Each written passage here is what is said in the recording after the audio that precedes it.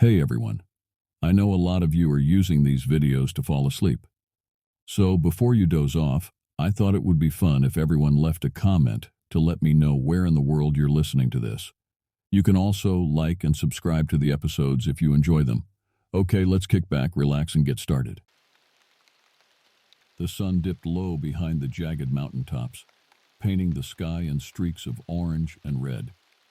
I leaned against the rickety railing of the watchtower, scanning the dense forest that stretched endlessly in every direction. My name is Coda Blackbear, and I'm a park ranger in the remote wilderness of the Pacific Northwest. I took this job to escape my troubled past in the city. Debt collectors hounded me relentlessly after I lost my office job, my life crumbling under the weight of my financial woes. When I saw the ad for a position as a backcountry ranger, it seemed like the perfect escape. A chance to start over surrounded by the tranquility of nature. But there's a darkness that lurks in these ancient woods. Local tribes have whispered stories for generations of the huntsman, a terrifying creature, half man and half beast, that stalks the forest in search of human prey.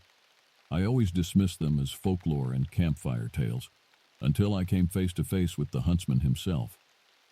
A twig snapped in the underbrush, making me whirl around. My eyes strained against the encroaching twilight. Between the trees, for a split second, I glimpsed a towering bipedal figure covered in matted fur. Razor-sharp claws glinted at the end of muscled arms. Feral yellow eyes peered out from a canine snout filled with ravenous hunger. Then it was gone, melting into the shadows as if it had never been there at all. My blood turned to ice in my veins. It wasn't possible, was it? Every instinct screamed at me to run, to flee this forsaken forest and never look back. But I had a job to do. Campers had gone missing in this area, and it was my duty to find them, no matter the danger. I reached for my radio with a trembling hand. "This is Ranger Blackbear, requesting backup. I've got a sighting of something out here. Could be our missing persons. Over." Only static crackled in response. Of course, the signal was notoriously unreliable this far out. I was on my own. With a deep breath to steel my nerves, I descended the tower ladder, my boots thudding on the weathered rungs. The search for the lost campers, and my confrontation with the huntsman, was about to begin. Dense underbrush snagged at my legs as I plunged deeper into the wilderness. Ancient Douglas firs towered overhead, their branches knitting together to block out the fading daylight.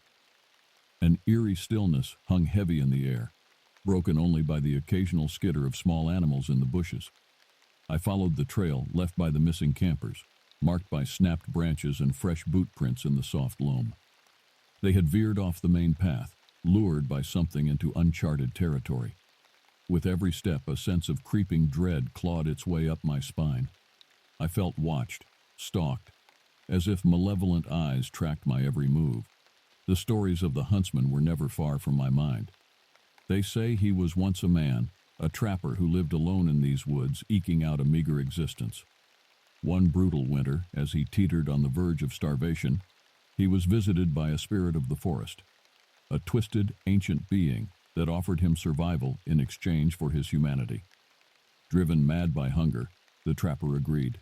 His body morphed and changed, fusing with the form of a wolf. Now he roams the wilderness, neither man nor beast, consumed by an insatiable lust for human flesh. Some even claim he steals the skins of his victims, stitching them together to fashion macabre disguises and lure more prey into his clutches.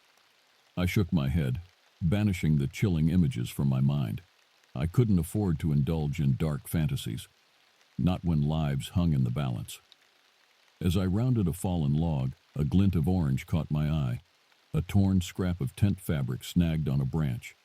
Crouching down, I examined the nylon, rubbing it between my fingers. The edges were ragged and stained a dull rust color. The camper's tent had clearly been shredded by something with tremendously sharp claws. A few feet away, I spotted a spatter of crimson on the leaves. Blood, and it was fresh. My pulse hammered against my ribcage as I straightened up, fighting down a surge of bile. No animal I knew of could wreak such devastating destruction. A horrible certainty crystallized in my gut. Whatever had attacked this campsite, it was no ordinary predator. The huntsman was real. and judging by the trail of carnage, his hunger was far from sated. Gripping my utility knife with white knuckles, I crept forward, deeper into the monster's territory. The missing campers were running out of time. Darkness fell swiftly in the forest, shadows growing longer and more menacing with each passing minute. I flicked on my headlamp, the narrow beam cutting through the gloom.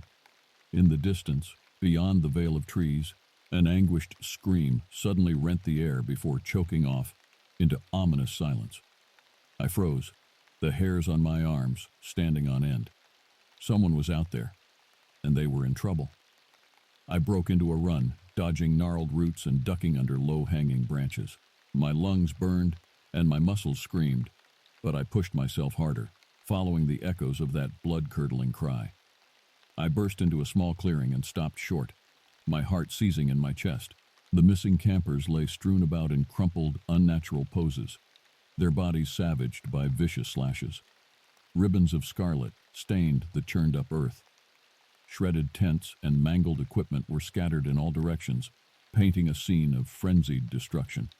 And in the center of it all crouched a hulking, furred figure, hunched over one of the corpses. The huntsman. He lifted his shaggy head, fastening me with a predatory yellow gaze. Gore matted his muzzle and dripped from wickedly curved talons. Slowly he rose to his full, massive height, lips curling back to reveal jagged fangs. I stumbled back, my mind reeling with horror. The campers were beyond saving. I had failed them. Now the only thing left was to try and escape with my own life. I turned to flee, my feet slipping in the blood-slick grass, when a guttural growl made me glance back over my shoulder. The huntsman loped after me, quickly closing the distance with his powerful strides. Breath ragged with terror, I sprinted into the trees, zigging and zagging between the trunks. Branches whipped across my face, stinging my skin, but I hardly felt the pain through the adrenaline thundering in my veins. I risked another peek behind me and immediately wished I hadn't. The creature was just feet away, his fetid breath hot on my neck. I veered to the side, but with lightning speed, he lunged. Claws raked down my back, shredding through my jacket and drawing searing lines of agony across my flesh. I screamed, the force of the blow sending me sprawling to the ground. The huntsman loomed over me, slobber dripping from his jaws onto my face. His stench was overwhelming, reeking of rotten meat and musky animal fur. I scrabbled backwards, knowing it was futile, that I was staring death in the face. But as the beast raised its paw for the killing blow, a sudden blinding light flooded the woods. The huntsman flinched, a whimper escaping its throat as it shied away from the radiant beams. Through pain-blurred vision, I saw a line of rangers in tactical gear emerging from the brush, tranquilizer guns at the ready. My backup had arrived at last. The huntsman snarled in fury before melting back into the forest, vanishing like a ghost. As the rangers called out to me, I collapsed onto my back, drawing in shuddering gasps. I was alive, but the nightmare was far from over. The deep claw wounds on my back throbbed with a sickening heat as the ranger medic cleaned and dressed them. I winced, grinding my teeth against the stabbing pain. Around us, the recovery team worked grimly to catalog the scene and gently bagged the ravaged bodies of the campers. "I saw it," I said hoarsely, meeting the medic's eyes. "The huntsman, he's real." "You're in shock," the medic replied, his voice low and soothing. "Once we get you out of here, you can make a full statement. But you need to rest now." Fury welled up inside me, hot and sharp. "I'm not hysterical. That thing butchered those innocent people. We have to go after it." "The only place you're going is the hospital," the medic said firmly. "There will be a full investigation, but not until you're treated. Let's get you on the stretcher." Grudgingly, I allowed myself to be loaded onto the gurney, biting back a groan as my lacerated skin pulled and stretched. As they carried me toward the waiting chopper, I watched the tree line, unable to shake the sensation of ravenous yellow eyes watching me from the darkness. This wasn't over, not by a long shot. The following days passed in a haze of pain medication and debriefings. I told my story over and over to stony-faced officials who jotted down notes but offered no opinions. I got the distinct impression they didn't believe me, that they thought the trauma had fractured my sanity. But I knew what I had seen. The huntsman was still out there, and I was the only one who seemed to care. As soon as the doctors cleared me, I checked myself out against medical advice, my stitched wounds still tender and raw. I had a promise to keep to those slaughtered campers. I spent my recovery poring through historical records and obscure folklore in the town library. Sightings of a wild man-beast stalking the forest cropped up in faded newspapers from over a century ago. I tracked down members of the local tribes, coaxing them to share whispered stories passed down for generations of a malevolent spirit that inhabited the skin of a man. Slowly, a grim picture began to emerge.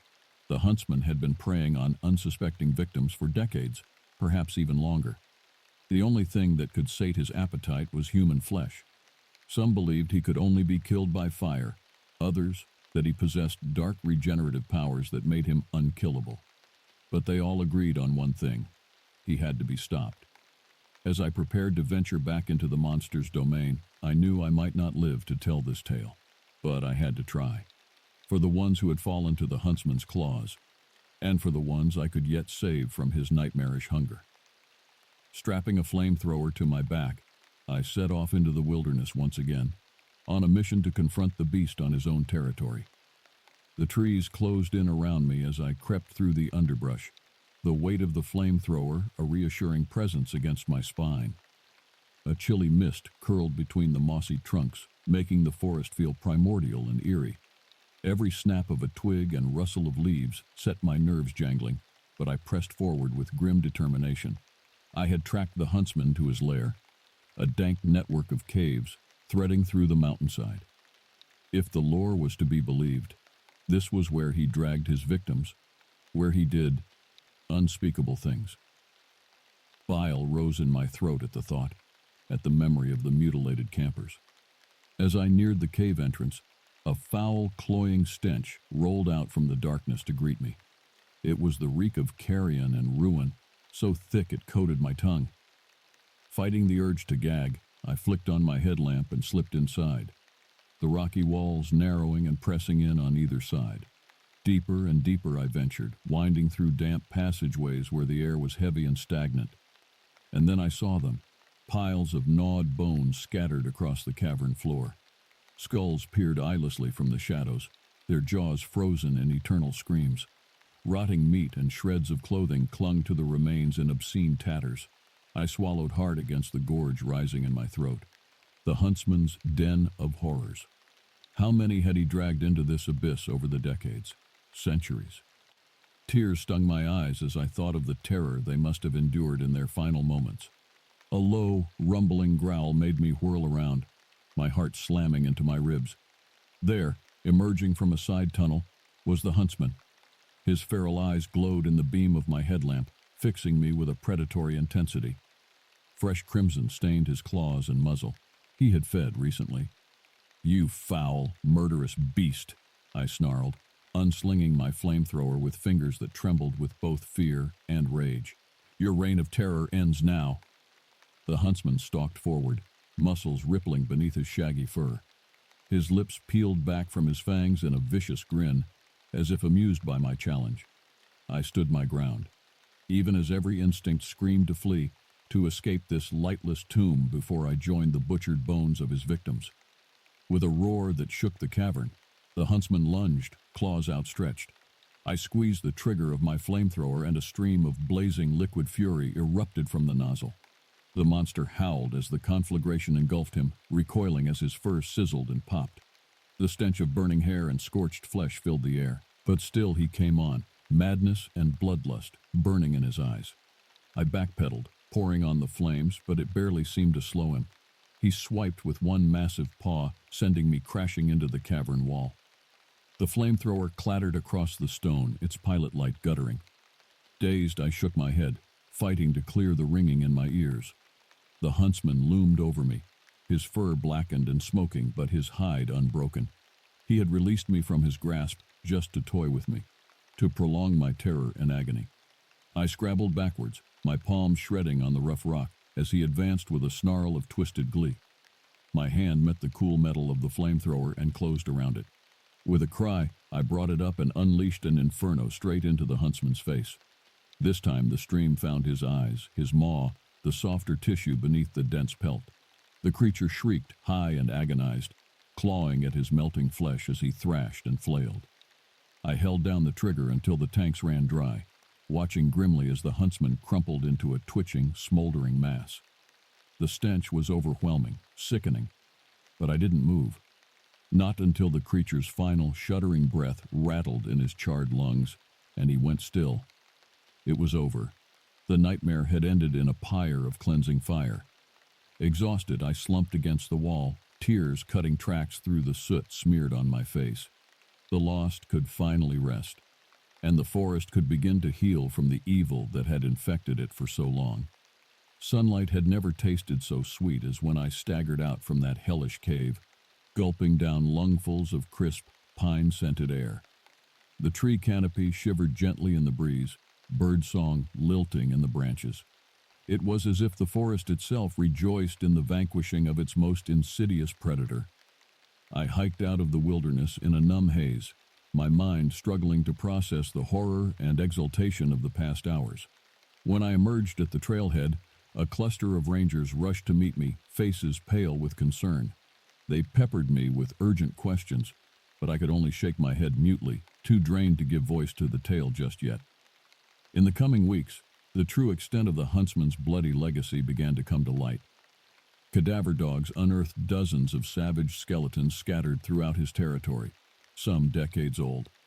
DNA testing and dental records began the grim work of identifying the beast's victims and bringing long-delayed closure to their families.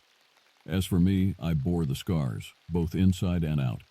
The lacerations on my back healed into puckered, jagged marks, eternal reminders of my brush with a living nightmare.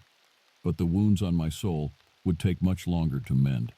And yet I also found a renewed sense of purpose. I had descended into the abyss and clawed my way back out again.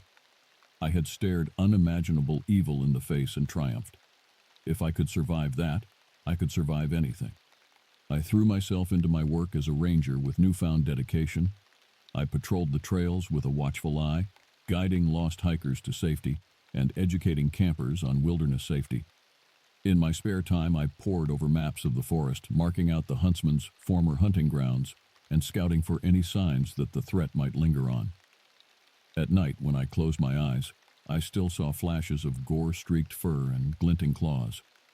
I woke in cold sweats, my heart pounding against my ribs, but slowly, steadily, the nightmares began to recede.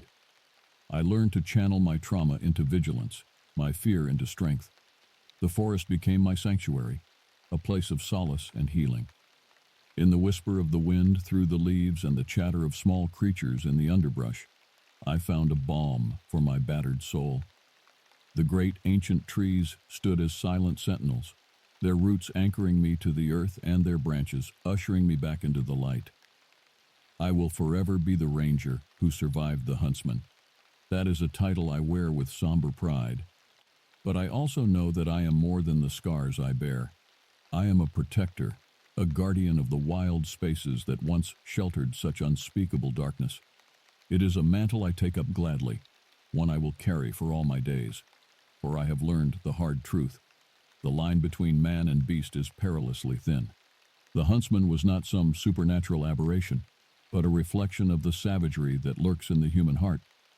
We all have that wildness inside us. It is a choice every day to rise above it, to walk in the light instead of succumbing to the darkness. That is the oath I have sworn, the path I now follow, to honor the memory of the fallen and to safeguard the innocent. I am Ranger Coda Blackbear, and I will be the shield against the monsters, both within and without. For as long as I draw breath, the forest will always have a protector, and the huntsman will never again stalk the night. The wind carries secrets through the hollows of the great Smoky Mountains, ancient whispers that drift between towering hemlocks and dance across misty ridges. I've learned to listen for them during my 5 years as a park ranger in these mountains. My grandfather, who claimed Cherokee ancestry, once told me that our people called this place Shakenage, land of the blue smoke, a fitting name for mountains perpetually shrouded in that distinctive blue haze. My name is Adahi Walker. In Cherokee, Adahi means lives in the woods. a prophecy fulfilled when I took the ranger position after my life in Charlotte fell apart. The finance job, the mortgage on a house I couldn't afford, the engagement that dissolved when my fiancée realized I was drowning in debt and misery, all of it crumbled simultaneously. When the Park Service position opened, offering modest pay but housing in a remote ranger cabin, it felt like the mountains themselves were calling me home. The cabin sits on the edge of Wayabald, a stone and timber structure built by the Civilian Conservation Corps in the 1930s. Simple, weathered, with a tin roof that sings in the rain. Most rangers prefer the larger stations with better amenities, but I love the isolation. The nearest neighbor is 4 miles down the mountain. Cell service is non-existent. During winter storms, I'm sometimes cut off for days. It suits me. I spend my days patrolling trails, helping lost hikers, documenting wildlife, and occasionally rescuing idiots who venture into the backcountry with nothing but a smartphone and blind confidence. The pay barely covers my student loans, but I've never been happier. At least, that's what I told myself until last October, when the first hiker disappeared. Marcus Caldwell, 32, experienced backpacker, vanished from the Appalachian Trail near Clingman's Dome. His gear was found scattered across half a mile of trail sleeping bag in one spot, backpack in another, boots placed neatly beside a stream. Search and rescue found nothing else. The official report cited a possible bear attack with the body dragged deep into the wilderness. But bears don't remove boots and place them side by side. Bears don't take a man's journal, but leave his food untouched. 2 weeks later, it happened again. A young couple camping near Fontana Lake. Their tent was found shredded, the fabric stretched and torn in ways no bear's claws could manage. Inside their cooler, a single footprint pressed into the soft mud, 18 inches long, deeply imprinted as if whatever left it weighed hundreds of pounds. Ranger Morales, my supervisor, dismissed it. Probably some prankster with a wooden foot mold. We get Bigfoot enthusiasts all the time. Maybe he was right. These mountains have always attracted believers. Cherokee legends speak of Nunyunuwi, the stone man who stalks unwary travelers. Settlers told stories of the Wampus cat and the woolly booger. Modern hikers share tales of the Smoky Mountain Sasquatch on Reddit forums and around campfires. I never believed any of it, until I found the tracks outside my cabin. I'd returned from a 14-hour search for another missing hiker, the fourth disappearance that autumn. Exhausted, I nearly missed the massive impressions in the soft earth beneath my window. 5 toes, arch, heel, a perfect foot, but inhuman in size. And inside my cabin, though I always lock it, my furniture had been rearranged. Nothing taken, just moved. My bed pushed against a different wall. My rocking chair turned to face the window. That night, as sleet rattled against my roof, I heard something breathing outside my door, heavy, rhythmic breaths, and beneath that sound, a low vocalization that didn't belong to any animal native to these mountains. By morning, they were gone, both the sounds and the tracks, erased by the storm. But I knew then that something was watching, something that wanted me to know it was there. And I was beginning to suspect that the stories whispered by tribesmen and settlers over centuries weren't stories at all. The incident reports landed on my desk with increasing frequency as winter deepened. A backpacker on the Lakeshore Trail reported being followed for miles by something large moving parallel through the trees. A photographer's tent collapsed in the middle of the night, not from weather, but from what he described as enormous hands pressing down from above. 3 college students abandoned their camping gear after what they claimed was a territorial display. Rocks thrown from the darkness, followed by vocalizations that sounded almost like words but not quite human. Park Service policy was clear: document, investigate for practical explanations, and file away the unexplainable. Bears became the official scapegoat for most incidents, mountain lions for others. Occasionally, unknown wildlife would suffice, but I knew better. The patterns were unmistakable to anyone willing to see them. "You're becoming obsessed, Walker," Ranger Morales warned during our monthly check-in at headquarters in Gatlinburg. "These mountains play tricks on the mind. Isolation does things to people." "I'm not imagining the missing hikers," I countered. 6 disappearances in 3 months isn't normal. People get lost in wilderness all the time. They wander off trail, fall into ravines, succumb to exposure. Without a trace, without triggering their emergency beacons. These aren't amateurs, Morales. These are experienced outdoors people. He sighed, removing his glasses to rub the bridge of his nose. Look, I understand your concern, but rumors of monsters aren't helpful. The park's visitation is already down 30% because of these stories circulating online. I hadn't mentioned monsters. That he jumped there told me he'd been thinking the same things. That night in my cabin, I pulled up the Reddit forums I'd been monitoring. r/missing hikers 411, r backcountry mysteries, r Smoky Mountain encounters. The stories poured in, not just recent accounts, but similar experiences dating back decades. Park rangers, backcountry guides, and hikers, all describing encounters with something intelligent and hidden watching from the wilderness. One post from a former ranger caught my eye. 23 years at GSNP. Never believed in anything supernatural until my last season, 2018. Was doing trail maintenance on Hazel Creek when I heard what sounded like a person mimicking tool sounds behind me. The clink of my pickaxe, the scrape of my shovel. Turned around. Nothing there. Happened 3 more times that day. That night in my tent, something circled me for hours. Heavy footsteps, breathing, strange wood knocking sounds. In the morning, I found my tools arranged in a perfect circle outside my tent, something no animal could do. Put in for transfer the next day. Some things in those mountains aren't in any field guide. They know we're there. They're curious about us. But they don't want us to see them. And when people try too hard to find them, those people sometimes don't come back. The account matched dozens of others. Something intelligent, something hidden, something that watched from the shadows. I was still reading when my cabin's lights flickered and died. Power outages weren't uncommon at this elevation, especially in winter. I lit the kerosene lantern I keep ready and moved to check the circuit breaker. That's when I heard it. Wood knocks. 3 distinct taps from different directions around my cabin. Then silence. I stood frozen, heart hammering against my ribs. The knocks came again, this time in a different pattern. 5 quick taps, pause, 3 slow ones, communication. I moved to the window, peering into darkness. The snow-covered clearing around my cabin appeared empty, but the hairs on my neck stood up. Something was watching from the tree line. Multiple somethings. The radio crackled to life beside me, making me jump. Emergency channel. This is Ranger Morales. We've got another missing person report. Hiker near Klingman's Dome. Didn't return to his vehicle. Walker, are you receiving? I grabbed the handset. I copy. I can be there in an hour. Negative. Weather's deteriorating. We'll start search at first light. Just stay alert. There's something strange about this one. What do you mean? Static, then.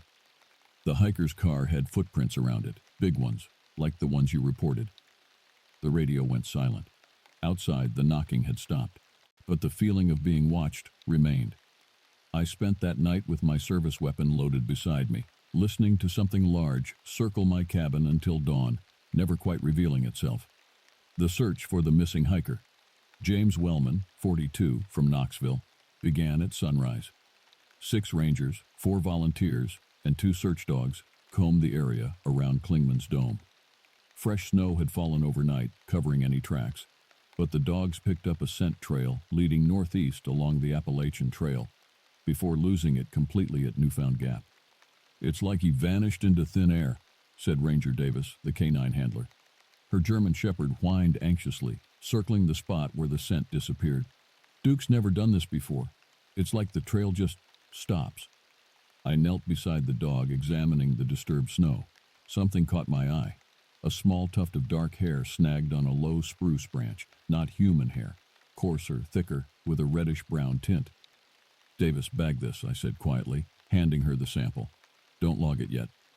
She raised an eyebrow but complied. 15 years as a ranger had taught her when to follow protocol and when to bend it. The search continued until dusk without results. As the team prepared to return to headquarters, Morales pulled me aside. Walker, I want you to stay up here tonight. Monitor the area. If our missing hiker is still alive, he might light a fire or signal somehow. His expression told me this wasn't about rescue anymore. We both knew the likelihood of finding Wellman alive was diminishing by the hour. "You think whatever took the others has him," I said flatly. Morales glanced around to ensure no one was listening. "I don't know what to think, but something's happening in these mountains, and you seem tuned into it somehow. Your cabin's nearby. Stay overnight. Keep your radio on. Report anything unusual." As darkness fell, I made camp at Icewater Spring Shelter, a three-sided structure popular with Appalachian trail hikers. In January, however, I had it to myself. I built a small fire and settled in with my thermal sleeping bag, service weapon, and a digital recorder I'd brought to document any unusual sounds. The night passed silently until 2:17 a.m., when I was jolted awake by the sound of heavy footsteps in the snow. Not deer, not bear, bipedal, walking upright.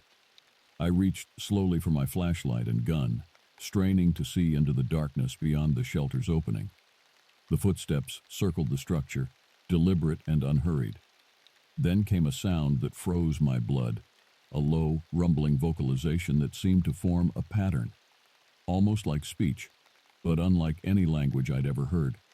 The digital recorder was still running. I gripped my flashlight, knowing I should investigate, but finding my body unwilling to move. The footsteps stopped directly in front of the shelter's open side. I felt it before I saw it, a presence, massive and watching. Slowly, I raised my flashlight and clicked it on. The beam illuminated a wall of reddish-brown hair, a broad chest at least 4 feet wide, standing just beyond the shelter's drip line. My light traveled upward to a face that haunts me still. Not quite human, not quite animal, with deep-set eyes reflecting amber in the flashlight beam.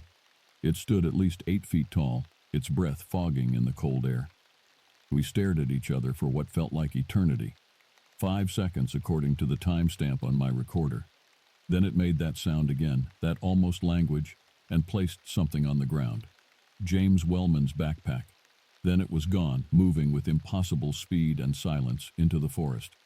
I sat paralyzed, unable to pursue, unable even to call for help, my radio forgotten beside me. Dawn found me still awake, clutching my weapon, the backpack untouched where it had been placed. Inside, I found Wellman's belongings intact, including his journal.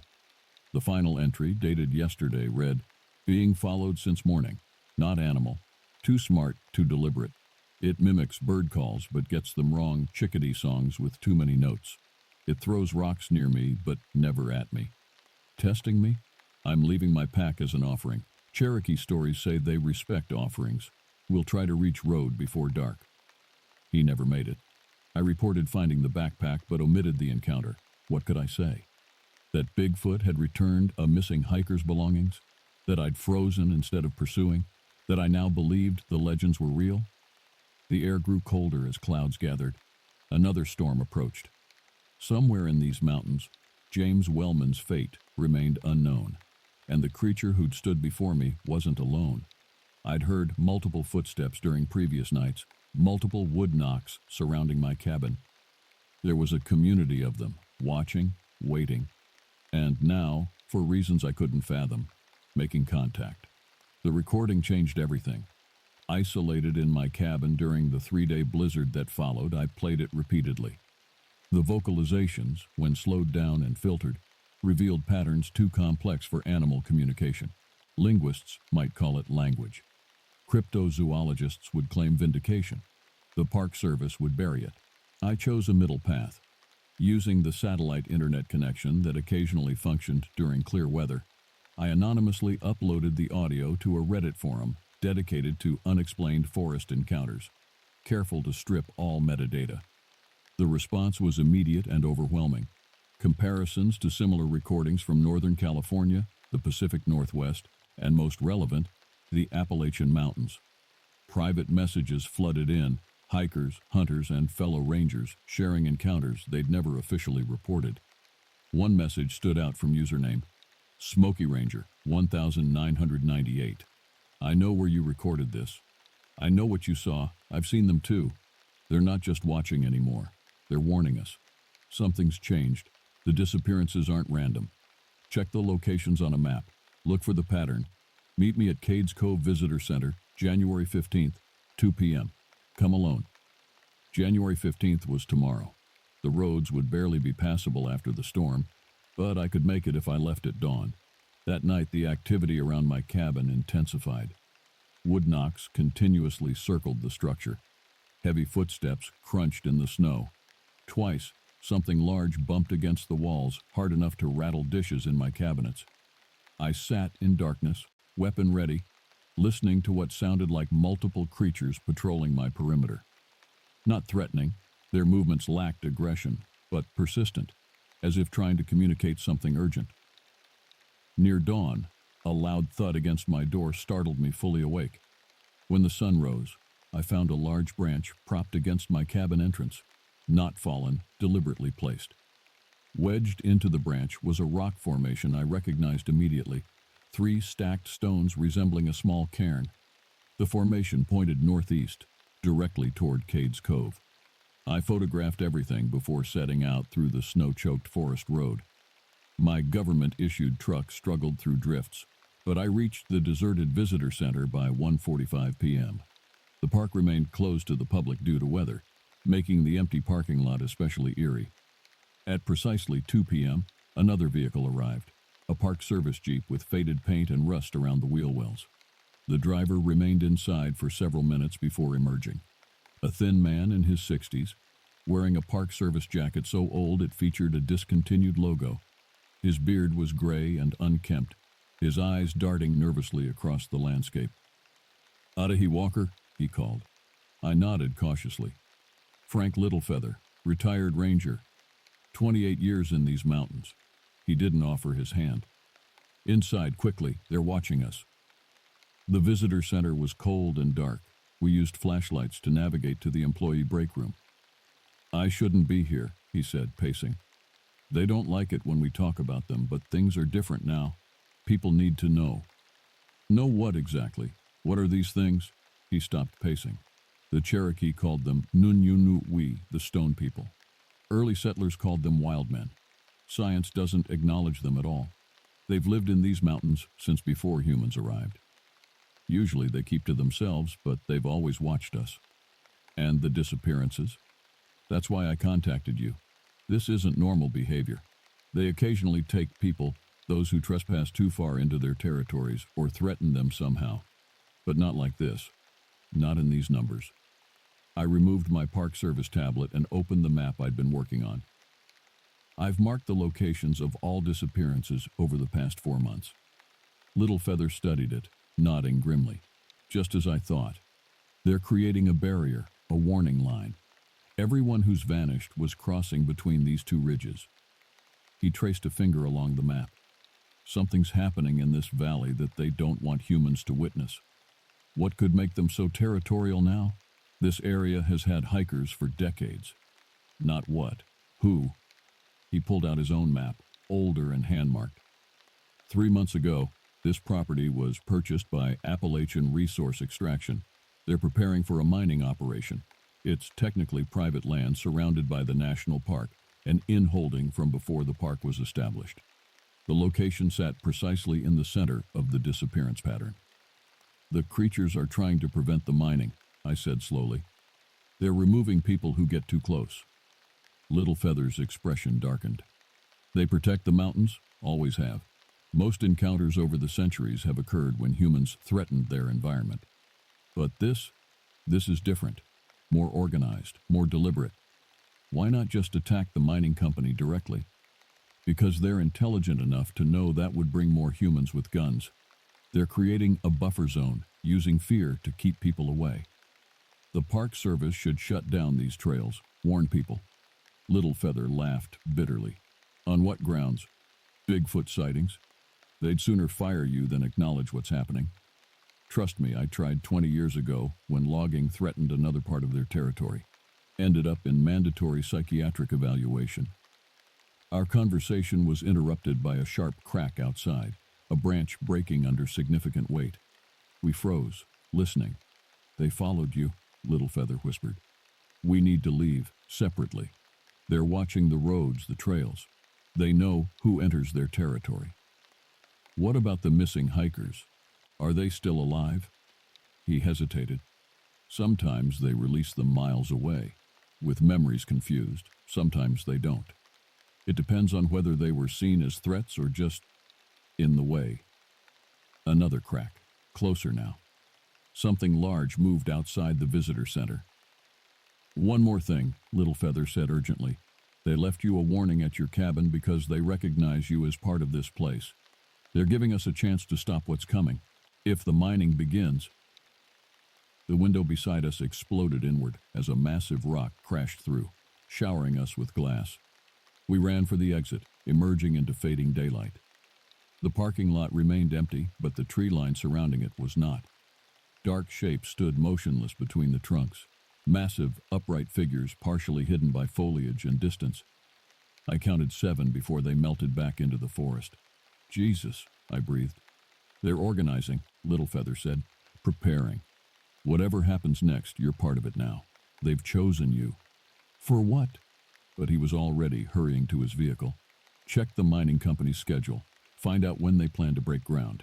That's when everything changes." He drove away, leaving me alone in the empty parking lot, feeling the weight of unseen eyes watching from the ancient forest. The mining was scheduled to begin in 3 days, after hacking into the Appalachian Resource Extraction Secure server, a federal offense I justified through increasingly tortured logic. I discovered their timeline. Heavy equipment had already been transported to the site. Explosives for initial blasting were scheduled for delivery tomorrow. Actual operations would commence on Friday. According to their environmental impact statement, the operation would extract rare earth minerals essential for electronics and defense applications. The document downplayed potential damage, minimal disruption to surrounding ecosystems, and limited impact on groundwater systems. The company had secured all necessary permits through processes that seemed suspiciously expedited. The in-holdings' complicated legal status had allowed them to bypass most National Park Service oversight. I spent 1 day verifying Little Feather's claims before making my decision. His ranger credentials checked out. The property purchase was legitimate. The mining permits existed, though I questioned their validity. On Wednesday morning, I called in sick, my first sick day in 5 years with the Park Service.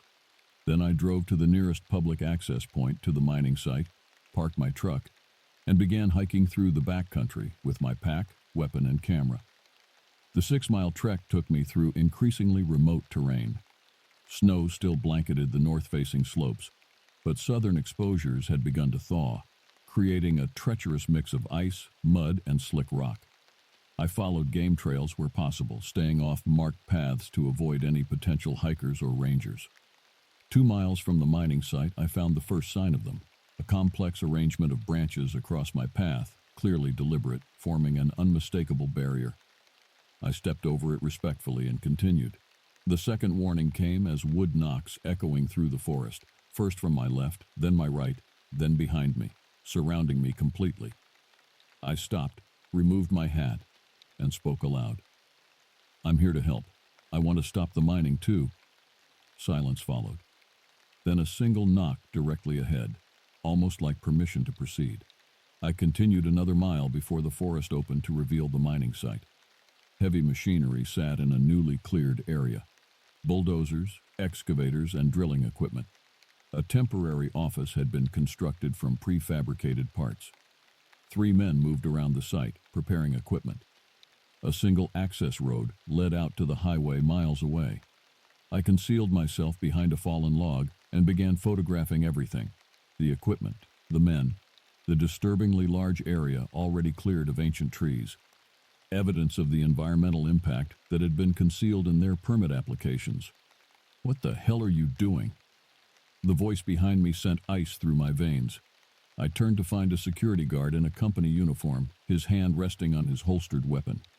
"Park Ranger," I said, showing my badge. "Investigating potential environmental violations on land adjacent to the national park." "This is private property. You're trespassing." "I'm allowed to investigate activities that might impact park resources," I countered, a half-truth at best. He spoke into his radio. "Got a park ranger snooping around. Wants to check permits." A voice crackled back. "Bring him in. I'll call Washington." The office was a double-wide trailer with the company logo emblazoned on its side. Inside, a man in an expensive suit waited behind a makeshift desk. The nameplate read, Victor Chandler, Regional Director. Ranger Walker, he said, not bothering to stand. Your supervisor informed me you're on sick leave today. Care to explain why you're trespassing on our property while supposedly ill? My stomach sank. Morales had already been contacted. I received reports of potentially unauthorized activities, I said, trying to project authority I no longer felt. Citizens concerned about environmental impacts. Chandler smiled thinly. All our permits are in order, approved at the highest levels. He slid a folder across the desk, including special dispensation regarding certain wildlife concerns. The document inside bore Department of Interior letterhead. One paragraph stood out.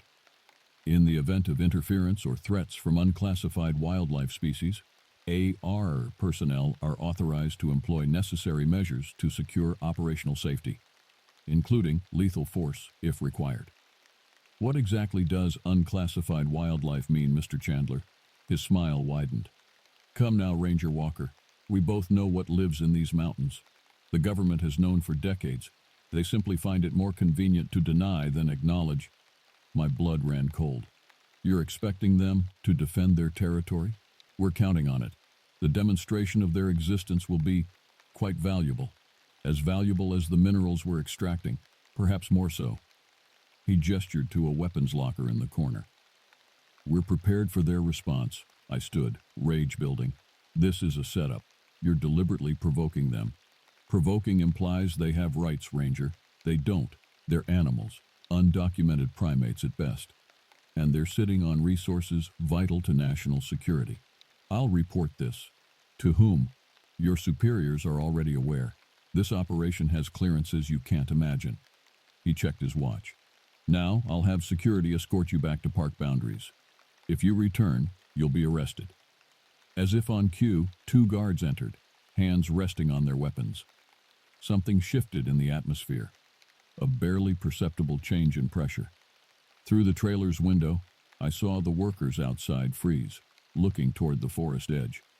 Chandler noticed it too. Right on schedule, he murmured, reaching for the drawer that likely contained his own weapon. That's when it happened.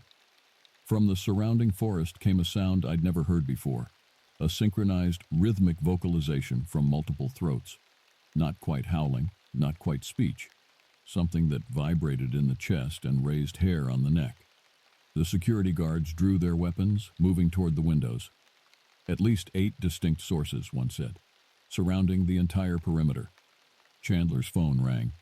He answered, listened briefly, then cursed. What do you mean the road's blocked? Clear it. More listening. I don't care if it's trees or boulders or Bigfoot himself. Get those explosives delivered. The call ended. He glared at me. Your friends are busy today. They're not my friends, I said quietly. And they're not animals either. The vocalization stopped abruptly. What followed was worse. Complete silence. No birds, no insects. Nothing but the wind. One of the guards pointed. Movement at the tree line. I saw it too. Not the creatures themselves, but the subtle shifting of undergrowth. The slight swaying of branches. They were positioning themselves around the clearing. Get the rifles, Chandler ordered. All personnel on defensive positions. If anything emerges from those trees, you have authorization to fire. They couldn't see what I saw. Dark shapes now clearly visible between the trees. At least 10 of them, larger than any human, watching with patient intelligence. They weren't charging. They were calculating. As the guards armed themselves, I made a split-second decision that would end my career, but might prevent bloodshed. I drew my service weapon and pointed it at Chandler. Call them off, I said. Get your people to stand down. His eyes widened in genuine surprise. You're choosing them over your own kind? I'm choosing to prevent a massacre. These creatures have been here for thousands of years. They've harmed no one who didn't threaten them first. They've been abducting hikers. To protect this place from you, they knew you were coming. A loud crack came from outside. A warning shot fired by one of the workers. A terrible mistake. The response was immediate. A barrage of rocks and branches rained down on the site from all directions. Not randomly thrown. precisely targeted at equipment. A boulder smashed into a bulldozer's engine compartment. Dead branches speared through fuel tanks. None aimed at the humans. "They're destroying our equipment." Chandler grabbed for the radio. "Open fire, take them down." I had seconds to act. With the guards distracted by the assault outside, I struck Chandler with the butt of my weapon, sending him sprawling. I grabbed the radio from his hand. "This is Park Ranger Walker. Hold your fire. They're not attacking humans, only equipment. Hold your fire." Whether it was my command or their own fear that stopped them, I'll never know. The workers held position, weapons ready but not firing as the barrage continued around them. Through the window, I saw one of the creatures fully emerge from the tree line. Massive, upright, covered in reddish-brown hair. It lifted a boulder that would take 3 men to move and hurled it with devastating accuracy into the center of a drilling apparatus. Our eyes met through the glass. Recognition, understanding. Then it melted back into the forest as quickly as it had appeared. Within minutes, every piece of heavy equipment on the site had been disabled. Not destroyed, precisely damaged in ways that would take weeks to repair. Fuel lines cut, hydraulics smashed, electronics shattered. The attack ended as suddenly as it began. The forest fell silent again. Chandler struggled to his feet, blood streaming from his scalp. "You're finished, Walker. Finished." Perhaps. But as I looked around at the efficiently disabled mining operation, I couldn't help but feel I'd chosen the right side. The legal consequences came swiftly. Criminal charges for assault, trespassing, interfering with a permitted operation, administrative leave from the Park Service pending investigation. My service weapon confiscated. A restraining order prohibiting me from approaching within 5 miles of the mining site. What saved me from immediate imprisonment was the video captured by one of the workers' body cameras during the attack. It clearly showed the creatures emerging from the forest, their impossible size and strength, their deliberate targeting of equipment rather than humans. The footage went viral within hours of being leaked online, despite frantic attempts to suppress it. Suddenly, my case wasn't just about a rogue ranger. It became about the existence of something science had dismissed for centuries. Witnesses came forward. Other videos emerged. The mining company found itself under intense scrutiny, not just for its environmental practices, but for its apparent foreknowledge of the creature's existence. My small cabin became a fortress against the outside world. Journalists camped at the access road until park authorities removed them. My satellite phone rang constantly until I disconnected it. I survived on stored supplies, emerging only to collect water from the spring behind my home. Through it all, I felt their presence. They never approached directly, but I would find signs arrangements of stones, fresh pine boughs placed on my doorstep, once a deer haunch left on my porch when my food supplies dwindled.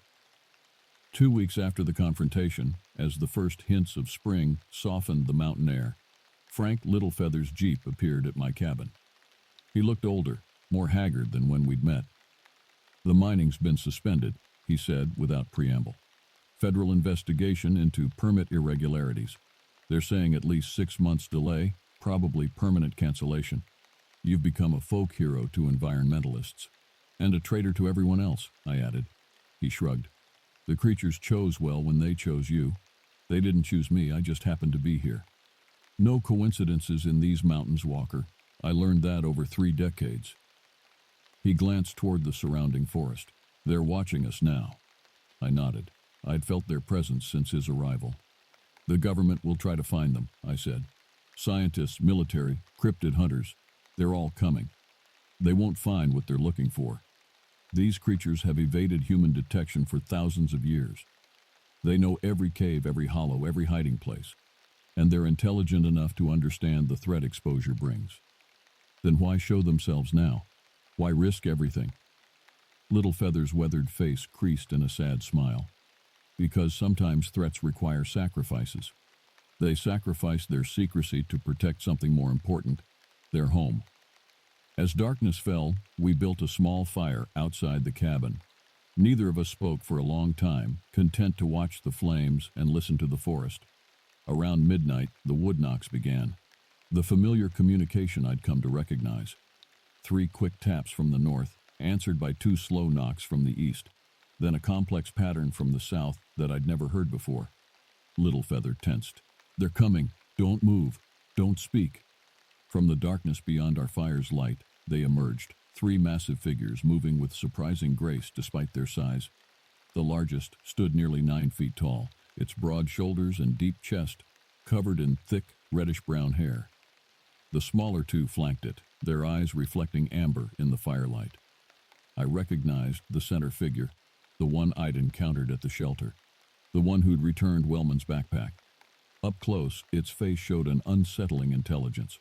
Deep-set eyes beneath a heavy brow, a flattened nose, expressions that shifted in recognizable patterns. They stopped at the edge of the light. The leader made a series of sounds, that complex, almost language I'd recorded. Little Feather responded with his own series of vocalizations, crude imitations but apparently understandable. He turned to me. "They're acknowledging what you did. They say the threat is gone for now. Ask them about the missing hikers." He translated my question through more vocalizations. The response came as a series of gestures followed by sounds. Most were released far from here, with memories, altered somehow. They say 2 who fought and tried to use weapons remain with them, alive, but they won't be returned. The creatures watched me intently, waiting for my reaction. "Tell them I understand. Tell them I'll continue to protect this place in my way." After Little Feather translated, the leader approached our fire. Every instinct screamed to retreat, but I held my ground. It extended a massive hand toward the flames, not touching them but feeling their heat. Then it reached inside a pouch-like fold of skin at its waist and withdrew something small and glinting. My ranger badge, taken from my pack during one of my backcountry patrols months ago. The creature placed it carefully beside the fire, then stepped back. A gift, an acknowledgement, perhaps an alliance. "They're offering you protection," Little Feather whispered, "in their way." I reached for my badge slowly, feeling its familiar weight. When I looked up, the leader had moved closer, close enough that I could smell its musky, earthy scent. It made a sound deep in its throat, then extended one massive finger to touch the badge in my hand.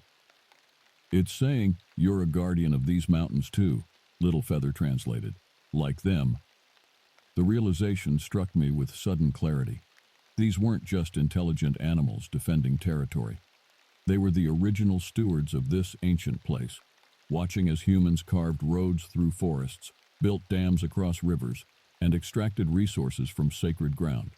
Their disappearances, their warnings, all attempts to maintain balance when that balance was threatened. I stood slowly, the badge clutched in my hand, and faced the massive being before me. Without thinking, I extended my free hand, a human gesture of agreement. The creature studied my outstretched hand for a long moment. Then, with surprising gentleness, it enveloped my hand in its enormous palm. The skin was calloused but warm, the grip careful, as if aware of its own strength. "A pact," Little Feather breathed. "Never in all my years." The other 2 creatures made sounds, approval or warning I couldn't tell. The leader released my hand and stepped back toward the darkness. Before retreating completely, it turned and made one final vocalization. "It says the others will return," Little Feather translated. "When the metal bringers come again, be ready." Then they were gone, melting into the forest with that impossible silence that defied their size. Little Feather and I sat by the dying fire until dawn, speaking little. The magnitude of what had happened, what I had committed to, settled over me like the morning mist that gathered in the hollows below my cabin. "What happens now?" I finally asked, as first light touched the eastern ridges. "You've been accepted," he said simply. "Few humans ever are. It carries responsibility. My career is over, my reputation destroyed." He smiled faintly. "Your life as you knew it is over. Something else begins." 3 days later, my administrative hearing with the Park Service ended predictably. Termination for conduct unbecoming, though criminal charges were mysteriously dropped. The mining company's permits remained suspended indefinitely, buried in bureaucratic review. I was given 2 weeks to vacate the ranger cabin. On my final night, as I packed the few possessions I'd accumulated over 5 years, the wood knocks began again. 3 quick taps from the north, 2 slow ones from the east, a pattern from the south. This time I stepped onto my porch and responded, awkwardly mimicking the pattern Little Feather had taught me. The forest fell silent. Then came a reply, a variation I somehow understood. Follow. At the edge of my clearing stood a solitary figure, smaller than the leader, but unmistakably one of them. When it saw me watching, it retreated into the trees, then paused, waiting. I grabbed my pack, flashlight, and the badge they had returned to me. Something told me I wouldn't be returning to this cabin. The creature led me deep into the backcountry, following game trails that eventually disappeared altogether. We climbed higher, into areas I'd never patrolled, beyond any marked trails. After several hours, we reached a rock face that appeared impassable, until the creature showed me a narrow fissure hidden by overhanging vegetation. The opening widened into a tunnel, then into a cavern. Light filtered from above through small openings in the ceiling. The space smelled of wood smoke and something else, the musky scent of the creatures themselves. In the center of the cavern stood a structure that defied explanation, part dwelling, part shrine. Constructed from intricately woven branches, stones, and animal hides, it contained objects collected over what must have been centuries. Antique surveying equipment, old mining tools, fragments of pioneer wagons, modern hiking gear, and countless other human artifacts. My guide indicated a newly constructed addition to the dwelling, a space sized for a human, containing a bed of fresh pine boughs covered with deer hides. Beside it sat my old ranger hat, taken from my cabin while I packed elsewhere, and something else, a crudely bound book made from bark and hide. I opened it to find page after page of symbols, pictographs documenting the history of these mountains and the creatures who had always dwelled here. The final pages showed recent events, the mining equipment, the confrontation, and a figure wearing a ranger badge standing between the machines and the forest. My guide made a sound, that almost language, and pointed to the empty space on the next page, then to me. The message was clear. The story wasn't finished, and somehow I was now part of it. I sat on the bed of boughs, feeling the weight of everything I'd left behind: career, reputation, the human world with its certainties and structures. Yet in their place was something few humans had ever experienced: acceptance into something older and perhaps wiser than our brief civilization. Outside the cavern, wood knocks echoed through the ancient forest, the creatures communicating my arrival to others of their kind. I fingered the badge they had returned to me, no longer a symbol of human authority, but a token of a different kind of responsibility. Adahi Walker, the Cherokee name that meant lives in the woods. Not a coincidence after all, but a prophecy fulfilled. I removed a small notebook from my pack and began to write, documenting everything that had happened since that first disappearance months ago. Perhaps someday these words would reach other humans, a warning, a revelation, or simply a story too strange to be believed. But for now, as night fell over the Great Smoky Mountains, I had found my place, not as a conventional guardian of these peaks and valleys, but as something unprecedented, a bridge between two worlds that had circled each other warily for centuries. The creatures of the shadows had shown themselves at last, risking exposure to protect what mattered most.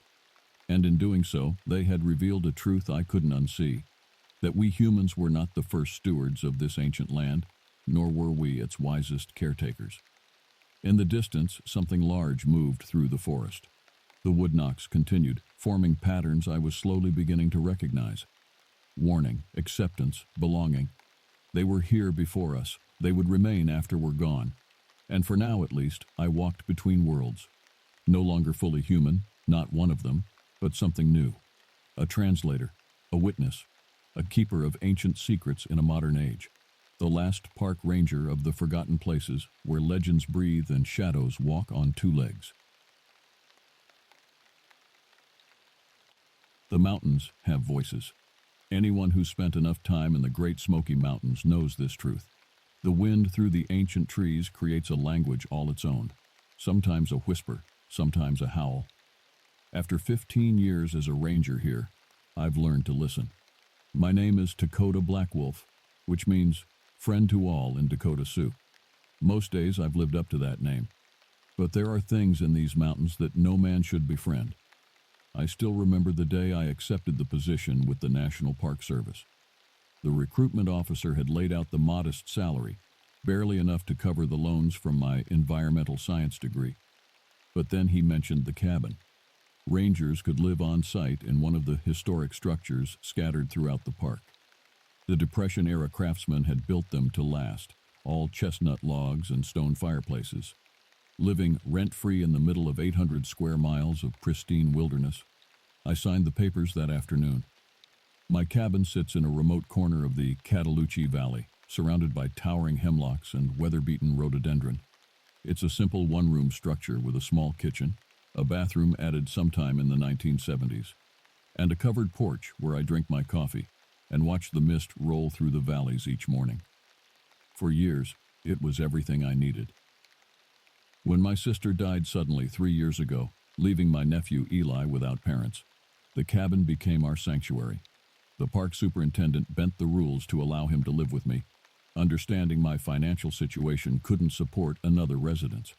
Eli was 12 then, angry at the world and grieving deeply. I thought the mountains would heal him the way they had healed me. I was wrong. The first incident happened during Eli's second month here. He'd wandered about a quarter-mile from the cabin collecting interesting rocks, a hobby I'd encouraged to keep his mind occupied. I was chopping firewood when I heard his scream. I found him frozen in place, staring into a dense thicket of mountain laurel. "Someone's watching me," he whispered when I reached him. I scanned the area carefully. The forest seemed still, but something felt off. The birds had gone silent. No squirrels chattered from the branches.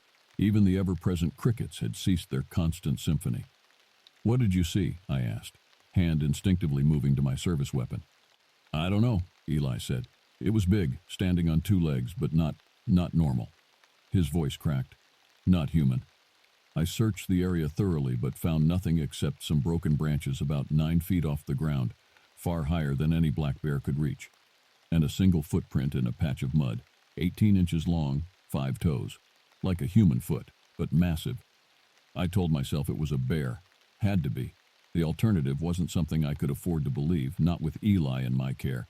But deep down I knew bears don't snap branches that high, and they don't leave footprints that look like giant human feet. That night, I couldn't sleep. Outside, something moved through the forest around our cabin. Heavy footfalls circled us until dawn, always keeping just beyond the reach of my flashlight beam. Eli huddled in my bed, terrified.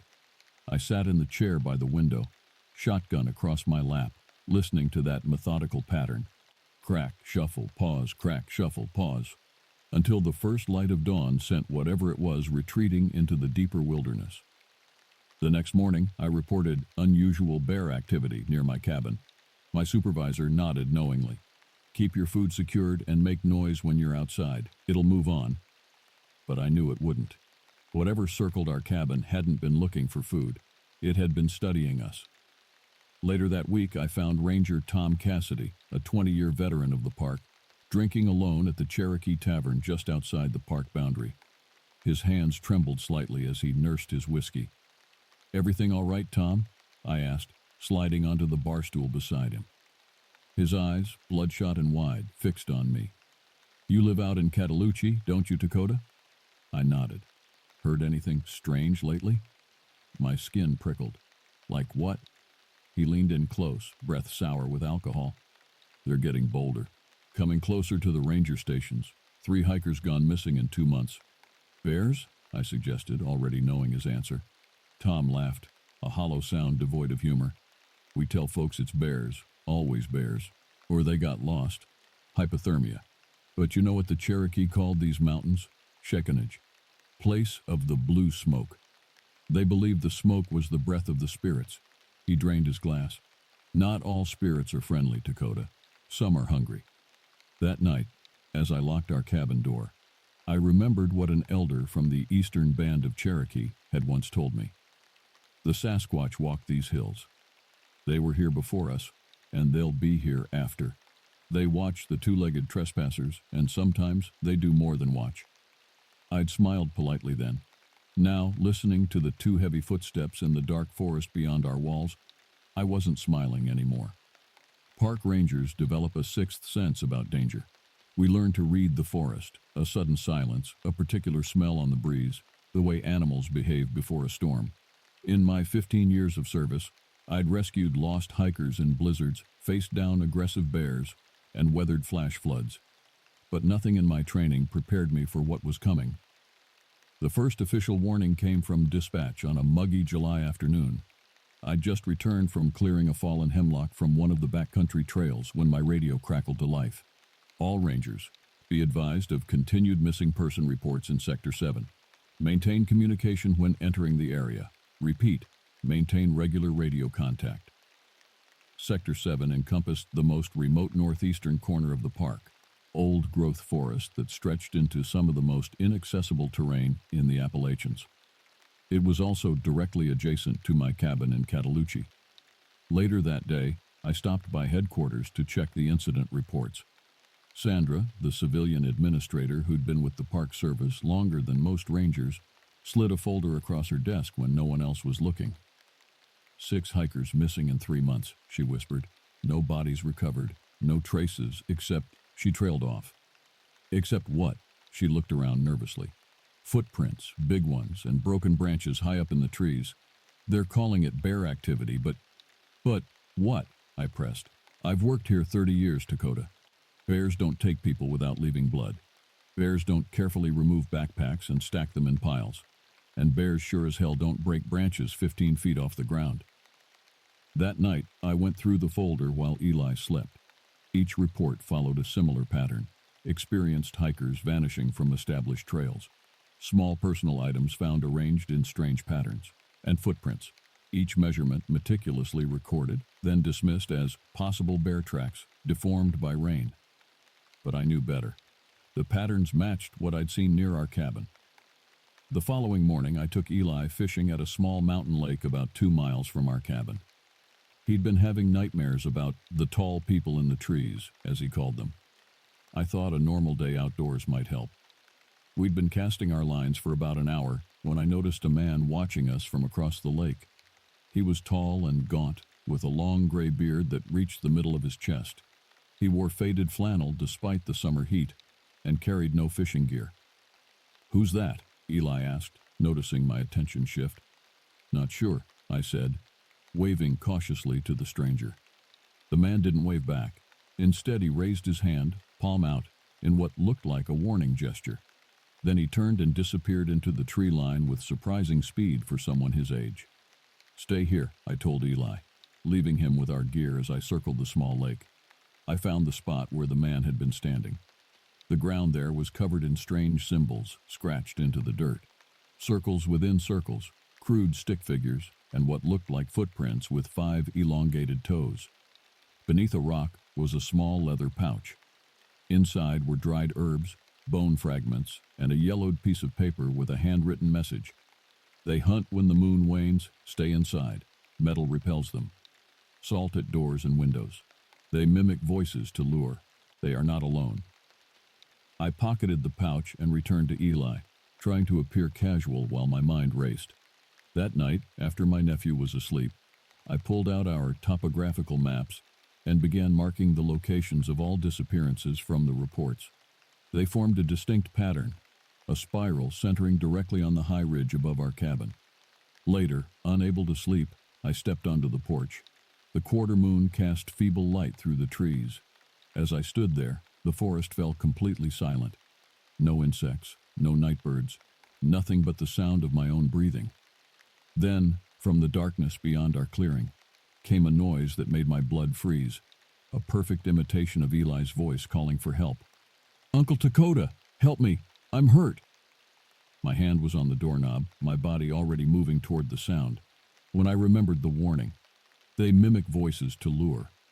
I stepped back inside, locked the door, and sat with my shotgun, listening as Eli's cries for help gradually transformed into something else, a guttural, inhuman sound of frustration that echoed through the valley until dawn. The real Eli slept through it all, but when he woke, he looked at me with frightened eyes. "They were trying to trick you last night," he said simply. "They want to take you away like they did the others." "What others?" I asked, my mouth dry. Eli looked down at his hands. The ones they tell stories about at school. The hikers who go missing. Tommy's dad says they get eaten. I made a decision then. That morning, I went to my supervisor and requested transfer to a different ranger station, somewhere closer to the main visitor areas with more people around. I cited Eli's need to be closer to his school. My supervisor's eyes narrowed slightly. Is this about the incidents in Sector 7? I chose my words carefully. I just think it would be better for Eli to be around more people. The isolation has been hard on him. The Catalucci cabin is one of our most desirable posts, he reminded me. Rangers wait years for that assignment. Are you sure? I wasn't sure of anything except the growing dread in my gut. But I nodded anyway. He sighed. I'll see what I can do. Might take a few weeks to arrange. As I left his office, I overheard him on the phone. Yeah, another one getting spooked. Black Wolf this time. One of our best, too. That evening, I returned to find strange markings carved into the trees surrounding our cabin. The same circular patterns I'd seen at the lake. And nailed to our door was a small wooden figure, crudely carved to resemble a tall, thin creature with elongated limbs. I knew then we wouldn't have a few weeks to wait for a transfer. Whatever was out there in the darkness, it had marked us for attention. The first direct encounter happened 3 nights after finding the wooden figure. I'd taken to sleeping in short shifts, constantly alert for any unusual sounds. Eli had stopped going to school. The 40-minute drive along isolated forest roads felt too dangerous now. The park superintendent had been understanding about my request for emergency leave, though I'd been vague about the reasons. It was just after 2 a.m. when the scratching began, faint at first, like tree branches against the cabin's wooden siding, then rhythmic, deliberate, tap, tap, tap, pause, tap, tap, tap, moving slowly around the perimeter of our home. I slid from bed, careful not to wake Eli, and peered through the narrow gap in the curtains. The forest beyond our small clearing was pitch black. The motion sensor lights I'd installed remained dark, which meant nothing large enough to trigger them had approached. Yet the scratching continued, now at the back of the cabin. I grabbed my shotgun and flashlight, moving silently to the rear window. As I reached to pull back the curtain, a massive shadow fell across the glass, a silhouette blocking the faint moonlight. I froze, finger resting lightly on the trigger. The shadow remained motionless for several heartbeats. Then 5 enormous fingers splayed across the window, each ending in a claw-like nail. The hand was at least twice the size of my own, covered in dark hair, with leathery skin visible on the palm. My breath caught in my throat. The fingers began to tap against the glass. Tap, tap, tap, matching the rhythm I'd heard earlier. "What do you want?" I whispered, though I knew communication was futile. The tapping stopped. The massive hand withdrew. For a moment, I thought it had left, but then a face pressed against the window. A face that will haunt me until the day I die. It was vaguely human in structure, but wrong in every proportion. The forehead sloped sharply backward. Deep-set eyes reflected red in the darkness like a nocturnal animal's. The nose was flat and wide, with flaring nostrils. But it was the mouth that terrified me most.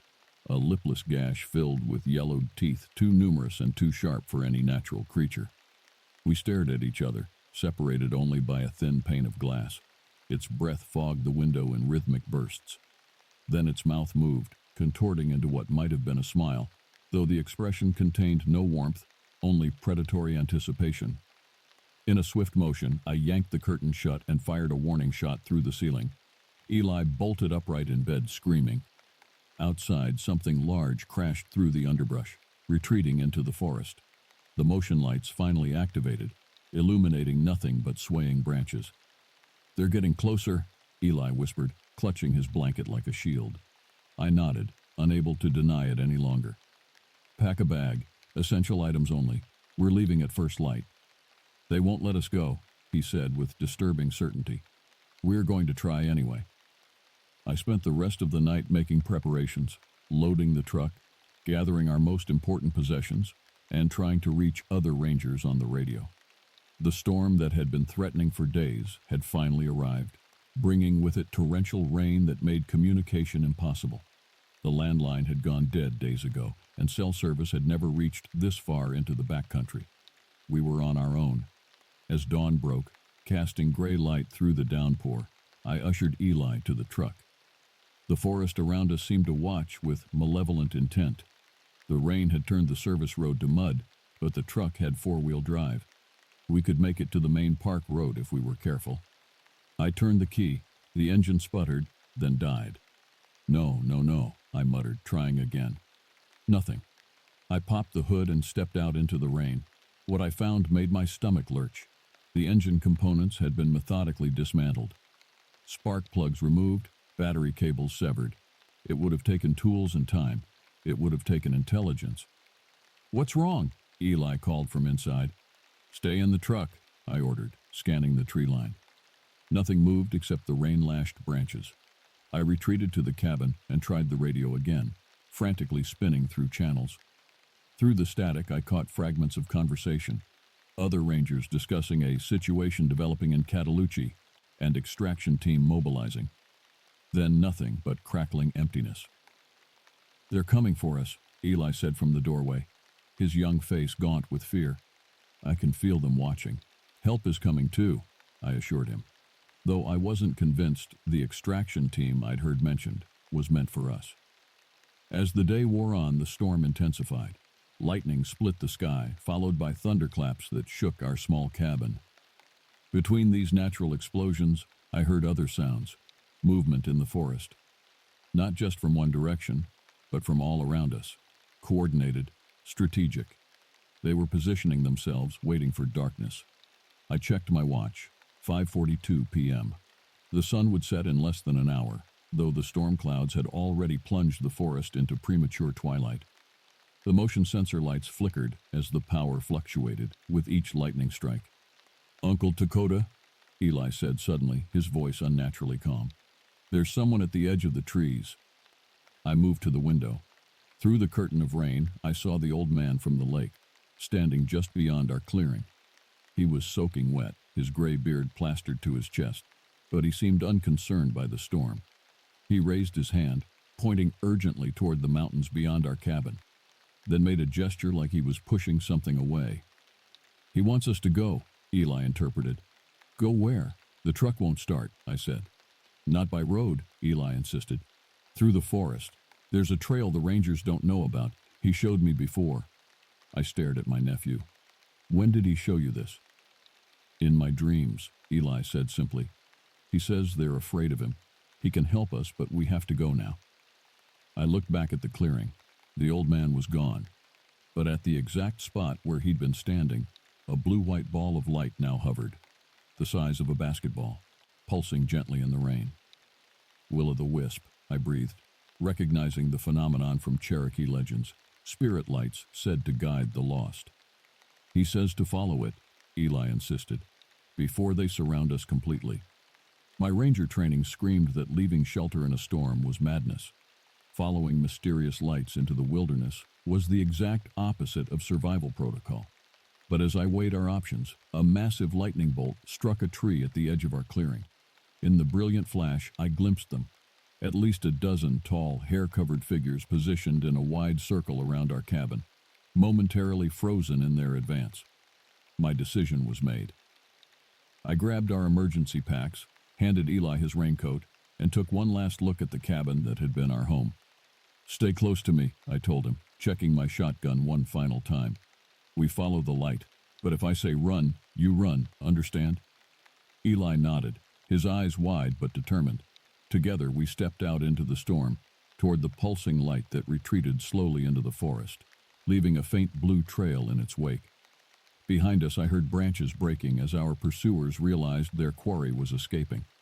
A howl rose above the storm, a sound no human or known animal could make, followed by answering calls from all directions.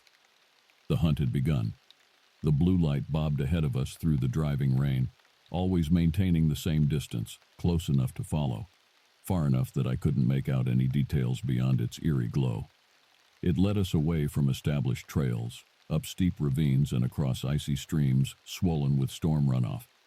Eli moved with surprising confidence for a 15-year-old, sometimes pointing to turns before the light indicated them, as if he knew this route.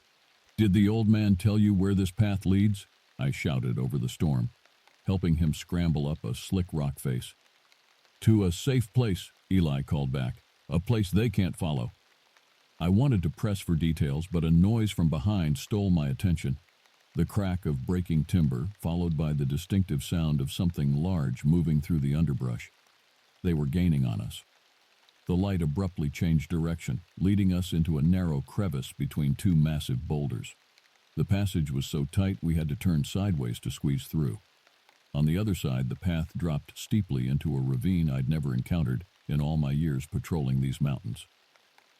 This isn't on any park map, I muttered, more to myself than to Eli. The Cherokee knew about it, he replied. The old man says they avoided this place, called it the breath of the sleeping giant.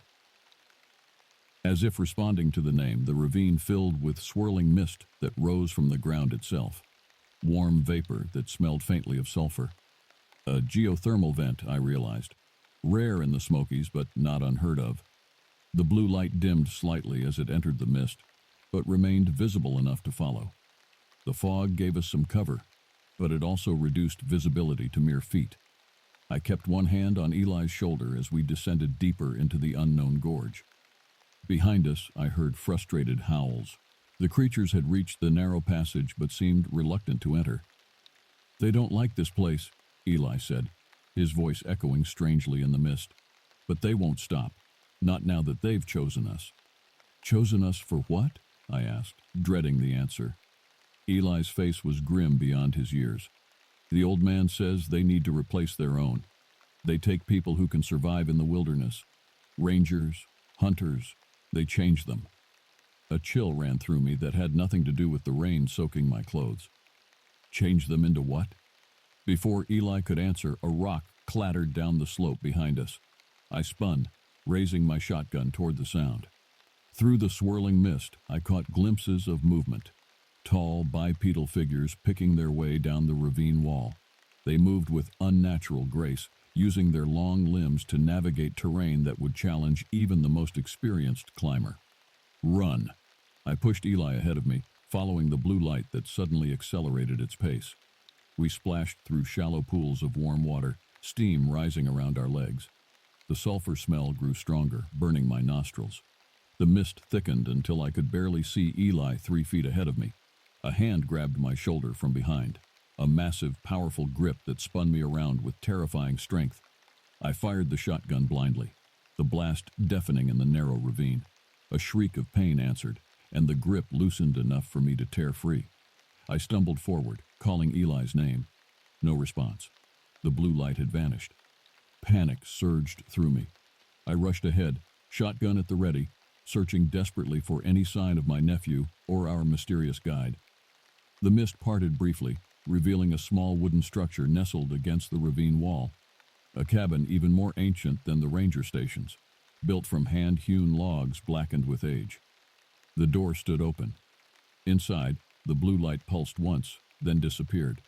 I approached cautiously, aware of movement in the mist behind me. At the threshold, I hesitated, remembering every horror story about never entering a strange dwelling in the wilderness. But a familiar voice called from within. "Uncle Dakota, hurry!" I stepped inside. The cabin consisted of a single room with a stone fireplace, rough wooden furniture, and walls covered in strange symbols similar to those I'd seen carved into trees.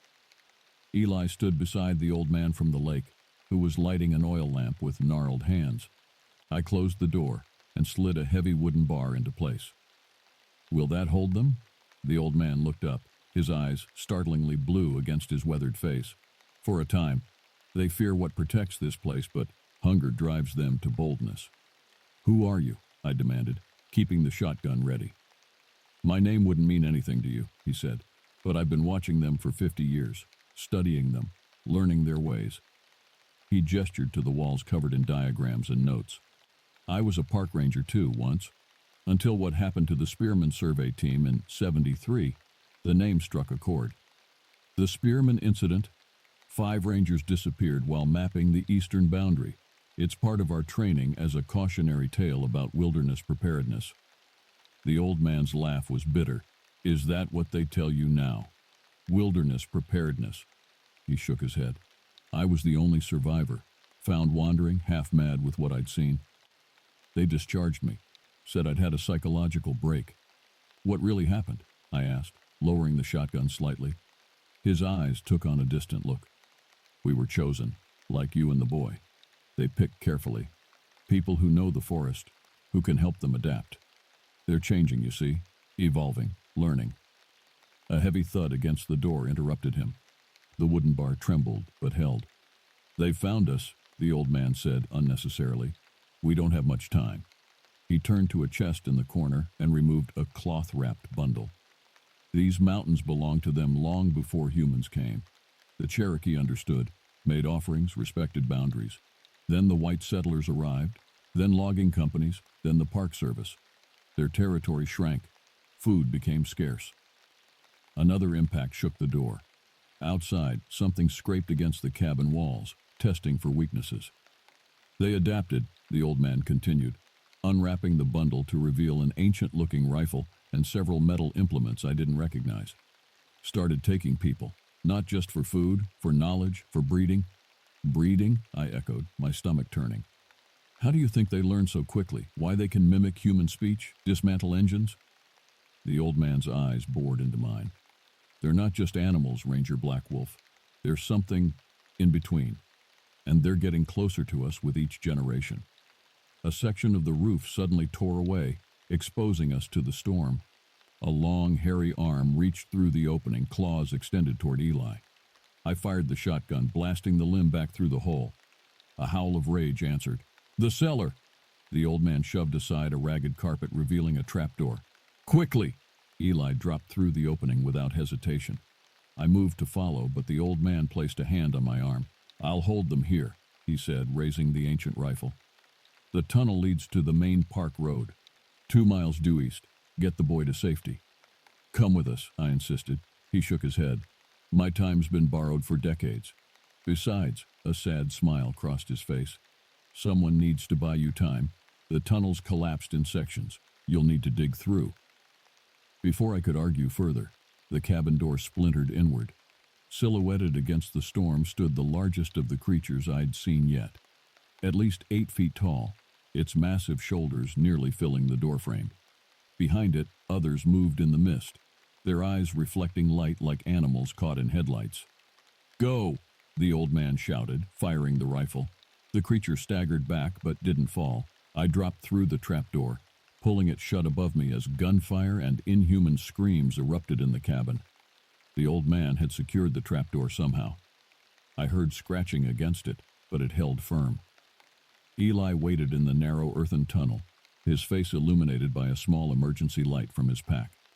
Will he be okay? He whispered. I couldn't lie to him. I don't think he planned to survive this. He's buying us time. I pushed him gently forward. We need to move. As the old man had warned, we encountered several collapsed sections, forcing us to dig through packed earth and roots. The creatures above must have heard our progress. Occasionally, the ground would vibrate with heavy footfalls pacing above us, following our path.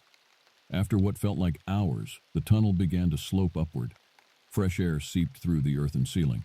We were nearing the exit. Almost there, I encouraged Eli, who was exhausted and mud-covered. We reached a final obstacle, a cave-in that blocked the last stretch of tunnel. As we began to dig, dirt rained down from above. They had found us. They were digging too, from the surface. Faster, I urged, clawing at the earth with desperate strength. A small opening appeared, revealing night sky. The rain had stopped, replaced by an eerie calm. I boosted Eli toward the hole. Crawl through, run for the road, don't look back. Not without you, he protested. I'm right behind you, I promised, though I knew the opening was barely large enough for his slender frame. As Eli squirmed through the gap, claws broke through the tunnel ceiling behind me. I fired my last shotgun shell into the reaching hands, then turned to widen the exit, frantically pulling at roots and stones. Eli grabbed my wrists from outside, helping to pull me forward. The opening expanded just enough for my shoulders to pass through. I was halfway out when something seized my ankle with crushing force. Run, Eli, I shouted, kicking desperately at whatever held me. Instead, Eli grabbed a fallen branch and swung it at the creature, trying to drag me back into the tunnel. The grip on my ankle loosened just enough for me to pull free and roll onto the forest floor. We were on a steep hillside above a winding mountain road. In the distance, headlights approached, a Park Service vehicle on night patrol. "The road," I pointed, shoving Eli ahead of me. "Run!" Behind us, the tunnel entrance erupted as massive forms burst from the earth like demons rising from the underworld. Their howls echoed through the night as we raced downhill, slipping and sliding on the damp ground. The patrol vehicle's headlights illuminated our desperate flight. I waved frantically, screaming for help. The truck skidded to a stop, and two rangers leaped out, weapons drawn. "Behind us!" I shouted as we reached the road. The rangers raised their rifles, peering into the darkness, but the creatures had vanished, melting back into the forest they ruled. "Ranger Black Wolf?" one of them asked incredulously. "We've had search teams looking for you and your nephew for 3 days." 3 days? We'd been in that tunnel for hours at most. I looked at Eli, whose expression told me he was equally confused. "What happened up there?" the other ranger asked, staring at our mud-covered, bloodied state. I opened my mouth, then closed it. How could I explain what we'd encountered? Who would believe us? "Got caught in the storm," I said finally. "Had to find shelter. Lost track of time." The rangers exchanged glances but asked no more questions as they helped us into their vehicle. As we drove away, I looked back at the dark forest rising up the mountainside. For an instant, I thought I saw them, a line of tall figures standing at the tree line, watching our departure. Beside me, Eli shivered. "They'll wait," he whispered. "They're patient." I put my arm around his shoulders, knowing he was right. They would wait and watch and learn, and someday they would choose again. The official report classified our ordeal as a disorientation incident due to severe weather conditions. Despite the search team's insistence that we'd been missing for 3 days, I maintained we'd simply lost track of time while seeking shelter from the storm. It was easier than telling the truth. The park superintendent granted my transfer request immediately. Within a week, Eli and I relocated to a ranger station near the main visitor center at Sugarlands, a bustling hub of tourist activity where the constant flow of people provided a sense of security I hadn't realized I'd been craving. Our new quarters were modern and comfortable, if smaller than the Catalucci cabin. Eli enrolled in the local high school, where he quickly made friends and seemed to be adjusting well. On the surface, we were moving forward, but the nightmares continued for both of us. In mine, I was always running through endless fog, pursued by something I couldn't see, but could feel getting closer with each labored breath. Sometimes I'd hear Eli calling for help, only to find one of them waiting instead, its lipless mouth contorted in that terrible approximation of a smile. Eli never discussed his dreams, but I often found him awake in the middle of the night, sketching obsessively in a notebook he kept hidden under his mattress. One evening, while he was at a friend's house, my concern overwhelmed my respect for his privacy. I found the notebook and flipped it open. Page after page was filled with detailed drawings of the creatures, anatomical studies that would impress a trained biologist. He'd labeled body parts, noted movement patterns, even sketched what appeared to be social hierarchies. But most disturbing were the maps, precise renderings of the park with X marks, indicating what could only be den locations and hunting territories. The final pages contained drawings of the old man's cabin, including the symbols that had covered its walls. Beneath these, Eli had written, "Protection signs, must remember." I replaced the notebook before he returned, unsure of how to address what I'd seen. Was this his way of processing trauma, or something more concerning? My own coping mechanism involved research. I spent hours in the park's archives, searching for records of similar incidents throughout the Smokies' history. Most were categorized as animal attacks or wilderness accidents, but a pattern emerged for those with eyes to see it. A cycle of disappearances every 15 to 20 years, always involving people with outdoor experience, always in the most remote areas of the park. I found the original reports from the Spearman incident of 1973. 5 rangers gone, one survivor who, exhibited signs of extreme psychological distress, and made claims of non-human intelligent creatures. The survivor's name had been redacted, but I knew it was the old man who'd helped us escape. My colleague Tom Cassidy noticed my research. One evening, he invited me for coffee after our shift ended. "You're digging into things best left buried, Dakota," he said once we were alone. "Trust me on this." "You know something," I challenged him. "That night at the Cherokee Tavern, you tried to warn me." Tom stared into his coffee. "My grandfather was Cherokee. He used to tell stories about the Nun-Yunu-Wi, the stone people. Said they were here before us, would be here after us. Different from humans, but intelligent. Territorial." He glanced around nervously. "The Park Service has an unwritten policy about certain areas. We mark them as environmentally sensitive, restrict access. Truth is, they're buffer zones." "Buffer zones?" I echoed. "Boundaries," Tom clarified. "Places where our world meets theirs. The old-timers knew. Left offerings at certain spots, tobacco, cornmeal, kept the peace." He leaned forward. "After the park was established, those practices stopped. That's when the disappearances started." "Why doesn't the Park Service acknowledge this?" I demanded. Tom's laugh was hollow. "Can you imagine the headlines? Bigfoot colony protected by federal government? Tourism would collapse. Or worse, every armed hunter in the South would flood in looking for trophies." I thought of the creature's face pressed against my window. "They're not just animals." "No," Tom agreed. "And that's what terrifies the higher-ups. What do you do with something that's almost human but not? What rights would they have? What territory? It's easier to deny they exist." "The old man," I said. "The one who helped us. Do you know who he was?" Tom nodded slowly. "Walter Blackburn, legendary tracker.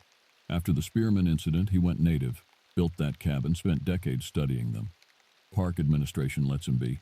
He's sort of an unofficial guardian of the boundary."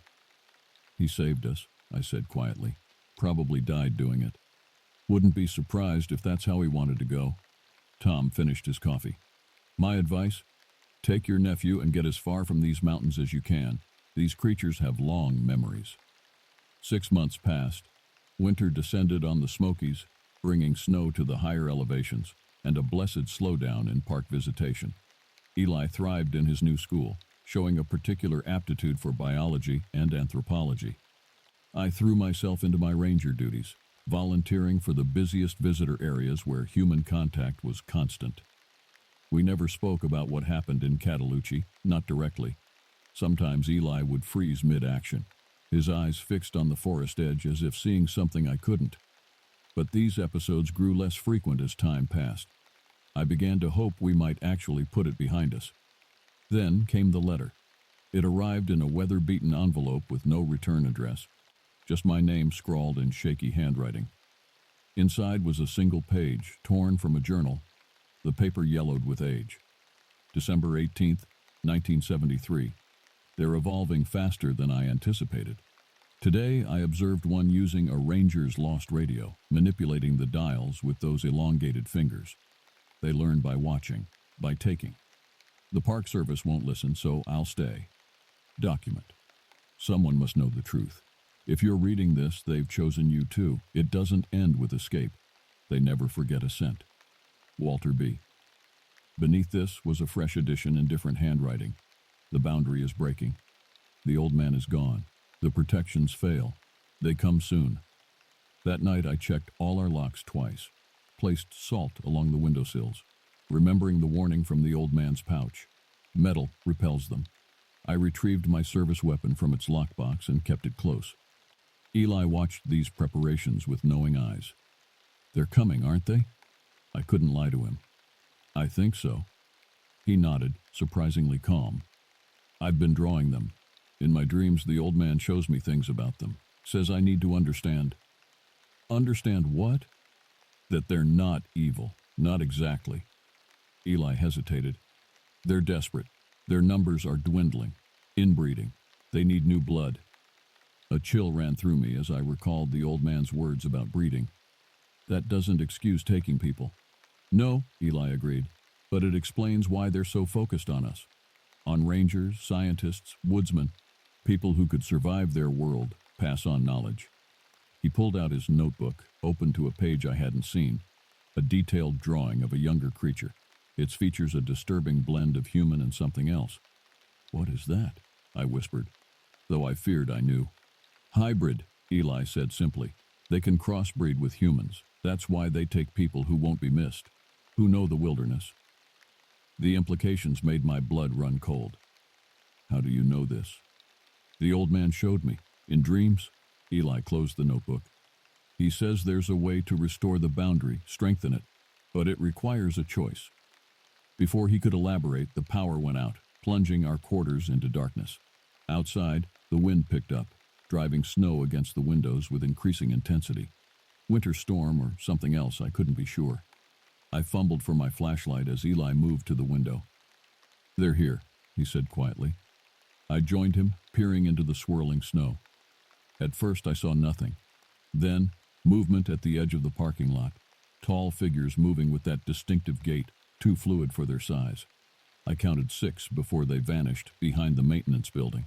"Get away from the window," I ordered, pulling Eli back. "We need to call for backup." The landline was dead. Cell service showed no bars. Unusual even for the mountains. We were cut off. "Uncle Dakota," Eli said, his voice strangely calm, "I need to tell you something. About the old man. About why he helped us." A heavy thud against our door interrupted him, not an attack, but a deliberate knock. 3 slow raps. I raised my weapon. "Who's there?" No answer, just another set of knocks. Then a voice, distorted but recognizable as an attempt at human speech. "Eli, come, chosen." My nephew's face went pale. "They know my name." Another voice, this one more fluid, almost perfect in its mimicry. "Dakota Blackwolf, protector. We offer exchange." "What exchange?" I called, finger resting on the trigger. "The boy for the boundary. He has seen, he knows." Eli gripped my arm. "The dreams. The old man showed me how to restore the boundary markers, the symbols that keep them in their territory, us in ours. But it requires someone who understands both worlds." "What are you saying?" I demanded. "I have to go with them, learn the old ways, reset the boundaries." His eyes met mine, resolute beyond his 15 years. "Or they'll keep coming, taking people. The boundary gets weaker every year." "Absolutely not." I pulled him away from the door. "We'll find another way." Outside, the creatures began a rhythmic pounding against our quarters. Not just the door now, but windows, walls, even the roof. The entire structure shook with their coordinated assault. "There is no other way," Eli insisted. "The old man tried for 50 years. One person has to live in both worlds, maintain the balance, like the Cherokee did before the park came." "I'll do it," I said immediately. "Not you." Eli shook his head. "It has to be me. They've already connected with me through dreams. The old man chose me." A window shattered in the bedroom, letting in a blast of frigid air. They were breaking through. "I won't let you sacrifice yourself," I insisted, pulling him toward the bathroom, the only room without windows. "It's not sacrifice," Eli said, resisting.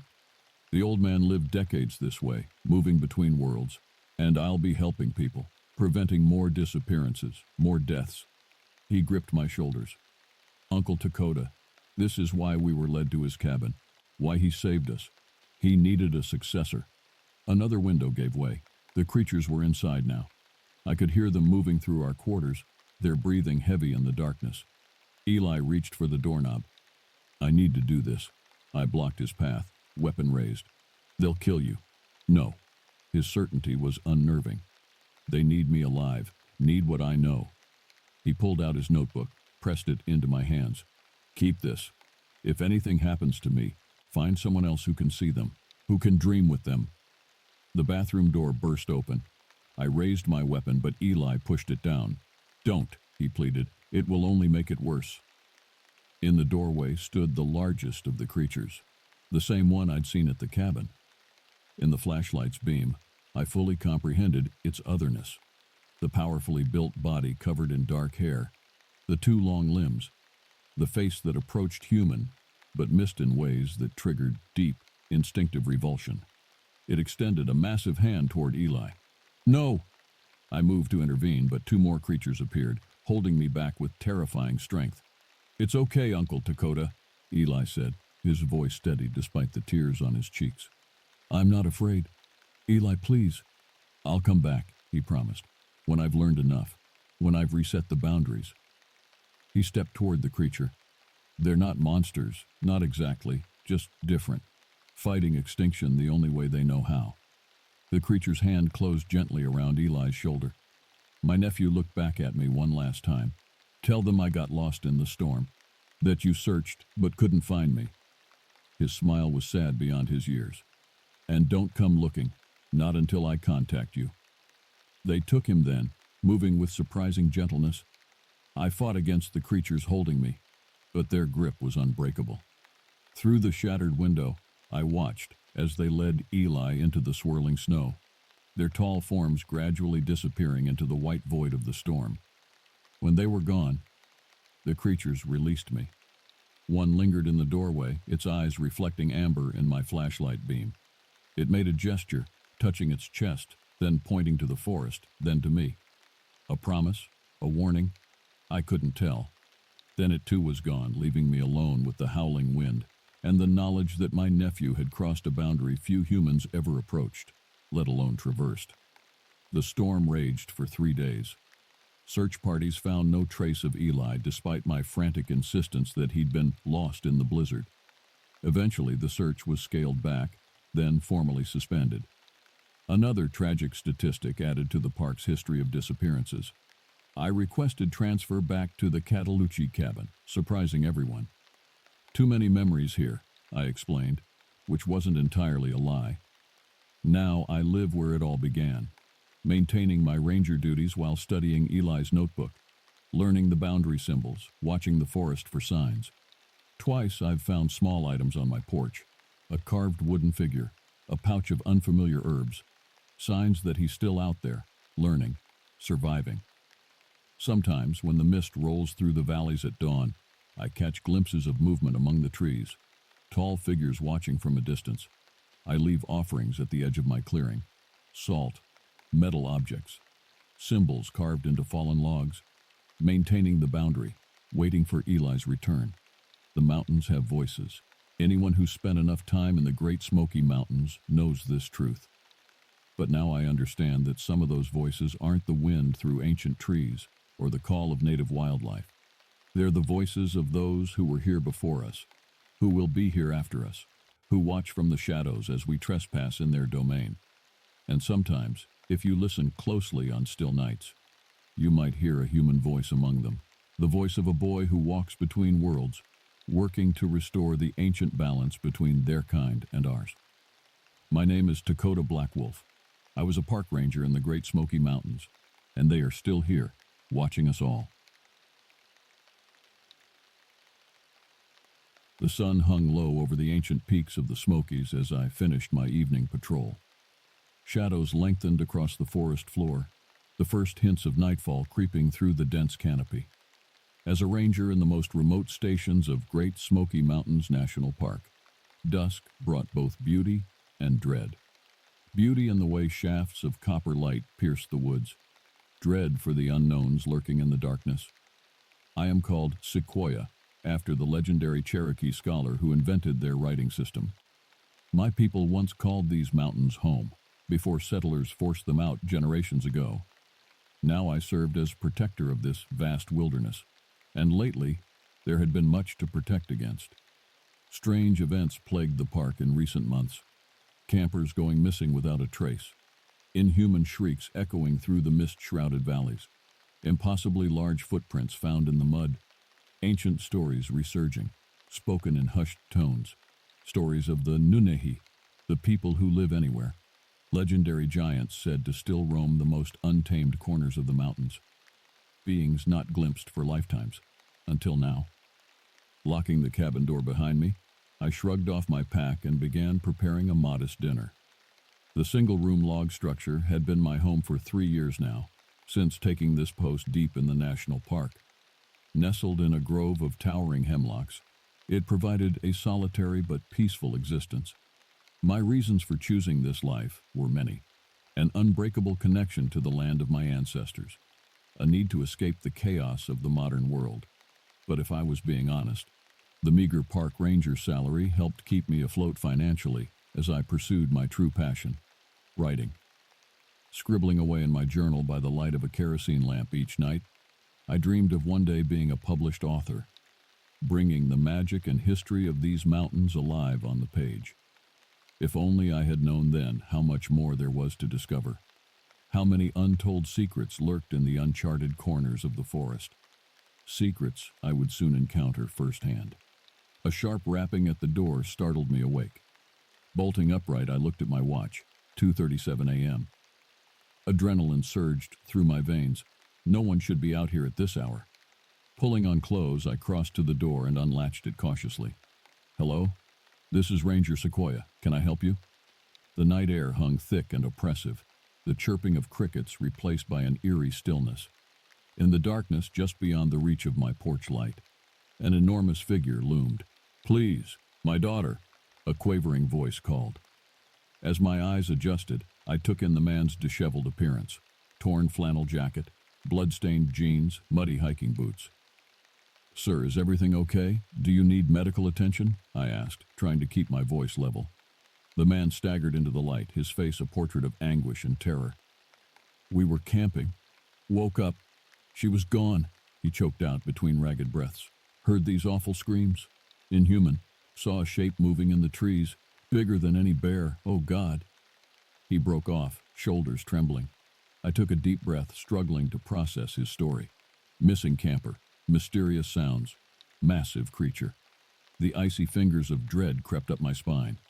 "Show me where," I said, grabbing my pack and radio. "I'll call for backup on the way." We set off into the inky forest night, beams of flashlights swinging. Miles of dense undergrowth and steep ridges lay ahead.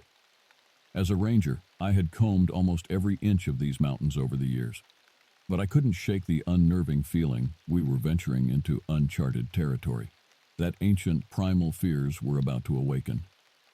Branches whipped at my face as I crashed through the brush, the distraught father close behind.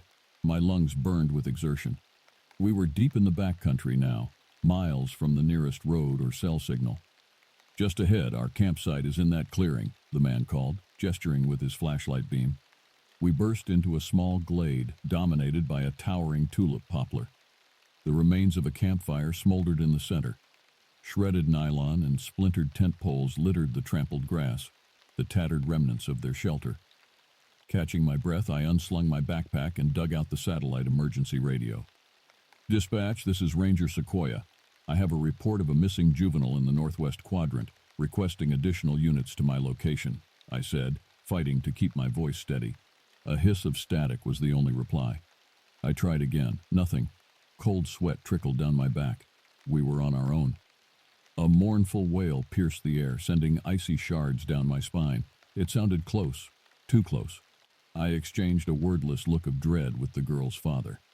Unholstering my service pistol, I took a deep breath of the loamy air. "We'll find her, sir. Let's look for any signs of—" My words died in my throat as a gut-wrenching scream of agony ripped through the night. It was human, and very young. "That's her, my little girl," the man cried, voice cracking. Adrenaline flooded my veins as I plunged into the underbrush, hurdling fallen logs and thrashing through curtains of rhododendron. The screams grew louder, taking on a wet, gurgling quality that wrenched my stomach. I stumbled into a small stream gully and froze. There, illuminated in the wavering beams of our flashlights, was a scene out of a nightmare. The mangled body of a young girl, limbs splayed at unnatural angles in the crimson-stained creekbed. Crouched over her limp form was a hulking, hair-covered shape. It spun toward us, bloodshot eyes gleaming in the harsh light.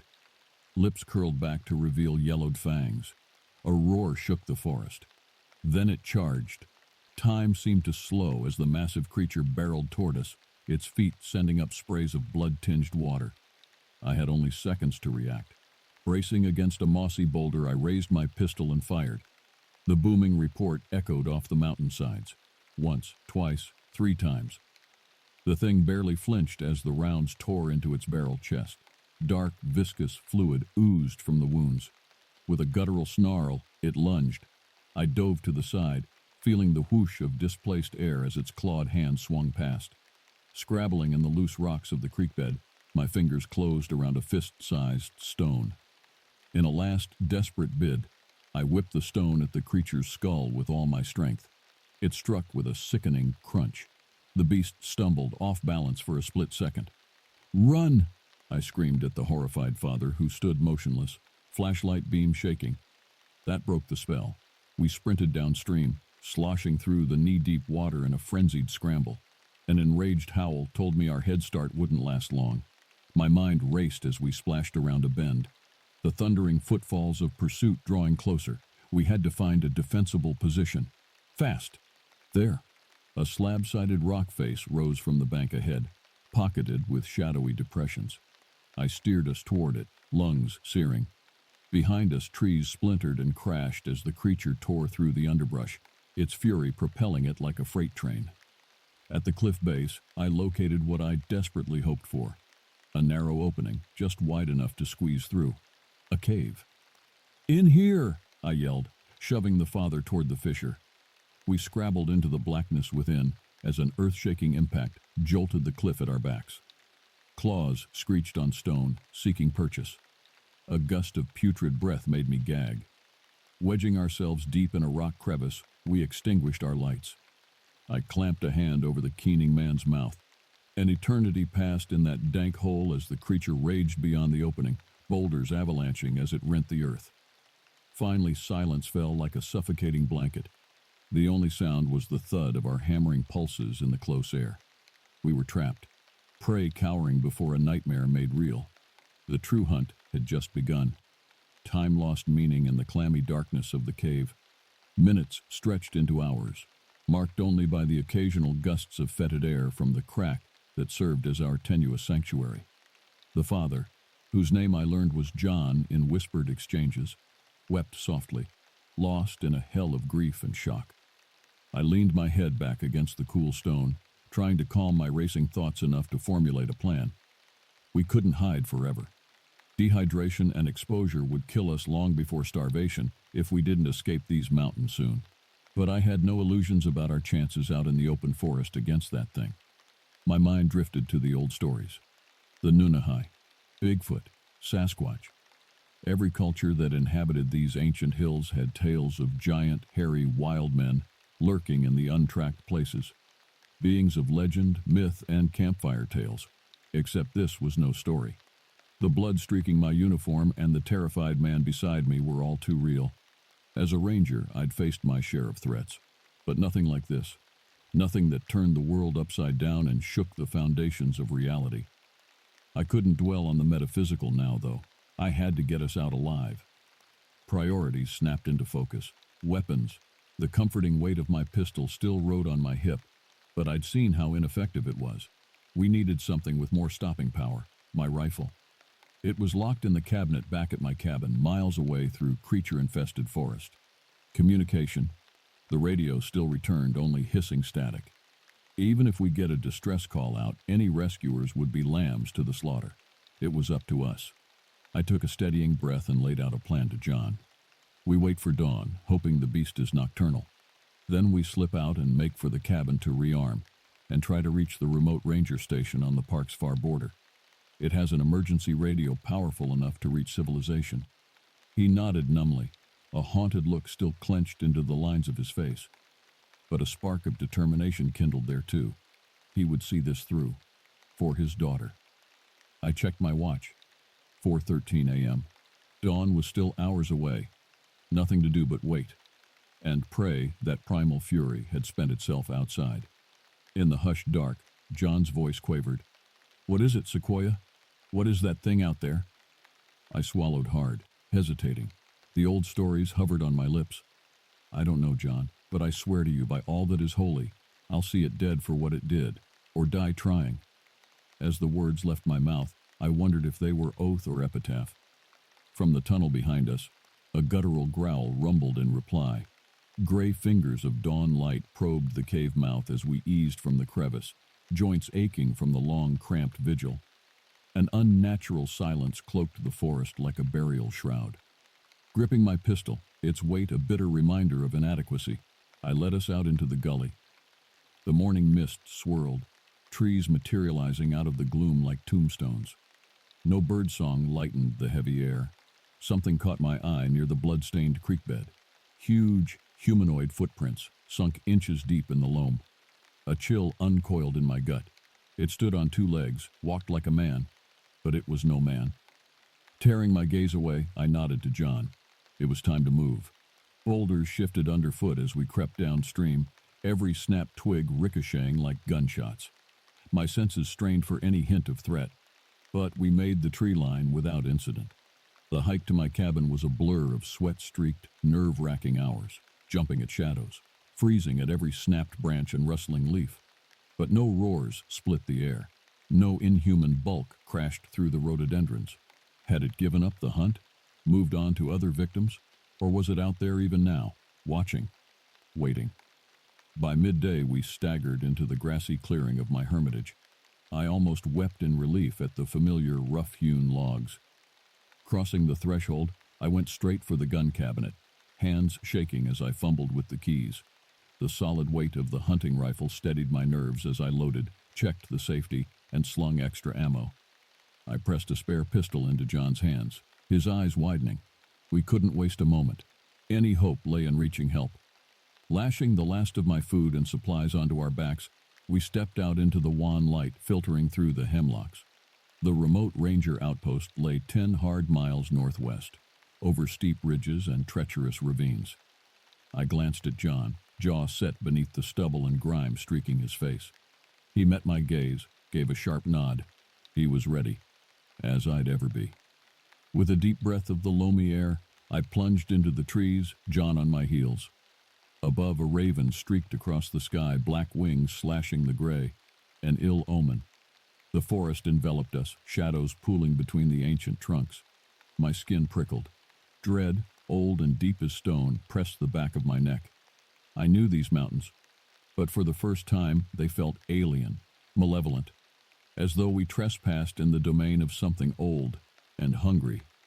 A guttural growl shattered the glade behind us. I spun, rifle leaping to my shoulder. The hulking figure exploded out of the brush, charging straight for us. Gunfire erupted, echoing off the crags. Again and again I fired, aiming for center mass. It barely slowed.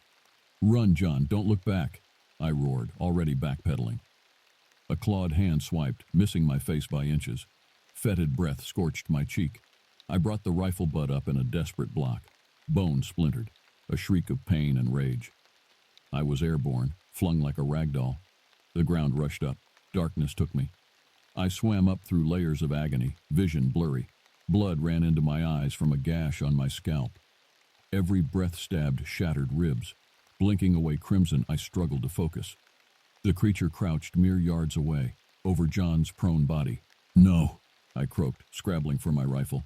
Its massive head swung toward me. Slowly it stood to its full height, towering. Shaggy hair matted with blood and gore. My bullets had punched through its hide, but still it came on, implacable. I was out of weapons, out of time. This was the end. Infinite sadness welled up, deeper than my fear. For John, his daughter, all the victims, names unknown, I had failed them, failed my sworn oath. Hot breath billowed over me as it leaned in, blotting out the sun. My eyes squeezed shut. Suddenly, a thunderous crack and a flash seared through my lids. The creature screamed. I looked up into the smoking muzzle of John's pistol, his other hand clutching his bloodied shoulder where claws had raked him. He fired again and again, point blank into the Sasquatch's face. It reared back, hands clasped to its shattered skull. Black ichor poured through its fingers. With a last rattling howl, it toppled backward and lay still. The stench of death fogged the clearing. I stared, stunned into silence. The impossible had just happened before my eyes. John turned to me, arm hanging at a sickening angle. But in his gaze, under the pain and grief, glowed an ember. Justice, vengeance, an oath fulfilled. The long hunt was over. The sickle moon hung low over the misty treetops, casting long shadows across the rocky trail. Sequoia gripped his walking stick tighter as he carefully navigated the narrow path, his headlamp cutting a feeble beam through the dense fog. The night air was thick, with the rich, loamy scent of damp earth and rotting leaves. Officially, the trails of Great Smoky Mountains National Park were closed at this late hour. But when reports came in about lost or injured hikers, it fell to the park rangers to mount daring, overnight rescue operations. In his 5 years stationed at the park, Sequoia had participated in dozens of these moonlit searches. But tonight felt different. A strange stillness permeated the forest, broken only by the occasional skitter of nocturnal animals in the underbrush. Sequoia had an uneasy sense of being watched from the darkness between the towering pines and ancient oaks. His neck prickled, and he spun around, aiming his light back down the trail. But there was nothing there except curling tendrils of mist. Sequoia shook his head, trying to dislodge the eerie feeling. He needed to focus on the mission, locating a pair of teenage backpackers who had failed to return to the trailhead by nightfall. Their parents were frantic with worry, fearing their kids were lost, or worse, in the vast, untamed wilderness. As an experienced ranger, Sequoia knew the trails like the back of his hand. But even he had to admit the Smokies took on an otherworldly atmosphere at night, full of shifting shadows and strange echoing calls. It was enough to unsettle even the most intrepid outdoorsman. A twig snapped loudly in the forest to his left. Sequoia froze, his heart pounding against his ribs. He strained his ears, but heard nothing except the whisper of wind through the leaves. A whippoorwill cried out forlornly in the distance. "Hello," he called out, his voice sounding small in the immense woods. "This is Park Ranger Sequoia. Is anyone there?" Silence. Then another snap of a branch, closer this time. Sequoia drew the pistol from his hip holster, flicking off the safety. "I'm here to help," he said firmly. "Please show yourself." A dark shape materialized out of the fog around 50 yards up the trail. It was vaguely human-like in shape and size, but seemed to be covered in shaggy fur. Sequoia's stomach clenched as a pair of feral yellow eyes reflected his headlamp beam.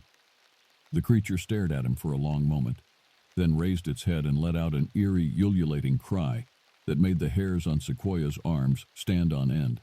Then it melted back into the forest as silently as it had appeared. Sequoia stood rooted to the spot, his pulse racing. In all his time in these mountains, he had never seen anything like that before. It almost looked like... But no, that was impossible. Bigfoot was just a myth, a scary campfire story. There was no way it could be real. Shaking himself, Sequoia holstered his gun and hurried up the path with renewed urgency. He needed to find those missing kids and get them and himself back to safety as soon as possible. Because whatever that thing was, it didn't seem friendly. And Sequoia had a chilling premonition that it wouldn't be his last encounter with the creature stalking the misty forests of the Great Smoky Mountains. Sequoia's small log cabin was nestled in a remote corner of the park, surrounded by towering hardwoods and carpeted in dense ferns and wildflowers. He had jumped at the chance for this peaceful ranger outpost, seeking solace after a rough tour in Afghanistan and a bitter divorce. The cabin had no electricity or running water, but Sequoia found that he didn't mind the rugged conditions. There was something soothing about being alone in nature, living by the rhythms of the sun and seasons. He spent his off-duty hours tending his small vegetable garden, chopping firewood, and exploring the isolated corners of the half-million-acre park. But after his disturbing encounter on the trail, the cabin no longer felt like a cozy refuge. Sequoia found himself jumping at every creak of the old timber walls, every rustle of foxes and bobcats in the withering leaves outside. He took to doing patrols with his pistol strapped to his side, his bear spray in easy reach. Sleep was elusive, his dreams haunted by visions of shining eyes and guttural, inhuman screams. Each morning, Sequoia rose haggard and tense, brewing strong black coffee on his propane camp stove. As he sipped the scalding liquid, he pondered the mystery of what he had seen. He supposed it could have been a bear, rearing up to an impressive height. Black bears were common in the park and could appear eerie and alien-esque when glimpsed in the fog. But deep down, Sequoia knew it hadn't been a bear. The shape was too humanoid, too uncannily intelligent in its piercing yellow gaze. He had never really believed the old Cherokee legends of the gigantic forest creature they called Tsul'kalu', the slant-eyed giant. But now he was beginning to wonder. Over the next week, reports trickled in from frightened campers and hikers about strange sounds in the night, fleeting shadows glimpsed between the trees. A pair of Boy Scouts claimed a huge monkey man chased them for miles down a trail, wailing eerily. Another hiker, an experienced outdoors woman, was found shaking and incoherent at an abandoned campground, muttering about glowing eyes. Sequoia brought his concerns to the chief park ranger, but was rebuffed. There were no documented reports of Bigfoot, he was told sternly. The park didn't need sensational rumors undermining its reputation and driving away tourists. Stick to the facts and find rational explanations, or risk disciplinary action. So Sequoia suffered in silence, feeling like he was losing his grip on reality. His bank account dwindled as he poured his meager paycheck into trail cameras, night vision goggles, and camping gear. Maybe if he could just capture some concrete evidence of the creature, people would have to believe him. One misty evening, Sequoia hiked back to where he first encountered the beast, his pack heavy with equipment. He set up his trail cameras in the brush, angling them toward the trail. Then he climbed a thick oak with his night vision scope and settled in to wait. Hours passed. A nearly full moon rose slowly over the ridgeline, sporadically visible between scudding clouds. Owls hooted and crickets sang shrilly. Sequoia was almost lulled into a doze when a piercing scream rang out nearby. Jerking up, he peered through his scope, panning over the foggy forest. There, a dark, shambling silhouette lumbered between the trees, headed straight for his cameras. It paused and sniffed the air, as if catching a scent.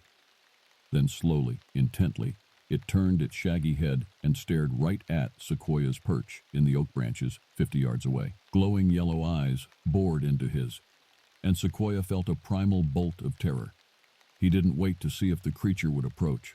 Clumsily, he half climbed, half fell out of the tree, crashing to the loam below. Then he ran blindly, recklessly through the forest, desperate to put distance between himself and those haunting eyes. Finally, lungs burning and legs trembling, Sequoia burst out of the tree line and found himself on a ridge overlooking the glittering lights of Gatlinburg. He collapsed to the ground, chest heaving, and realized he had lost his pack with his cameras and gear. There would be no evidence of what he had seen. No one would believe the wild story of a traumatized ranger. They would say he imagined it, or worse, that he was crazy. But as another mournful cry echoed over the mountains, Sequoia knew one thing for certain. Whatever that creature was, it was real. And it knew that he knew. He was no longer just a ranger lost in grief and seeking purpose. He was now a threat, and the creature would be coming for him. He could feel it in his bones. Wearily, Sequoia pushed himself to his feet and began the long hike back to his isolated cabin. He would need to prepare, because one way or another, he sensed that a final confrontation with the beast of the Great Smoky Mountains was approaching. Only one of them would survive it, and Sequoia was determined that it would be him. Over the next few weeks, Sequoia threw himself into preparing for another encounter with the creature. He used his park ranger access to dig through old archives and records, trying to find any scrap of information about previous sightings or encounters. But there was maddeningly little to go on. The official records barely mentioned Bigfoot, except as a laughable hoax or fireside legend. Sequoia had to resort to seeking out the old-timers in the area, the hunters and hermits who had spent their whole lives in the shadow of the misty hills. He started at a rundown bait shop on the edge of the park, where a wizened man named Earl chewed tobacco and eyed Sequoia suspiciously. But after a few shared beers on the shop's back porch, Earl began to spin tales of his own encounters with the creature the Cherokee called Sul Kalu. "Saw it with my own eyes when I was just a young buck, hunting with my daddy up on Raven Fork," Earl said, spitting a stream of tobacco juice. "Big as two men put together, covered in red fur. Smelled god-awful, like wet dog and death." Earl claimed his father had put a load of buckshot into the creature's chest, but it barely flinched before melting back into the laurels. They'd found twisted trees, snapped branches, and giant four-toed footprints in the mud, but no blood and no body. "Mark my words, that weren't no natural creature," Earl said, shaking his head. "Weren't no bear neither. That thing was straight out of hell, I reckon." Best not to meddle with it, boy. But Sequoia was past the point of no return. He visited other backwoods old-timers, collecting story after story of eerie encounters and near misses with the beast. Gradually, patterns started to emerge.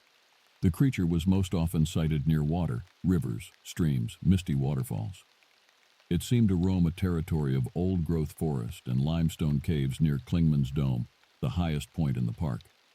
And those who encountered it and lived to tell the tale described a stench like decaying flesh, a piercing yellow gaze, and an aura of palpable malevolence. Armed with this knowledge, Sequoia made preparations. He borrowed motion-activated cameras and tripwire alarms from the park's research department, under the guise of studying the black bear population. He pored over topo maps, marking the most likely areas where the creature might lair, and he began training in earnest, running for miles with a weighted pack and drilling obsessively with his firearms. He couldn't shake the sense that the creature was watching him, tracking his every move, even as he tried to learn its secrets. The final straw came when a family of campers was found torn to pieces at a backcountry site, their remains scattered through the loamy undergrowth. The Park Service claimed it was a vicious bear attack, but they had never seen bite marks like that before, nor claw gashes that looked almost like the work of an incredibly strong man. Sequoia knew he could wait no longer. He had to confront the creature, even if it meant sacrificing his own life to stop the killings. He called in favors from friends in the sheriff's department and borrowed a Remington 700 hunting rifle and boxes of .308 ammunition. Then he hiked out alone into the fog-shrouded wilderness, toward the lair of the beast. He wore a flak jacket from his military days and carried his pistol, bear spray, and a serrated combat knife. As he passed under the shadows of big-toothed maples and towering sycamores, their leaves turning scarlet with the onset of autumn, Sequoia realized he had never felt so alone. He'd spent years seeking solitude, but now, on the threshold of a battle against a primordial horror, he longed for someone to stand beside him. But there was no going back. As the mournful cry of the creature echoed through the hills, Sequoia knew only one of them would walk out of these woods alive. He just prayed it would be him, so there would be someone to warn the world of the ancient evil that lurked in the Great Smoky Mountains. The old-growth forest closed in around Sequoia as he bushwhacked through the dense underbrush, following the coordinates he had marked on his battered map. The air was still and heavy, mist swirling between the tree trunks and moss-covered boulders. As he hiked deeper into the backcountry, Sequoia's senses strained for any hint of the creature's presence. Every skitter of a chipmunk, every far-off woodpecker knock sent jolts of adrenaline through his system. His finger hovered near the trigger of his rifle. Around mid-afternoon, the mist grew thicker, diffusing the sunlight into a silver haze. Sequoia began to notice a strange odor on the breeze, an acrid carrion stench that made his throat close up. He knew he must be getting close. He broke out of the laurels onto the muddy bank of a fog-shrouded river, its waters churning over house-sized boulders. A whip-poor will cried out forlornly, unseen in the trees. Sequoia scanned the riverbank, his heart in his throat, and froze. There, pressed into the mud, was an unmistakable footprint. But it was like no animal track Sequoia had ever seen. Each print was nearly 2 feet long, with splayed toes tipped in jagged claws, and they led directly toward a nearby cave mouth, half hidden behind a veil of kudzu. Sequoia swallowed hard, fighting down the primal urge to turn and run. Every instinct screamed at him to get as far away from that dark hole as he could. But he knew he had a mission. He had to end this, no matter the cost. Slowly, rifle at the ready, he approached the cave entrance. The putrid reek grew stronger along with another odor, the coppery tang of blood. Sequoia gagged, pulling his bandana up over his mouth and nose. He clicked on his headlamp and ducked into the cave. The beam played over piles of animal bones, gnawed and cracked open for the marrow. Rotting carcasses of deer and bear littered the stone floor, and there, propped against the far wall like a gruesome trophy, was a human ribcage, the bones picked clean. Revulsion and rage surged through Sequoia. This thing, this monster, had been preying on innocent life for far too long. It had to be destroyed. A low growl echoed from the depths of the cave, raising every hair on Sequoia's body. A pair of yellow eyes flashed in the darkness, then another and another. As Sequoia watched in dawning horror, a whole clan of the beasts emerged from the shadows, their muscled bodies covered in shaggy fur, their jaws slavering. Sequoia opened fire, the rifle booming in the close confines of the cave. The nearest creature fell, black blood spraying the rock, but the others surged forward, eerily silent, except for the click of their claws against stone. Sequoia fired until his magazine was empty, then swung the rifle like a club, smashing it into the beasts' snarling faces. Hot blood spattered him as he fought desperately, his heart pounding, breath coming in ragged gasps. The creature's stench filled his nose and mouth, suffocating. A heavy blow knocked him to the ground, the rifle flying from his hands. Sequoia fumbled for his pistol, firing wildly at the looming shapes. A shot struck home, and one of the creatures stumbled back, but the others pressed in, seemingly heedless of the bullets ripping through their flesh. Claws raked Sequoia's arm, and he cried out in pain. He tried to scramble away, but a clawed hand pinned him to the floor. Fetid breath blasted his face as a creature leaned in, its dagger teeth inches from his throat. Its yellow eyes blazed with ancient malice. Choking on the reek of its fur, Sequoia closed his eyes, sending up a silent prayer.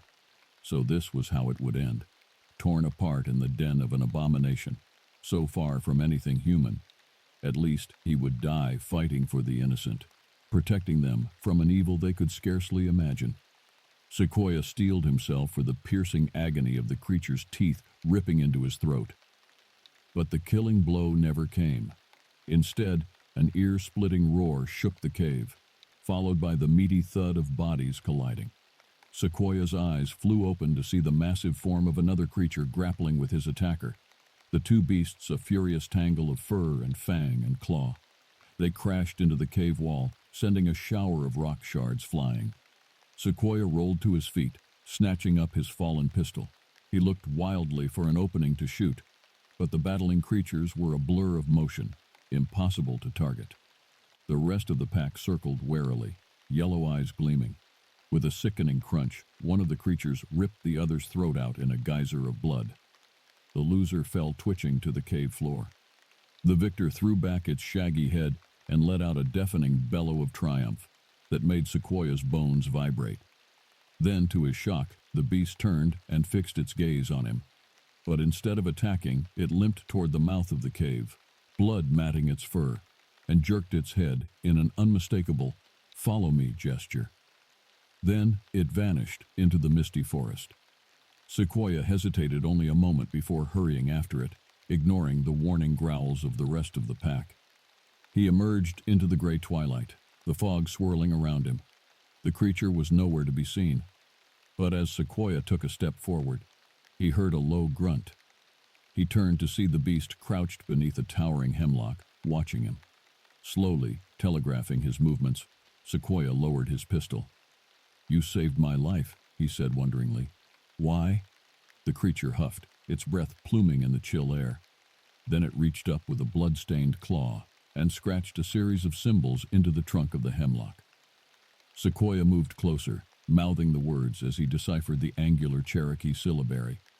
"Sul Kalu, protector, not all evil." Understanding crashed over Sequoia like a thunderbolt. This creature, the one he had tracked and hunted and feared, was not the monster after all. It was a guardian, a sentinel standing between two worlds, keeping the darker things at bay. And in sparing his life and leading him from the cave, it had chosen him, Sequoia, to carry on that ancient duty, to protect the innocent from the beasts that walked in darkness and shadow. Tears blurred Sequoia's eyes as he nodded solemnly at the creature. "I understand," he said hoarsely. "I will not fail. I swear it." The great shaggy head dipped in acknowledgement.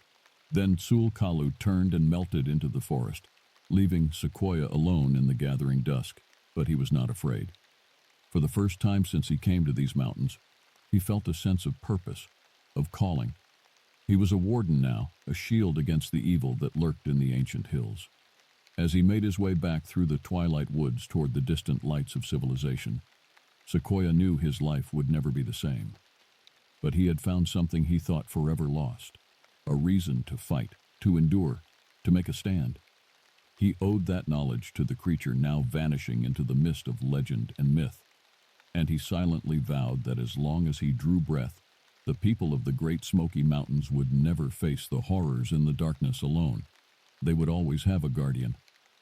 The cold rain pelted down as Sequoia stood before the polished granite monument, his head bowed. The names of the campers killed in the latest attack were etched starkly into the stone. A father, a mother, 2 children. Lives cut brutally short by an evil they never saw coming. Sequoia felt the weight of his failure like a yoke across his shoulders. After his encounter with Sul Kalu, he had thrown himself into his new role, patrolling tirelessly, laying traps and alarms, trying to track down the remaining creatures before they could kill again. But he was only one man, and the beasts were canny and elusive. They struck without warning, leaving scenes of horrific carnage in their wake before melting back into the mist-shrouded hills. No matter how hard Sequoia tried, he always seemed to be one step behind.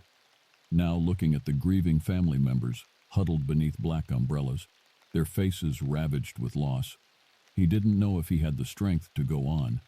How many more would have to die before he could stop these monsters? How much more blood would stain his hands? As if sensing his despair, a low cry cut through the drumming rain and distant thunder. Sequoia raised his head as a shaggy, towering form detached itself from the forest edge and loped toward him. The other mourners gasped and pointed, a ripple of unease passing through the crowd. But Sequoia felt no fear as Sul Kalu strode up and halted before him, its yellow eyes ancient and knowing.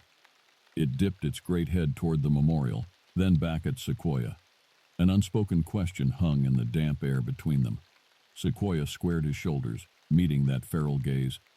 He thought of the photos of the smiling family that would never again share a meal, never celebrate another birthday, never grow old together. And in that moment, his resolve hardened into a diamond point of clarity. "I'm ready," Sequoia told the creature solemnly. "I will fight beside you until my last breath. This is my vow, my sacred duty. No one else dies on our watch." Sul Kalu huffed a grunt of approval, its eyes flashing. Then it turned and dropped to all fours, looking back at Sequoia expectantly. In one smooth motion, Sequoia unholstered his pistol, checked the magazine, and slid it back home. He unslung his rifle and chambered around. Then he swung up onto the creature's broad back, fingers tangling in its thick fur. "Let's hunt," he growled. Sul Kalu threw back its head and let out a roar that shook the leaves from the trees and sent the mourners stumbling back in fear. Then, in a surge of coiled muscle, the creature sprang forward into a earth-devouring lope.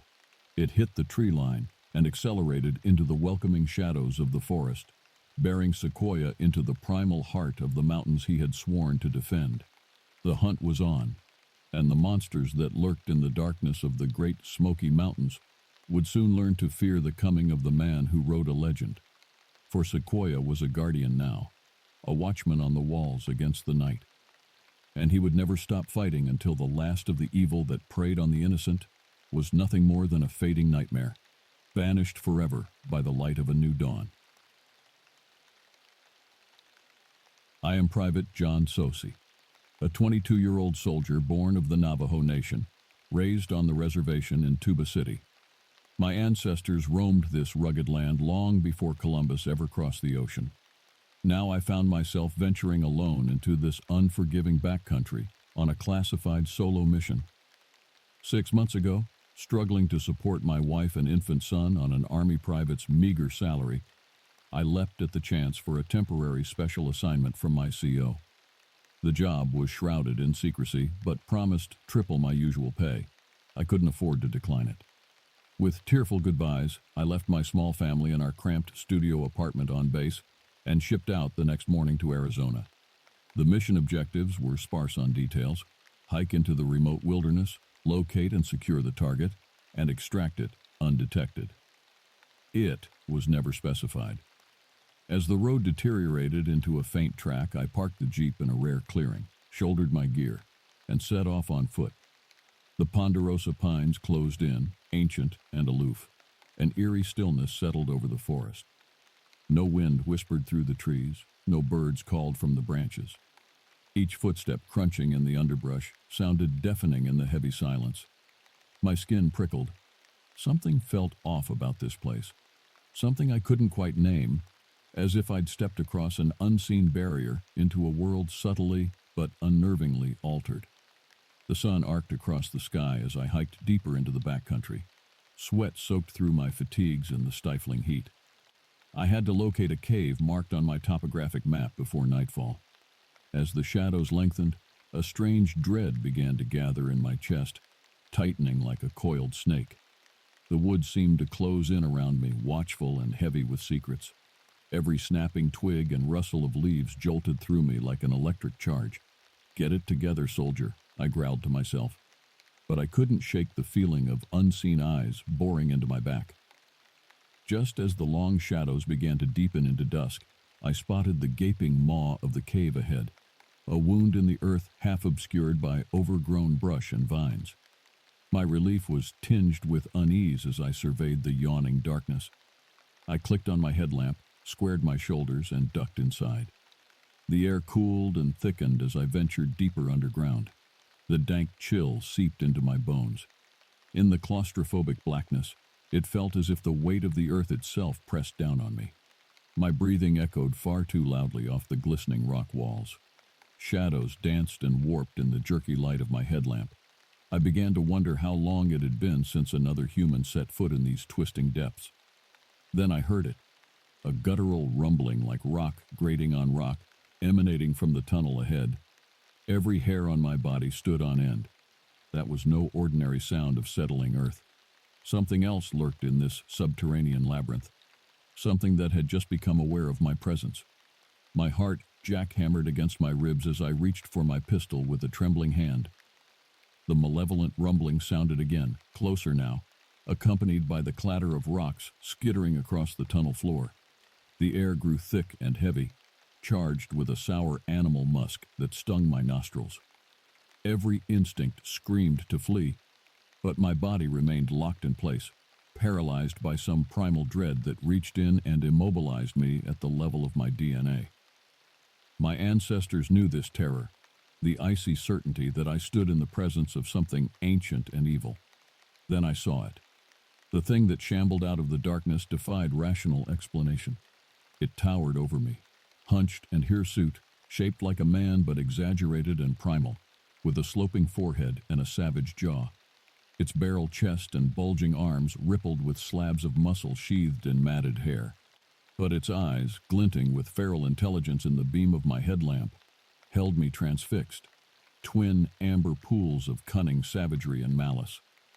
Suddenly the paralysis shattered and I bolted, careening blindly through the tunnels, with the creature's roar reverberating off the chiseled rock. Adrenaline carried me in a mad dash, leaping over boulders, scrambling under low overhangs, reckless with panic. At last I burst out of the cave mouth into the cool night, gulping lungfuls of crisp air, trembling with relief and residual terror.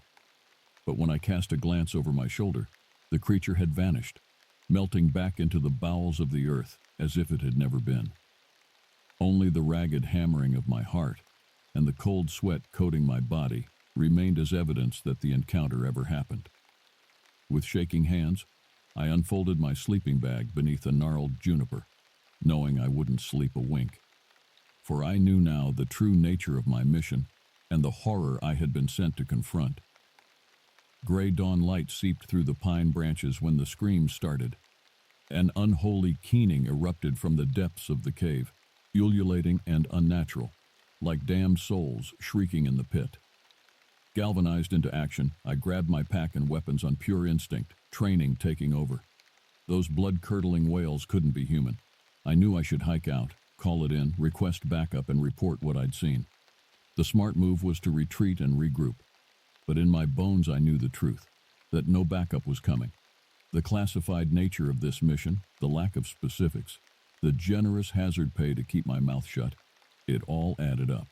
I was a sacrificial pawn sent to clean up someone else's mess, and the unknown entity howling in the cave was never meant to be taken alive. With grim resolve, I checked my pistol and clicked off the safety. The Scar 17S assault rifle went over my shoulder, extra mags in my pockets. Stashing my pack out of sight, I approached the cave mouth on silent feet, all senses razor-edged. The wailing rose and fell, a siren song of madness and rage. Steeling myself, I plunged back into the Stygian depths, the beam of my headlamp feeble against the pressing darkness. The screams crescendoed, echoing off the tunnel walls until they sounded inside my own skull. Rounding a bend, I caught the fiery glint of those feral eyes in the blackness and opened fire. The flash of muzzle flare strobed across a massive, distorted silhouette, there and gone in a strobe of nightmare clarity. A bone-shaking roar drowned out the rifle's report. Then something slammed into me, a wall of stinking hair and muscle, flinging me through the air like a rag doll. I hit the tunnel wall and everything went black. I don't know how long I drifted in that black abyss. When consciousness returned, it brought excruciating pain. Agony radiated from my chest with every labored breath, broken ribs, maybe a punctured lung. My face was hot and sticky with blood from a gash across my forehead. Concussed, too, but I was alive. In the weak glow of my headlamp, I assessed the damage. The rifle had been smashed into pieces. The pistol was gone, ripped away with half my belt kit. Ears ringing, head pounding, I struggled to my feet and leaned against the cool stone, fighting the gray haze clouding my vision. Drawing a deep breath, I centered myself like my grandfather taught me long ago on the reservation. I reached for the old stories, the ancestral wisdom passed down through generations. My people knew this land, its secrets and dangers. We respected the power in these wild places, the entities that dwelled in the spaces between worlds. I knew what I faced now in the heart of this cave. A chindi, the shade of a man corrupted into a vengeful beast. A skinwalker, an abomination. With a prayer to the holy people on my lips, I began the ancient chant to banish the darkness, my voice growing stronger with each verse. The guttural words boomed off the rock walls, echoing down the tunnels, a challenge and a ward. Distantly, an enraged howl answered. Then heavy footsteps pounded toward me, closing in. I braced myself and continued the chant, my voice ringing with power. For my ancestors at my back, for my wife and child a world away, I had to end this. The charging creature exploded out of the darkness, a howling blur of matted fur and rippling muscle. Cursing, I rolled clear as it barreled past, lashing out with a massive fist. Claws scraped across stone. I snatched up a rock and smashed it into the beast's temple with all my strength. It reeled back, buying me precious seconds to sprint for the cave mouth. If I could just make it out, get to my jeep. Clawed fingers clamped around my ankle, yanking me off my feet.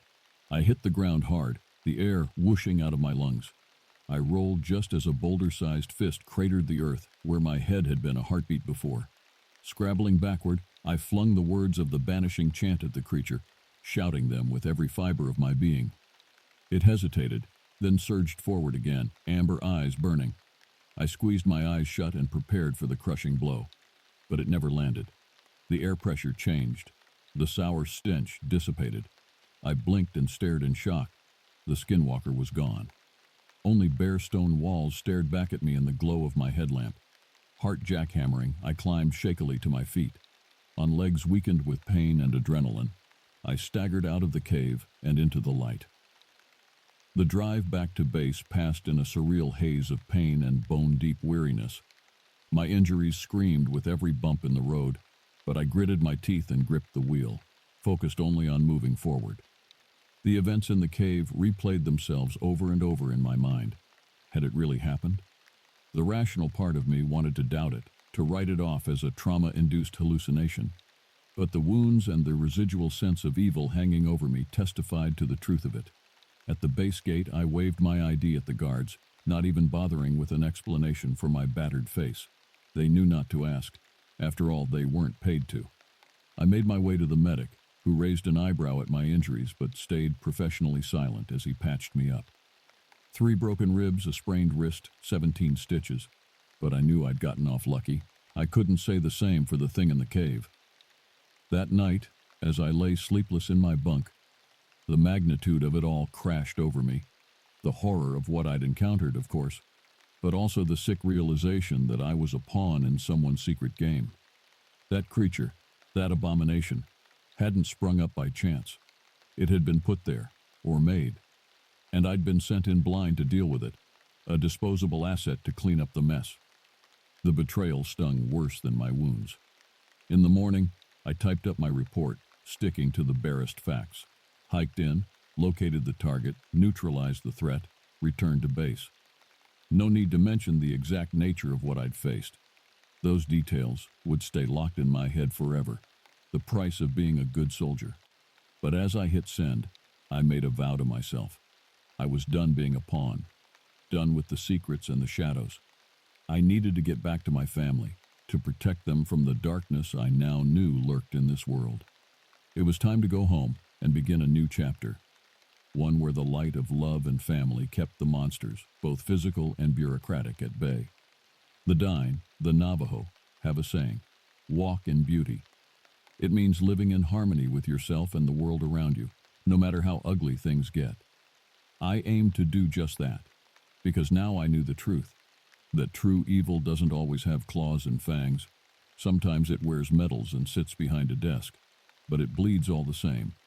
And as a warrior of the Dine, I swore to never stop fighting it, in whatever form it took.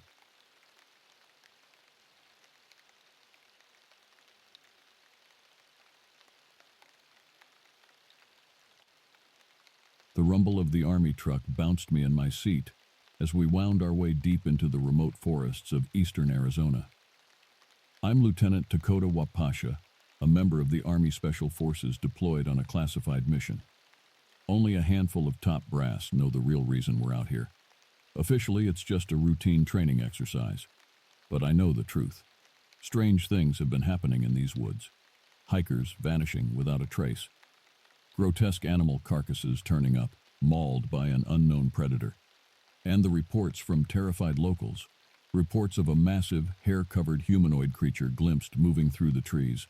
The top-secret files I've been shown call it the Mogollon monster. Bigfoot. The higher-ups are concerned and want answers. That's where my team comes in, to investigate, gather intel, and neutralize the threat if necessary. I've faced danger before in my years of service, but this feels different. The hush-hush nature of the mission, the far-fetched accounts of the creature, it has me on edge as we roll to a stop at our staging area deep in Sitgreaves National Forest. The fresh pine scent hits me as I hop out and survey the surroundings. Towering evergreens in all directions, rugged hills, no sign of civilization. It's actually not too different from the wilderness back home on my tribe's reservation in Wisconsin. I grew up on the Lac du Flambeau Res, learning to hunt and trek the forests from a young age. My teammates pile out, and we start unloading gear. There's 6 of us total, including our gruff sergeant, 2 other Native American soldiers, and 2 white guys. We've trained together, but this is our first real mission as a unit. I wonder if I'm the only one with a strange feeling about this op. As I hoist my pack and check my rifle, I swallow the unease. It's go time. We set out in the fading daylight, moving northwest from the drop-off point.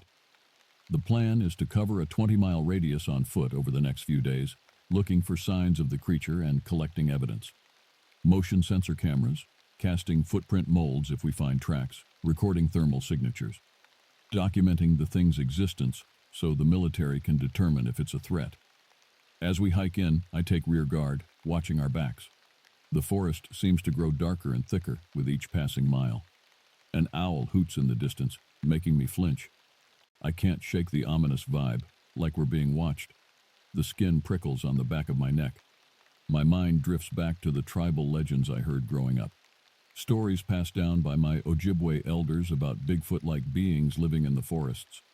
Tall, ape-like creatures called Genoskwa that could rip a man apart. As a kid, the tales terrified me.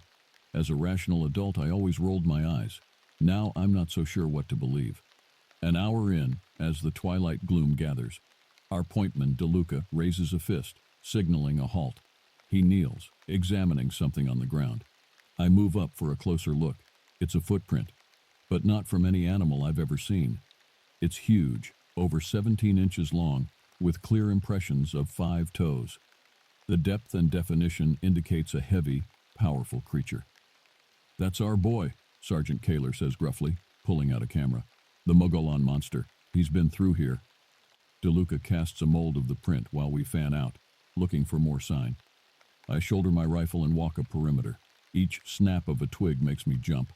I spot another print near the base of a huge ponderosa pine. The unsettling feeling swells. This creature, whatever it is, must be close. Suddenly I'm a kid again, terrified of the Janosqua.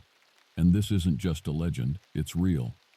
We make camp for the night in a small clearing off the game trail we've been following. Sergeant Kaler picks DeLuca and I for first watch. The forest is alive with chitters and rustles in the darkness. I startle at every sound, my nerves stretched piano wire tight. DeLuca and I sit back to back on a log at the edge of camp, scanning the trees through night vision goggles. DeLuca is junior to me, but he's a good soldier, reliable. "So what do you think it is?" he asks after a while. "This creature we're tracking?" I hesitate. "I don't know, the footprint castings didn't match any known animal." "You think it's really Bigfoot? Like the rumors?" "Whatever it is, it's big and dangerous. Let's just focus on the mission." DeLuca lapses into silence. I don't want to voice my growing fears. If this thing is the Mogollon monster from the folklore, we may be in over our heads. I think of the stories grandfather told me as a boy about the Janosqua, how they're fiercely territorial, attacking any humans who intrude, how bullets can't stop them.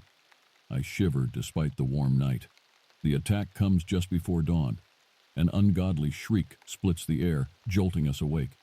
It sounds far too close, inside the perimeter. I scramble out of my bedroll and pull on my night vision as screams and gunfire erupt. Shapes are moving in the grainy green twilight. Big shapes. I sprint toward the chaos, rifle up. In a strobe of muzzle flashes, I catch a glimpse of the thing. It's huge, 8 feet tall and massive, covered in matted hair. And it's running straight at DeLuca. Time slows.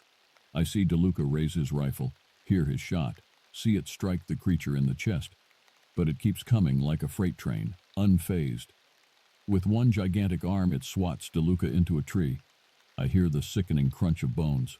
I center my red dot sight on the thing's head and unleash my entire magazine on full auto. Muzzle flash lights up the night as a hail of rounds punch into it. It staggers, dark fluid spraying from its head and neck. But still, it doesn't go down. It wheels and charges straight at me. I dive out of the way as a clawed hand swipes the space where I just stood. Rolling, I pull my pistol, firing as I scramble behind a log. The creature roars in pain and crashes off into the darkness. Then silence. After a long, shocked moment, I hear a moan. DeLuca! I rush over to where he lies, crumpled against the tree trunk, his legs bent at impossible angles, blood leaking from his mouth. But he's alive. I put pressure on his wounds and call for a medic. As my teammates emerge shell-shocked from the chaos, one thing is devastatingly clear. The stories are true. And the Mogollon monster knows we're here. We regroup at sunrise, 2 men down and our confidence shattered. DeLuca and Kaler are able to cling to life, but they're in bad shape with multiple broken bones and internal bleeding. I bandage them as best I can, but they need a hospital ASAP. The creature, I can't think of it as anything but the Mogollon monster now, fled into the woods, leaving a gruesome trail of dark blood spattered on the underbrush. But we all heard its uncanny roar of pain after I unloaded into it. It may be wounded, but it's still out there, and royally pissed off. Our transponder was damaged in the melee, so we can't radio for air evac. Our only choice is to send the injured back with Corporal White on foot, while the rest of us forge ahead with the mission before the creature's trail goes cold. Kaler grimaces through gritted teeth as we splint his mangled arm, but nods at the plan. I clasp his good shoulder. "We'll get this thing, Sarge, for DeLuca." 3 of us set out on the hunt, tracking the creature's blood through dense forest and jagged ravines as the sun climbs. Its footprints gouge the earth, stride lengthening to a run. It's putting distance between us. My stomach sinks with dread when the spoor vanishes at the yawning mouth of a cave. Of course, the monster would go to ground after taking fire. Question is it still in there? I know we need to reconnoiter the cave before pursuing it into the labyrinth of tunnels that surely lies within. But I also know we're rapidly losing daylight and our chance to end this. Hefting my rifle, I signal my guys forward. At the cave mouth, our lights only penetrate a few yards into the buried dark. A fetid stench wafts out like rotting meat. Every instinct is screaming to flee, but I think of DeLuca bleeding against that tree, and my resolve hardens to steel. I take a deep breath of clean air, nod to my guys, and lead the way into the monster's lair. The small of my back prickles with sweat as we move deeper into the labyrinth, playing our lights over dank limestone. The cave branches and twists, side passages shooting off into the dark. At each fork, I have to choose our path based on faint traces of the creature's passing.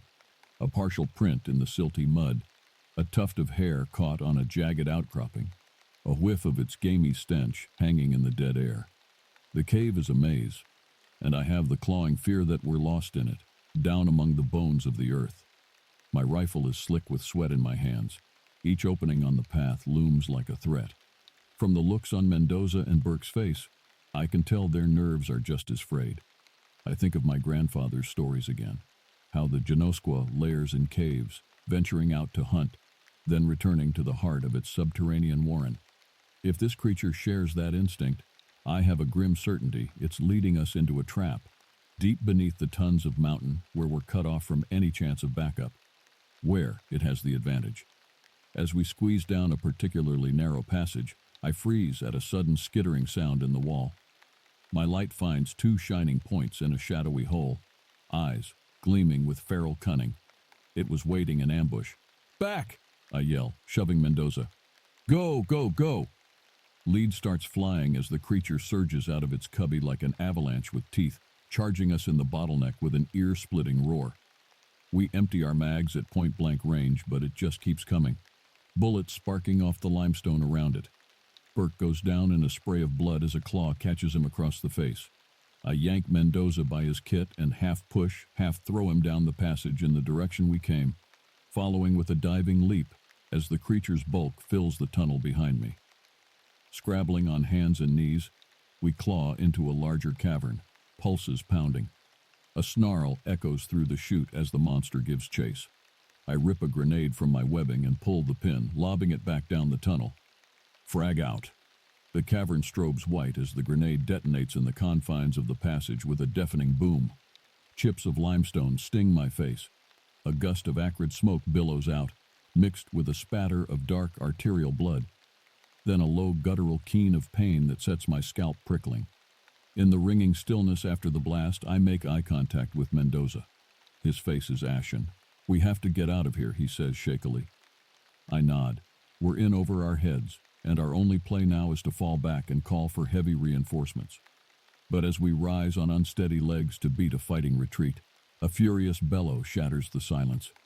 The creature emerges from the smoke, bloodied and enraged, one arm hanging mangled, but very much alive. And it has our scent now. There will be no escape. As its red eyes find us and narrow to feral slits, I know with grim certainty we've just made our last mistake. We never should have come down here. This is the monster's domain, and now we're going to die in it. The creature lunges, and Mendoza goes down with a scream, vanishing beneath its bulk. I fall back, firing, playing my light over the cavern walls in desperate search of an escape route. There, a side tunnel half hidden behind a limestone column. I dash for it as the creature wheels, flinging Mendoza's limp body aside like a rag doll. I dive into the claustrophobic chute as a clawed hand swipes the air where I just stood. Scrabbling forward on my elbows, I claw through the suffocating dark as the creature roars in frustration behind me, too large to follow. The time for fighting is over. Raw animal fear propels me. I have to get out of these honeycomb tunnels before it finds another way in. I squirm around a bend in the passage and nearly sob in relief as I see a glimmer of daylight ahead. An opening. Dragging myself up a steep slope, I burst out onto a hillside, drawing deep lungfuls of evening air. I'm alive. But as I rise on shaky knees to stagger downhill towards base camp, a rattling huff of breath sounds behind me. I spin and look up. The creature stands at the top of the rise, bloody and hulking, backlit by a lurid red sunset. I'm struck by the intelligent malice in its eyes as it regards me, almost as if it's memorizing my scent, my face. Then it turns and vanishes back into its den. It doesn't want to fight in the daylight, I realize. It wants me to run, to tell others, to bring more prey for it to slaughter. I limp through darkening trees, following my compass with one eye always looking back. I have to get to the RV point and radio for help. But my mind reels with the knowledge of what we've unleashed. This creature isn't just some territorial beast. There's a cruel, calculating awareness in it. We heard it, invaded its lair, and now it wants revenge. It's not until I break from the trees and see the lights of base camp that the soul-deep dread hits. Dear God, I led it right back to the rest of the platoon, to DeLuca and the wounded. As I run into camp shouting warnings, the night erupts with screams and gunfire once more. Soldiers are scattering between the vehicles, muzzle flashes lighting up the shadows where a massive shape moves with terrifying speed. I catch glimpses of the creature tossing men aside like toys, unstoppable. I pull a wounded man to cover behind a Humvee as bullets ping off the armored siding. It's chaos, hell on earth. Then I see Sergeant Kaler, lying with the other wounded at the back of the aid truck. He props himself up on an elbow as the creature stalks towards him, his eyes fixed on it, his sidearm raised in a shaking hand. He fires until the pistol clicks dry. With his last breath, he looks at me. I see the light go out of his eyes as the creature's arm comes down. Then, with a roar, it turns towards me. Our eyes meet through the smoke, and I know what it wants. Me.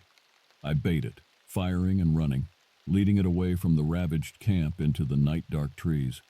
Maybe I can buy the scattered survivors time to escape, but I know with grim certainty that this is the end for me and the creature both. Even if it catches me, tears me to pieces, I'll make sure Command knows what happened here.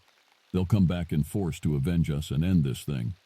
I vanish into the waiting forest, the night vision of my ancestors guiding me. Behind me, a feral howl echoes under the cold stars. The hunt is on, but this time, I'm the prey. And if my squad's blood must be the price to rid the world of this monster, so be it. The Mogollon monster dies tonight, even if I die with it.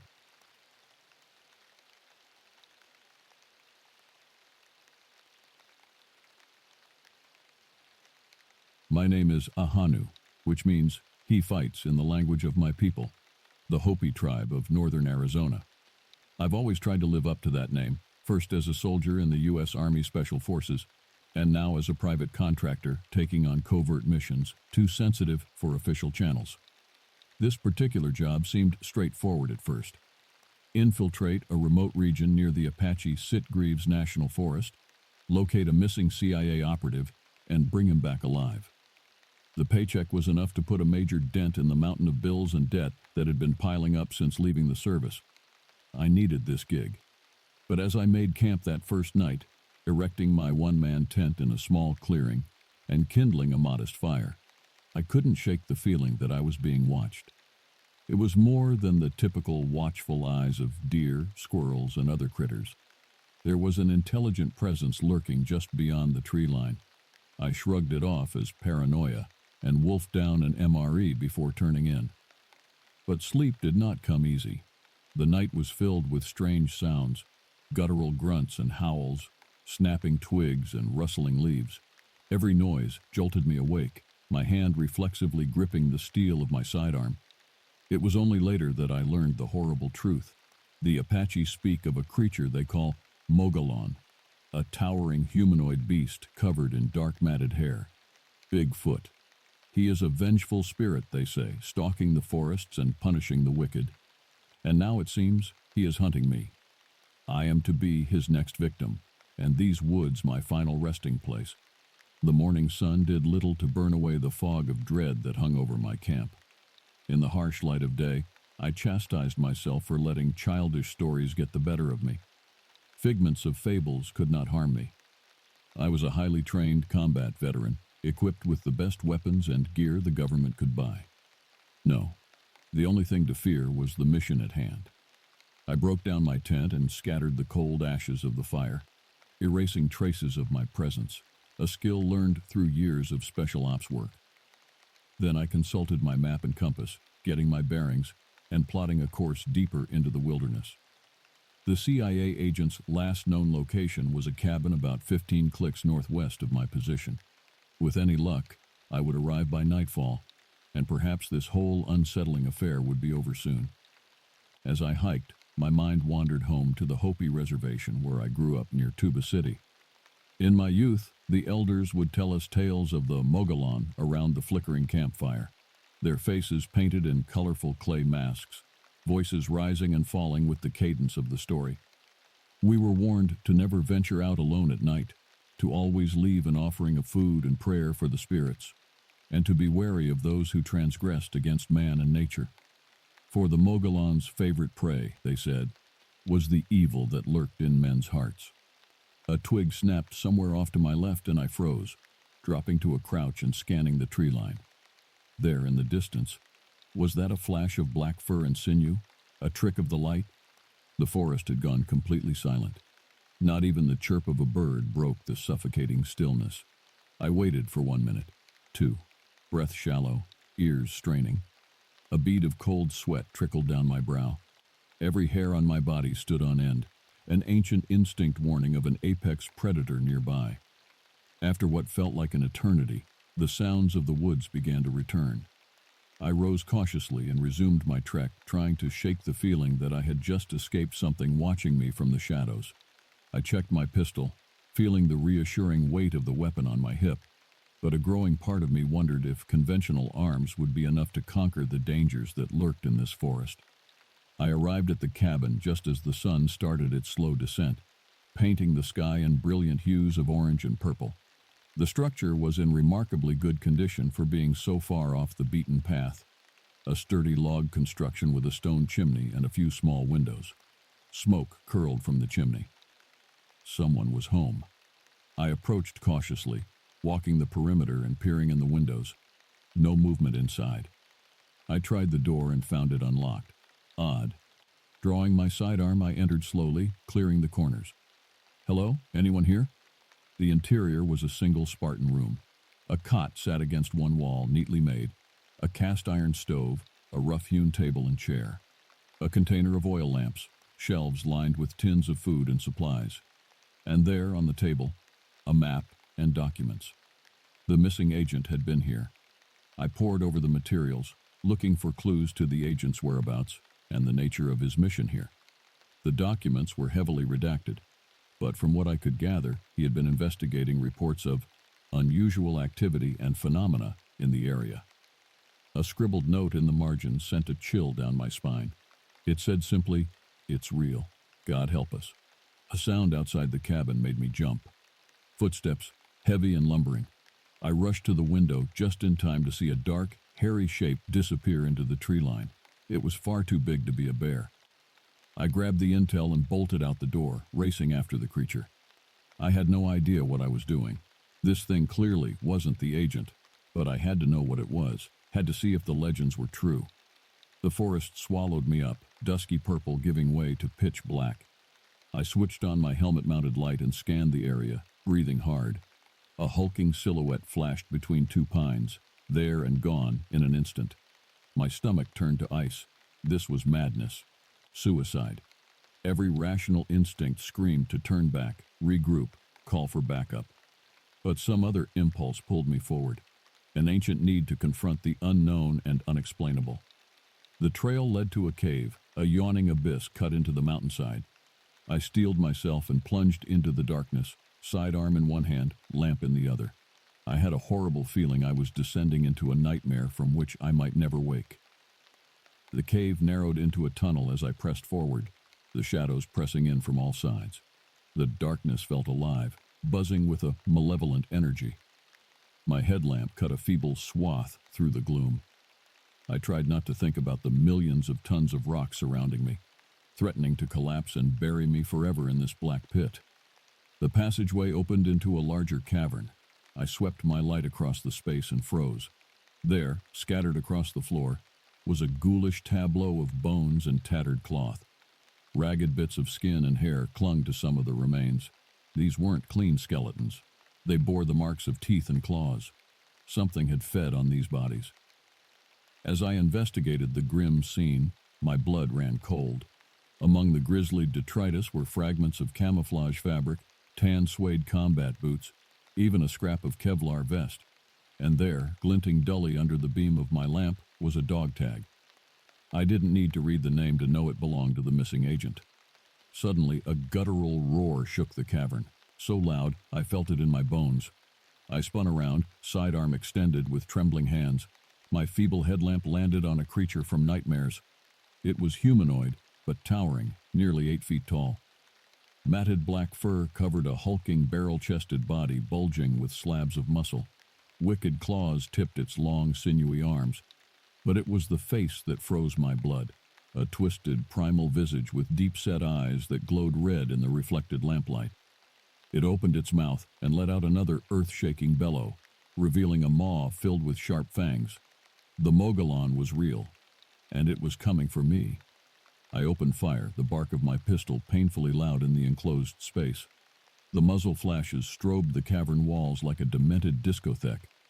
But the creature didn't even flinch as the rounds struck home, sparking off its hide as if I was shooting BBs. It lunged, and I dove out of the way, rolling and coming up in a crouch. The Mogollon's claws raked the stone where I had been a split second before, gouging out chunks of rock. I holstered my pistol and unslung my rifle, realizing with sinking dread that if my .45 didn't even phase this thing, 5.56 rounds would be just as useless.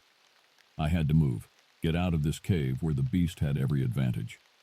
I scrambled back down the tunnel, hearing its heavy footfalls and labored breathing behind me. I burst out of the cave mouth and sprinted into the forest, branches lashing my face and arms. My mind raced as I fled. The stories the elders told echoed mockingly in my head. I had transgressed, invaded the Mogollon's sacred domain, and now I would pay the price. But beneath the fear, a determination crystallized. I refused to become a no-name star on the agency's wall of fallen operatives. A plan formed. A crazy, desperate plan, but the only one I had. I veered southeast toward the sound of rushing water. If I could reach the river, I might have a chance. I broke through the trees and onto the rocky bank. The Mogollon burst out a moment later, its eyes burning with primal fury. I turned to face the creature, slowly backing into the shallows. "Come on, you son of a bitch," I seethed through gritted teeth. "Come and get me." It stalked forward, looming like a nightmare made flesh. I continued to give ground until the frigid water swirled around my thighs. The Mogollon hit the water and faltered, surprised by the sudden change in footing. That was all the opening I needed. I lunged forward and drove my combat knife into its chest with both hands, putting every ounce of strength into the blow. The creature howled in pain and rage, staggering back. Dark blood gushed from the wound. I pressed the attack, stabbing and slashing with the fury of a cornered animal.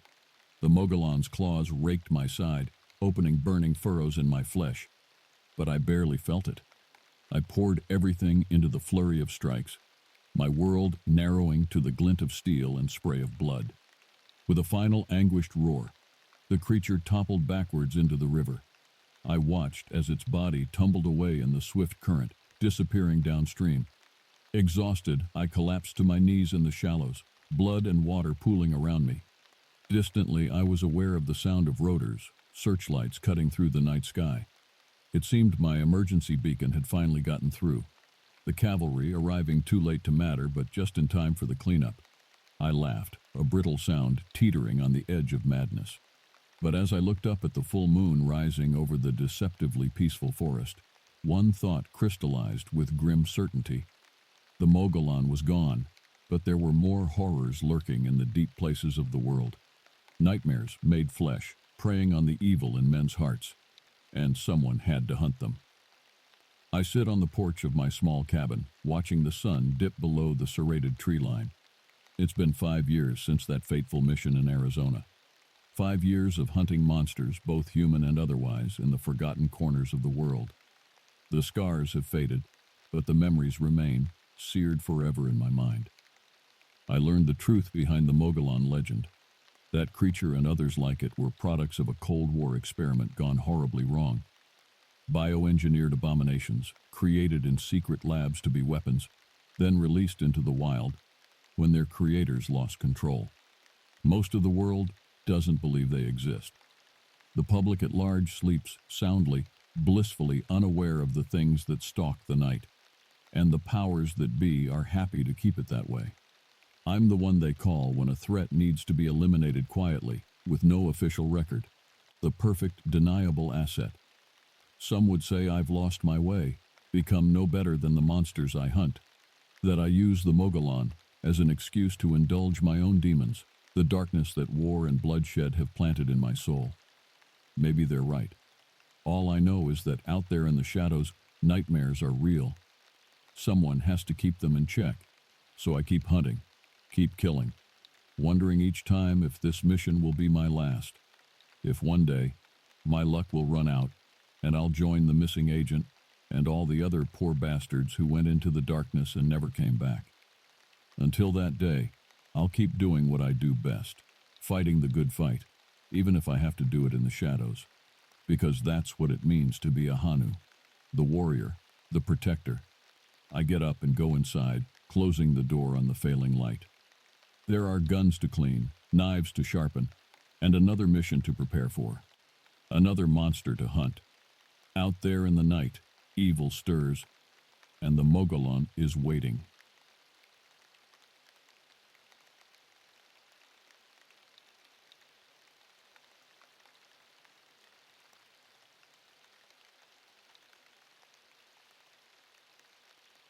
The Arizona sun beat down mercilessly as I hiked deeper into the remote wilderness of the Tonto National Forest. Sweat poured down my brow and stung my eyes, but I pressed onward, my heavy pack digging into my shoulders. As a sergeant in the U.S. Army Special Forces, I was no stranger to harsh conditions and grueling treks. But this solo survival training mission was pushing me to my limits. I am Neshoba, wolf, in the language of my Cherokee ancestors. I was raised on the traditions and folklore of my people, taught to respect the power and mysteries of the natural world. Those lessons never felt more relevant than now, alone in this unforgiving forest. Months of intensive drills had honed my skills in evasion, foraging, navigation, and unarmed combat. But beneath the intense training and bravado, I grappled with creeping doubts. Financial troubles at home weighed heavily on my mind. Unwise investments and unlucky breaks had left my young family scraping by. When my commander presented the opportunity for a special assignment with a hefty bonus, I leaped at the chance, ignoring my wife's misgivings. Now, as the trail grew faint and the eerie silence of the deep woods closed in, I began to question the wisdom of my decision. Strange stories about this remote stretch of wilderness tickled the edges of my memory. Tall tales traded around campfires, reports of disappearances shrugged off by park rangers. An icy rivulet of apprehension trickled down my spine. I shook off the grim thoughts and quickened my pace, scanning the rugged terrain for a suitable place to make camp for the night. The sun dipped below the ragged peaks, shadows lengthened, and the air took on a twilight chill. A cluster of ponderosa pines atop a sheltered hillock looked promising. But as I approached the hilltop, an unearthly cry pierced the gathering gloom, stopping me in my tracks. The hair on my neck stood on end. It was no coyote or owl. The sound was harsher, more guttural, and it sounded close. Heart pounding, I slipped my rifle from my shoulder and flicked off the safety. I knew the Army survival manuals inside and out, but nothing in my training had prepared me for that chilling howl. The last light faded from the sky as night descended like a shroud. In the liminal space between dusk and dark, my mind raced, trying to place that eerie vocalization that hung in the cooling air. With a deepening sense of foreboding, I realized it sounded almost human. I prayed it was just fatigue and nerves playing tricks on me as I hunkered down to await the dawn. Little did I know, it was no trick, and my prayers would go unanswered. Gray light seeped through the pine boughs as I emerged warily from a fitful sleep, my rifle still clasped to my chest. I'd spent a restless night, plagued by unsettling dreams and imagined noises in the underbrush. Shaking off the cobwebs, I set about breaking camp, anxious to put some miles behind me. As I shouldered my pack and struck out through the trees, an uneasy sensation prickled at the back of my neck. The feeling of being watched. I paused, scanning the sea of muted greens and browns.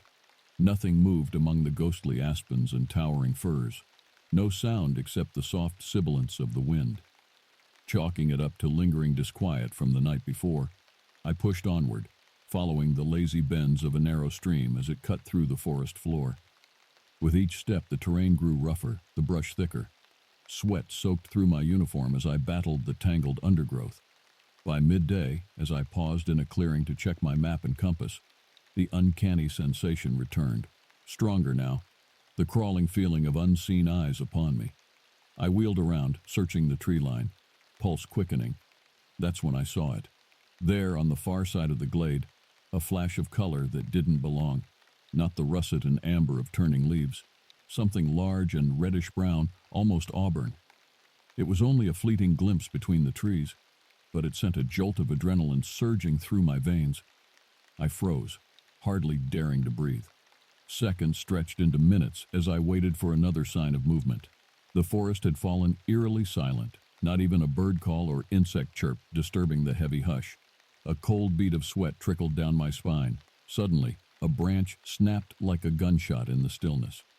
I spun toward the sound, bracing for the charge of a bear or mountain lion, but nothing appeared. The leaves fluttered innocently in the breeze. Unnerved, I shouldered my rifle and quickened my pace, no longer concerned about conserving my energy. I needed to reach my extraction point. A nameless dread seeped into my bones, defying logic or explanation. As I hurried along the banks of the now racing stream, a glint of something metallic caught my eye. Embedded in the muddy bank, I found an old military dog tag, blackened with age. The name had worn away, but on the back, a single word could still be discerned. Mogollon. An icy chill rippled through me as I traced the stamped letters with a trembling finger. The Mogollon Rim, I knew, was an escarpment cutting across central Arizona. But there was another meaning to that word, one whispered fearfully by the Apache and Navajo elders. Mogollon, the one who walks the forests, the hidden horror of the mountains. My grandfather had spoken of it once, in hushed tones by the firelight, never imagining his grandson would one day come face to face with the legend. I let the dog tag fall from my fingers and tumble into the rushing water. An ominous dread now crystallized into full-blown fear. I was no longer the hunter in these woods. I had become the hunted. Fingers of mist curled between the pines as dusk crept over the forest once more. The gathering murk swallowed the fading trail, erasing my path forward. With sinking dread, I realized I had to make a decision. Spend another night exposed in this cursed wilderness or seek shelter. A distant crack of thunder made up my mind. I needed a roof over my head and walls around me, even if it meant deviating from my planned route. Scanning the deepening shadows, my gaze snagged on a smudge of darker darkness against the mountainside. A cave mouth yawned in the rocky face like a rotted tooth. Every instinct screamed against entering that black maw. But the skies opened, unleashing a torrential downpour. Icy needles stung my face as I splashed toward the dubious refuge, stumbling over roots and stones in my haste. Heart jackhammering, I crossed the threshold into inky blackness. The deluge hammered the stone outside as I fumbled for my flashlight with numb fingers. The LED beam split the gloom, illuminating damp walls of pitted limestone. The air was dank and close. I didn't dare venture deeper into the honeycomb of tunnels that branched off from the main cavern. Exhausted and chilled to the bone, I unrolled my bedding on a flat stretch of stone near the entrance. But sleep proved elusive. The storm battered the mountainside, the violent gusts sounding almost like tortured wails. I clutched my rifle, every nerve tingling with dread. Hunkering against the clammy rock, I fought the overwhelming compulsion to flee back into the gale. The cave's eerie silence was somehow more oppressive than the howling tempest. I felt entombed in this stone prison. Minutes crept by with glacial slowness. My labored breathing sounded deafening in the echo chamber. Suddenly, a scraping noise shattered the hush, coming from deep within the bowels of the cavern. My blood turned to ice. I jackknifed up, swinging my flashlight beam toward the sound. The light faltered, flickered, then died completely, plunging me into Stygian blackness. Somehow, the dark felt alive, predatory. My heart hammered as I groped blindly for my pack, my rifle, anything solid to cling to. But my hands closed on empty air. I was untethered, floating in a void of inky nothingness. A fetid breeze wafted over me, carrying a musky, feral stench that made my gorge rise. I gagged, reeling backwards. My boots scrabbled over the slimy stone, finding no purchase. Flailing, I fell hard. Pain shot through my shoulder, but I barely registered it over the mind-obliterating terror that now held me in its talons. I lay paralyzed as a presence entered the cave, an entity of pure malevolence. Though I couldn't see in the crushing dark, I could feel its horrific bulk displacing the air, hear its hoarse, rasping breath as it moved inexorably closer. A visceral, primal revulsion roiled through me at its proximity. The creature halted. In the absolute black behind my tightly shut lids, I sensed it looming over me. Sulphurous steam swirled around me, belched from its lungs. I waited in breathless agony for yellowed fangs to rip into my flesh, for sickle-shaped claws to eviscerate me. But the death blow never fell. After a seeming eternity, the thing exhaled a shuddering, sibilant hiss. Then, with a soft scuff of talons on stone, it withdrew, its hulking tread receding back into the Stygian labyrinth. Shaking uncontrollably, I wept with relief, not daring to open my eyes lest I behold some unspeakable horror. At first light's ghostly infiltration, I fled that macabre grotto, not stopping until I collapsed miles away in a sunny meadow, still mired in the waking nightmare. The morning sun did little to banish the tentacles of dread that gripped me after the horrific encounter in the cave. Huddled beneath a pine, I examined what remained of my supplies. My rifle, at least, had survived the debacle. But most of my equipment and all my rations had vanished in the night, spirited away by the malevolent entity or abandoned in my panicked flight. I was deep in the wilderness, miles off course, with no food and only the water I could forage. In my current state, I doubted I'd last more than a couple days before succumbing to exposure or starvation. A grim realization crystallized. My only chance was to find civilization, and fast. Grasping at hazy memories of my topographic maps, I racked my brain for the nearest outpost of humanity. A ranger station, a campground, hell, even an abandoned mine or hunting shack would do. But this deep in the Tonto National Forest, I knew my odds were bleak. As I set out in what I prayed was the right direction, the baleful presence in the cave haunted my thoughts. The glimpse in the clearing, the horrific specter in the dark, could it really be the dreaded Mogollon monster of legend? Every fiber of my being wanted to deny it, to blame exhaustion or paranoia for the encounter. But an older, deeper part of my mind, steeped in the mythos of my ancestors, knew the terrible truth. I staggered on beneath the blistering sun, clinging to the fading hope that I could outpace the ravenous beast on my trail. But I knew, with sickening certainty, that the creature was toying with me, savoring my fear, allowing me these last futile hours of flight before it closed in for the kill. As the sun began its irrevocable descent and my strength ebbed, a flicker of hope ignited in my weary heart. There, nestled in an aspen grove, stood a ramshackle cabin. The weathered timber walls listed drunkenly, and the rusted metal roof sagged, but to my desperate eyes, it might as well have been a five-star resort. I stumbled to the threshold and practically fell through the door. It took my addled brain a moment to process the scene inside. Dust motes hung in a shaft of fading sunlight, illuminating a Spartan room that looked like it hadn't been occupied since the Truman administration. But there, on a rickety table, sat my salvation, a battered old ham radio. I lunged for the transmitter like a drowning man grasping for a life preserver. With shaking hands, I flipped the toggle switches and prayed to the spirits of my forefathers that there might still be juice in the corroded batteries. A hiss of static crackled from the speaker, and I almost wept with relief. I keyed the mic, ready to scream an SOS into the uncaring void, but froze as a long, eerie howl rose from the darkening forest. Far too close for comfort. My plea died in my throat as ice flooded my veins. In that moment, I knew with grim finality that I would never leave this forest alive. The Mogollon monster had tired of the game. As the last light bled from the sky and that keening wail shivered through the trees again, I faced the terrible truth.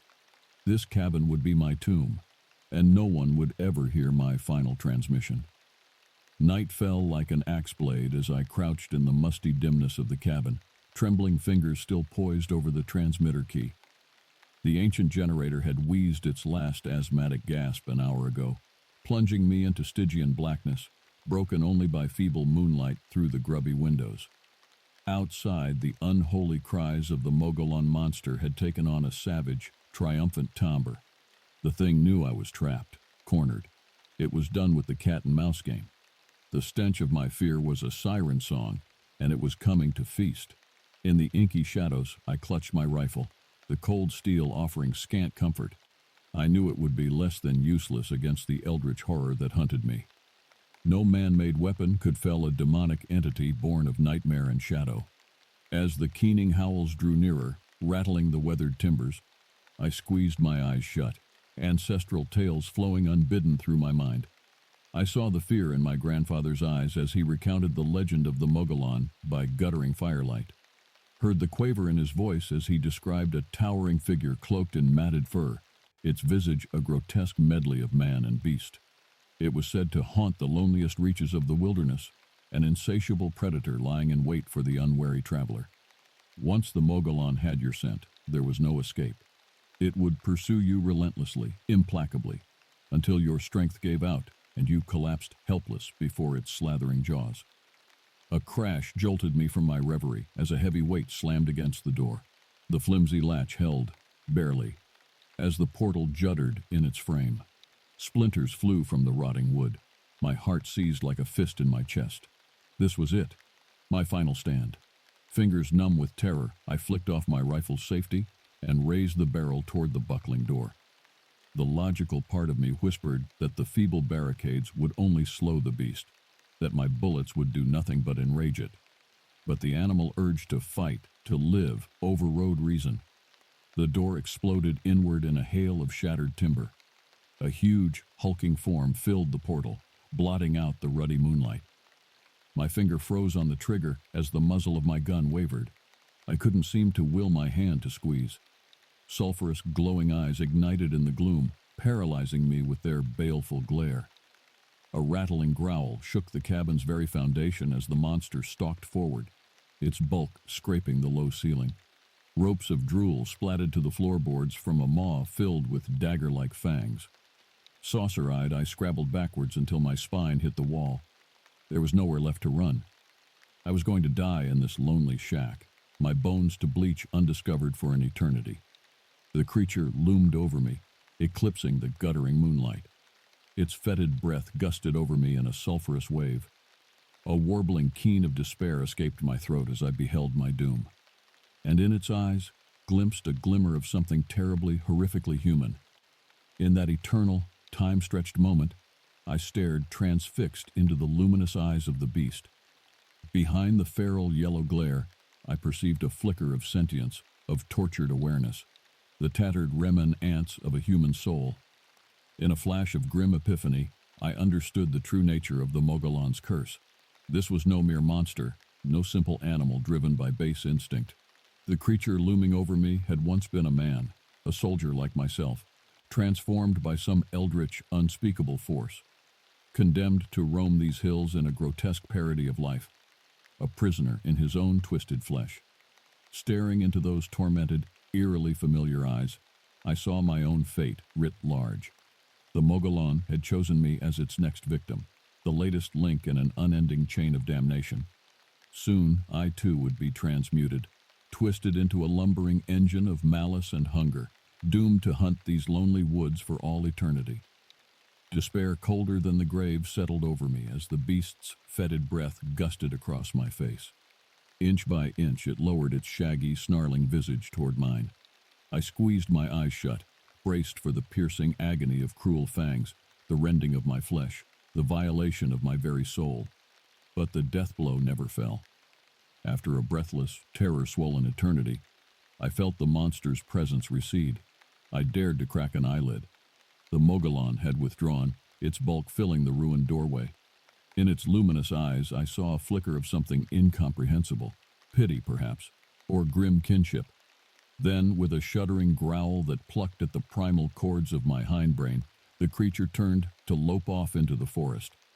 Within moments it had vanished, enveloped by the Stygian murk. Only its sulphurous stench lingered.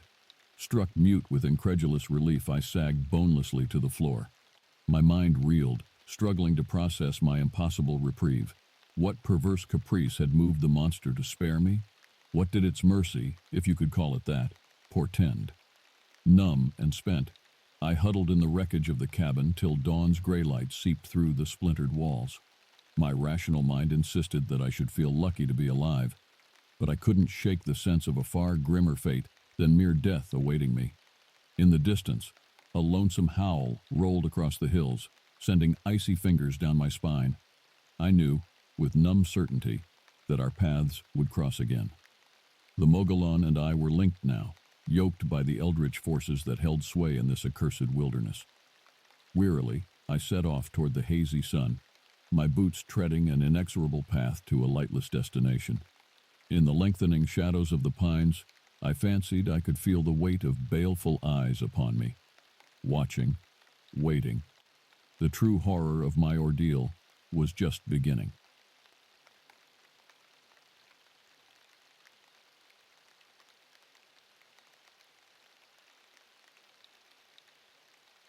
The dense pines of the Coconino National Forest closed in around Sergeant John Whitehorse as he hiked deeper into the remote wilderness of northern Arizona. The assignment had seemed straightforward enough: investigate reports of strange activity near an abandoned ranger station. But already the oppressive silence and sense of being watched set Whitehorse's nerves on edge. At 32, Whitehorse was seasoned from 2 tours in Afghanistan. But the Navajo soldier and single father felt unease gnawing at his gut. He'd taken this special assignment, despite the secrecy and distance from his 5-year-old son, to earn extra hazard pay to get out of debt and build a better life for his small family. Now he was beginning to second-guess that choice. A branch snapped in the undergrowth off to his left. Whitehorse froze, reaching for his sidearm. He scanned the trees but saw nothing. With a shaking breath, he continued on. A half-mile later, the abandoned ranger station came into view in a small clearing. The log building was dark and dilapidated, its windows boarded over. Whitehorse noted the eerie quiet, no bird calls, no insects buzzing, just the wind sighing through swaying ponderosa boughs.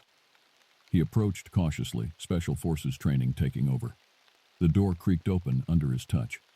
Inside, a musky animal smell mixed with traces of smoke. Whitehorse clicked on his maglite and swept the room. Overturned chairs, scattered papers, claw marks gouged the wooden walls. A sense of dread tightened in his chest. What happened here? And where were the inhabitants? Whitehorse set up camp in the station, thankful for the shelter, but unable to fully relax. He tried to raise his CO on the radio, but got only static. As darkness fell, he dug an MRE from his pack, thinking of the modest Navajo home he'd grown up in and his grandmother's wise teachings. He would give anything to be back there now, sage, smoke cleansing the air, the soft sounds of a Navajo night surrounding him, his son Caden cuddled in his arms. A long, lonely howl echoed outside, raising the hairs on Whitehorse's neck.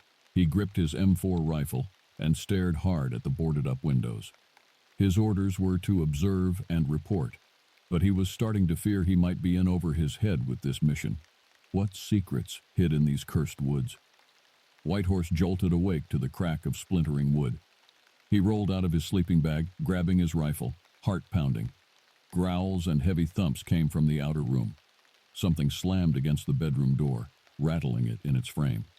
Whitehorse raised the rifle, finger on the trigger. With a screech of rending lumber, a dark shape burst through, towering to the low ceiling. Whitehorse fired on pure instinct. Muzzle flare lit the room, illuminating a furred body, long arms, a face straight out of a nightmare. The creature roared and charged. Whitehorse unleashed the full clip, yelling an unhinged battle cry. Bullets thudded into the beast, but it kept coming. Whitehorse rolled clear as a clawed hand swiped over his head. He smashed through the window and hit the ground outside, shards of glass raining around him. He scrambled to his feet and sprinted for the trees. The creature's bellow of rage pursued him into the darkness. Whitehorse ran, lungs burning, praying he could outpace the beast. Briars tore at his uniform. Unseen branches whipped his face, but he plunged on. The earth disappeared beneath his feet, and he fell, tumbling down a rocky slope in a chaos of dirt and stone. He landed hard at the bottom, the impact driving the air from his lungs. He lay stunned, trying to blink away the blackness clouding his vision. A rank, fetid odor made bile rise in his throat. He looked up slowly to see the hulking silhouette eclipsing the stars looming over him. Unnatural eyes flashed in the dark above a snout full of jagged teeth. The creature snarled, drool dripping from its jowls, and stalked closer. Whitehorse fumbled for his knife, the only weapon he had left. He knew it would be useless against a monster that had shrugged off a hail of bullets. But he'd go down fighting like a warrior. As the creature bent toward him, a sudden blinding light filled the hollow, accompanied by a whining hum that made his teeth clench. The beast threw up its long arms with an ear-splitting shriek and staggered back. The light intensified, burning, searing. Whitehorse flung an arm across his face. A concussive blast threw him backwards. Then darkness and silence. Sergeant Whitehorse awoke with a splitting headache, unsure where he was or how much time had passed. Memories flooded back. The creature's attack, his panicked flight through the woods, the strange light and noise that had driven the beast away. He sat up gingerly, finding himself still in the forest hollow where he'd fallen. Dawn's first light filtered through the canopy. No sign remained of his attacker. Whitehorse struggled to his feet, groaning at the aches that radiated through his bruised body. He needed to get back to civilization, report what happened. But which way was out? He set off in the direction he hoped would lead him back to the ranger station and his waiting jeep. But as the morning wore on, he seemed to be going in circles, the endless trees disorienting. When the path abruptly ended at a sheer rock face, Whitehorse's heart sank. It was as if the forest itself had shifted around him. He was lost, alone, stalked by an unknown predator and utterly cut off. Unbidden, his grandmother's tales of the Yi-Nald Lushi rose in his mind, the skinwalkers, evil medicine men who could transform into beasts. As a boy, the stories had terrified him. As a man, he'd dismissed them as superstitious folklore. But he couldn't deny what he'd seen. He found a defensible spot against the cliff wall to rest and take stock of his meager supplies. A few MREs, water, compass, knife, extra ammo. Enough to survive a day or two if he rationed carefully. As the sun tracked across the sky, he alternated between watchful waiting and futile attempts to radio for help or get a cell signal. The forest remained preternaturally silent, only fueling his unease. Dusk crept in, shadows pooling under the trees. Whitehorse couldn't suppress a shudder as night reclaimed the woods. He wedged into a shallow rock cleft, clutching his rifle, praying the creature didn't pick up his scent. Exhaustion finally overpowered his racing thoughts. He drifted off to uneasy dreams of his grandmother's cooking fire, Caden's gap-toothed smile, and glimpses of the beast, waiting in the darkness of his mind. The next day dawned without incident, but Whitehorse's relief was short-lived. His water supply was running low, and his body cried out for rest that the hard ground didn't provide. Desperation drove him deeper into the wilderness. He'd survived the Taliban, damn it. He wouldn't let some unnatural freak of nature be the end of him. He owed it to Caden to make it home. Around midday, the sight of a woodland cabin stopped Whitehorse short. He approached warily, taking in the weather-beaten logs and mossy roof. A tarnished padlock secured the door. His spirits lifted as he spotted an old water pump in the yard. It squealed in protest as he worked the handle, but soon blessed water gushed forth. He gulped it down, filled his canteens, splashed his sweaty face. He was debating the merits of breaking into the cabin. Shelter was shelter after all, when he noticed the faded carving on the doorframe. Symbols that stirred a chord of recognition. His grandmother had shown him similar runes, part of the sacred rituals to repel witchcraft. An ominous hunch crystallized in Whitehorse's gut. Ignoring the "no trespassing" sign, he shot the lock off and shouldered inside. It was a single musty room, thick with cobwebs. Yellowed newspapers carpeted the floor, rambling about monster sightings and missing hikers. Bizarre artifacts littered the rough-hewn shelves. A desiccated animal claw, a knotted length of hair, small bones inscribed with arcane symbols. A makeshift altar held a blood-encrusted knife. It was like stumbling into a serial killer's lair. Shutters banged in the wind and Whitehorse whirled, rifle raised. But it was the map on the wall that seized his focus.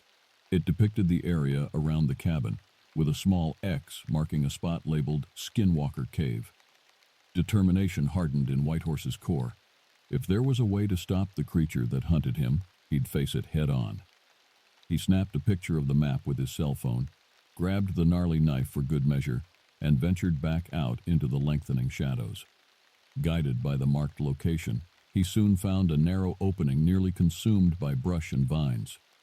Fetid air drifted out, and animal bones littered the threshold. Steeling himself, Whitehorse flicked on his flashlight and stepped into the mouth of the cave. The beam of Sergeant Whitehorse's flashlight barely penetrated the clinging blackness of the cave. The air grew more rank the deeper he pushed, but he forged on, senses on high alert. The passage opened into a small chamber.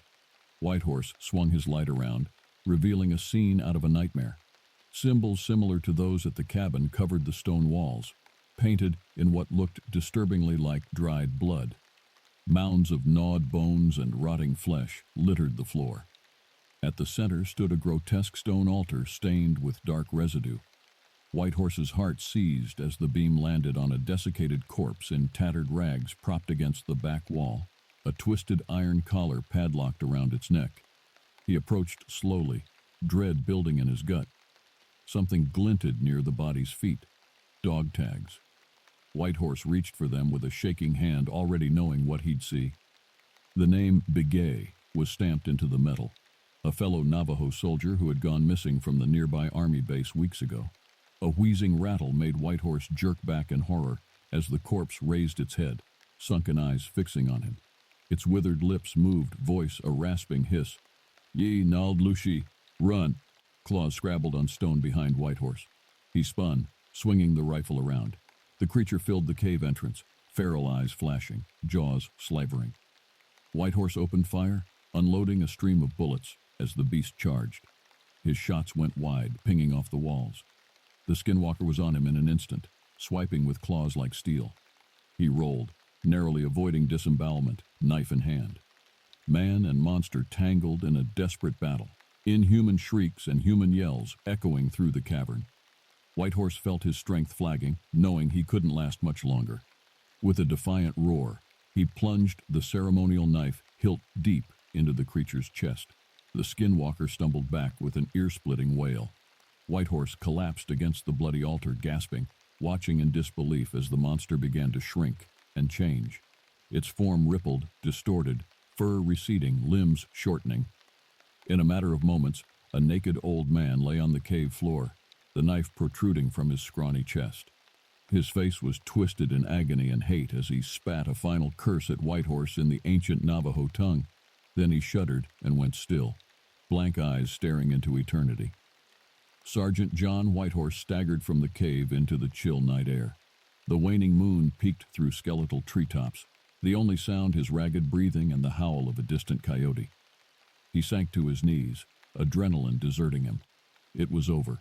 The skinwalker was dead. Its reign of terror ended. But the cost weighed heavy on Whitehorse's soul. He thought of Private Begay, a fellow warrior and father, withered to a husk in that cave. He thought of the missing hikers and the families that would never know their fates.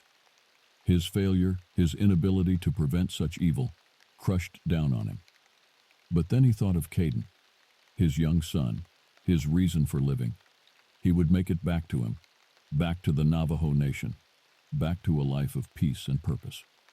On shaking legs, he pushed himself up and lifted his eyes to the stars, picking out the constellations his grandmother had taught him, letting them guide him home. In the coming days, there would be difficult debriefings, uncomfortable questions, wounds to mend both physical and mental. But he would endure, as the Navajo always had. At dawn, Whitehorse limped into the parking lot of the ranger station.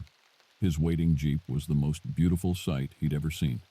He nearly wept as he climbed behind the wheel. Before he started the engine, he took out his phone and pulled up the most recent photo. Him and Caden grinning in front of the newly refurbished red stone hogan they called home. He had survived the horrors of the Afghanistan desert, and now the nightmare of the Arizona forest. For what? To build something better. To be the father and leader his people needed. To walk in beauty as the old blessing went. With a whispered prayer of thanks to the gods, he started his long journey back to the reservation, to his son, and to the next chapter of a life he now knew was a precious gift. Though evil might linger in shadowed glens and cursed caves, in the darkest depths of the human heart, he would be a light against that darkness, for his grandmother's legacy, for his tribe, for the next generation. He was John Whitehorse, U.S. Army Ranger, Navajo warrior, and skinwalker slayer. He would never stop fighting for what was right.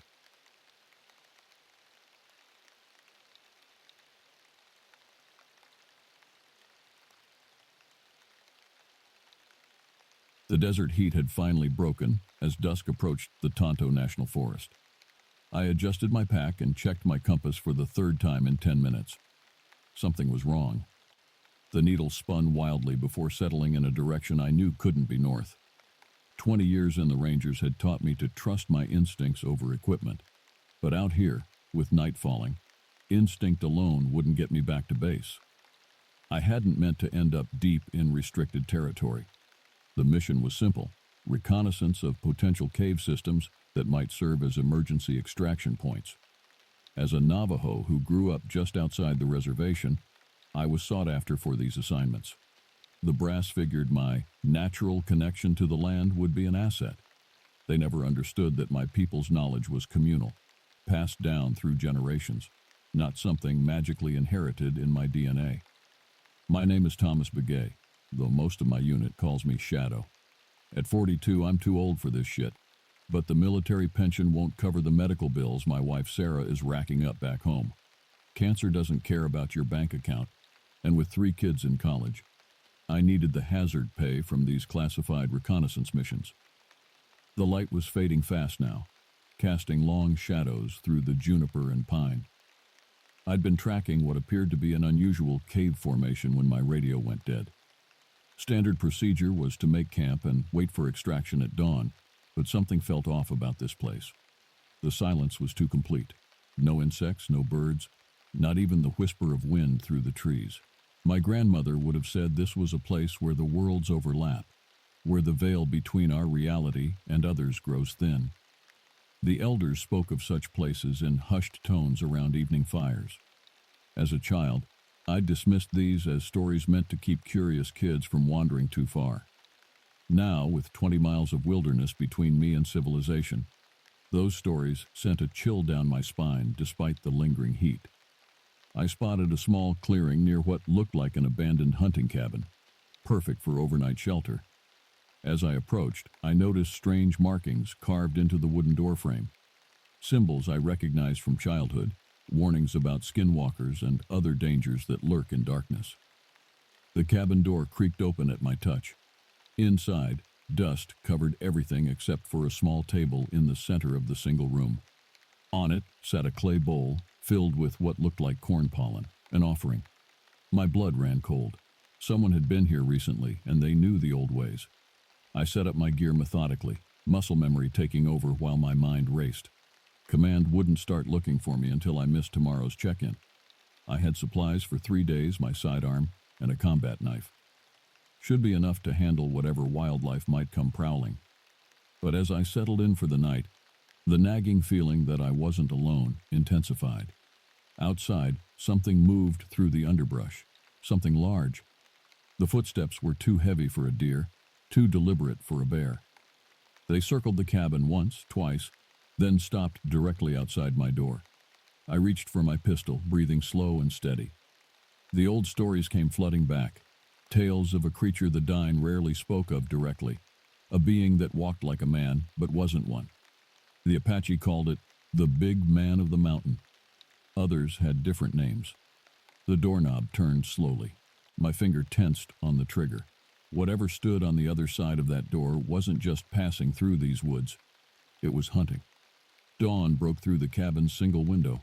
revealing nothing outside but morning mist clinging to the pines. No footprints, no disturbance in the dirt. Had I imagined last night's visitor? The doorknob had certainly turned. I'd watched it rotate halfway before stopping. Then nothing. Just silence until I finally succumbed to exhaustion around 3 a.m. I checked my satellite phone again. Still dead. My regular radio too. Even my watch had stopped at 11:46 p.m. Technology failure wasn't uncommon in certain areas with magnetic anomalies, but all at once? That went beyond coincidence. The corn pollen in the clay bowl had been disturbed overnight. Not spilled, but arranged into a pattern, a spiral with 4 lines radiating outward. My grandmother would have recognized it immediately.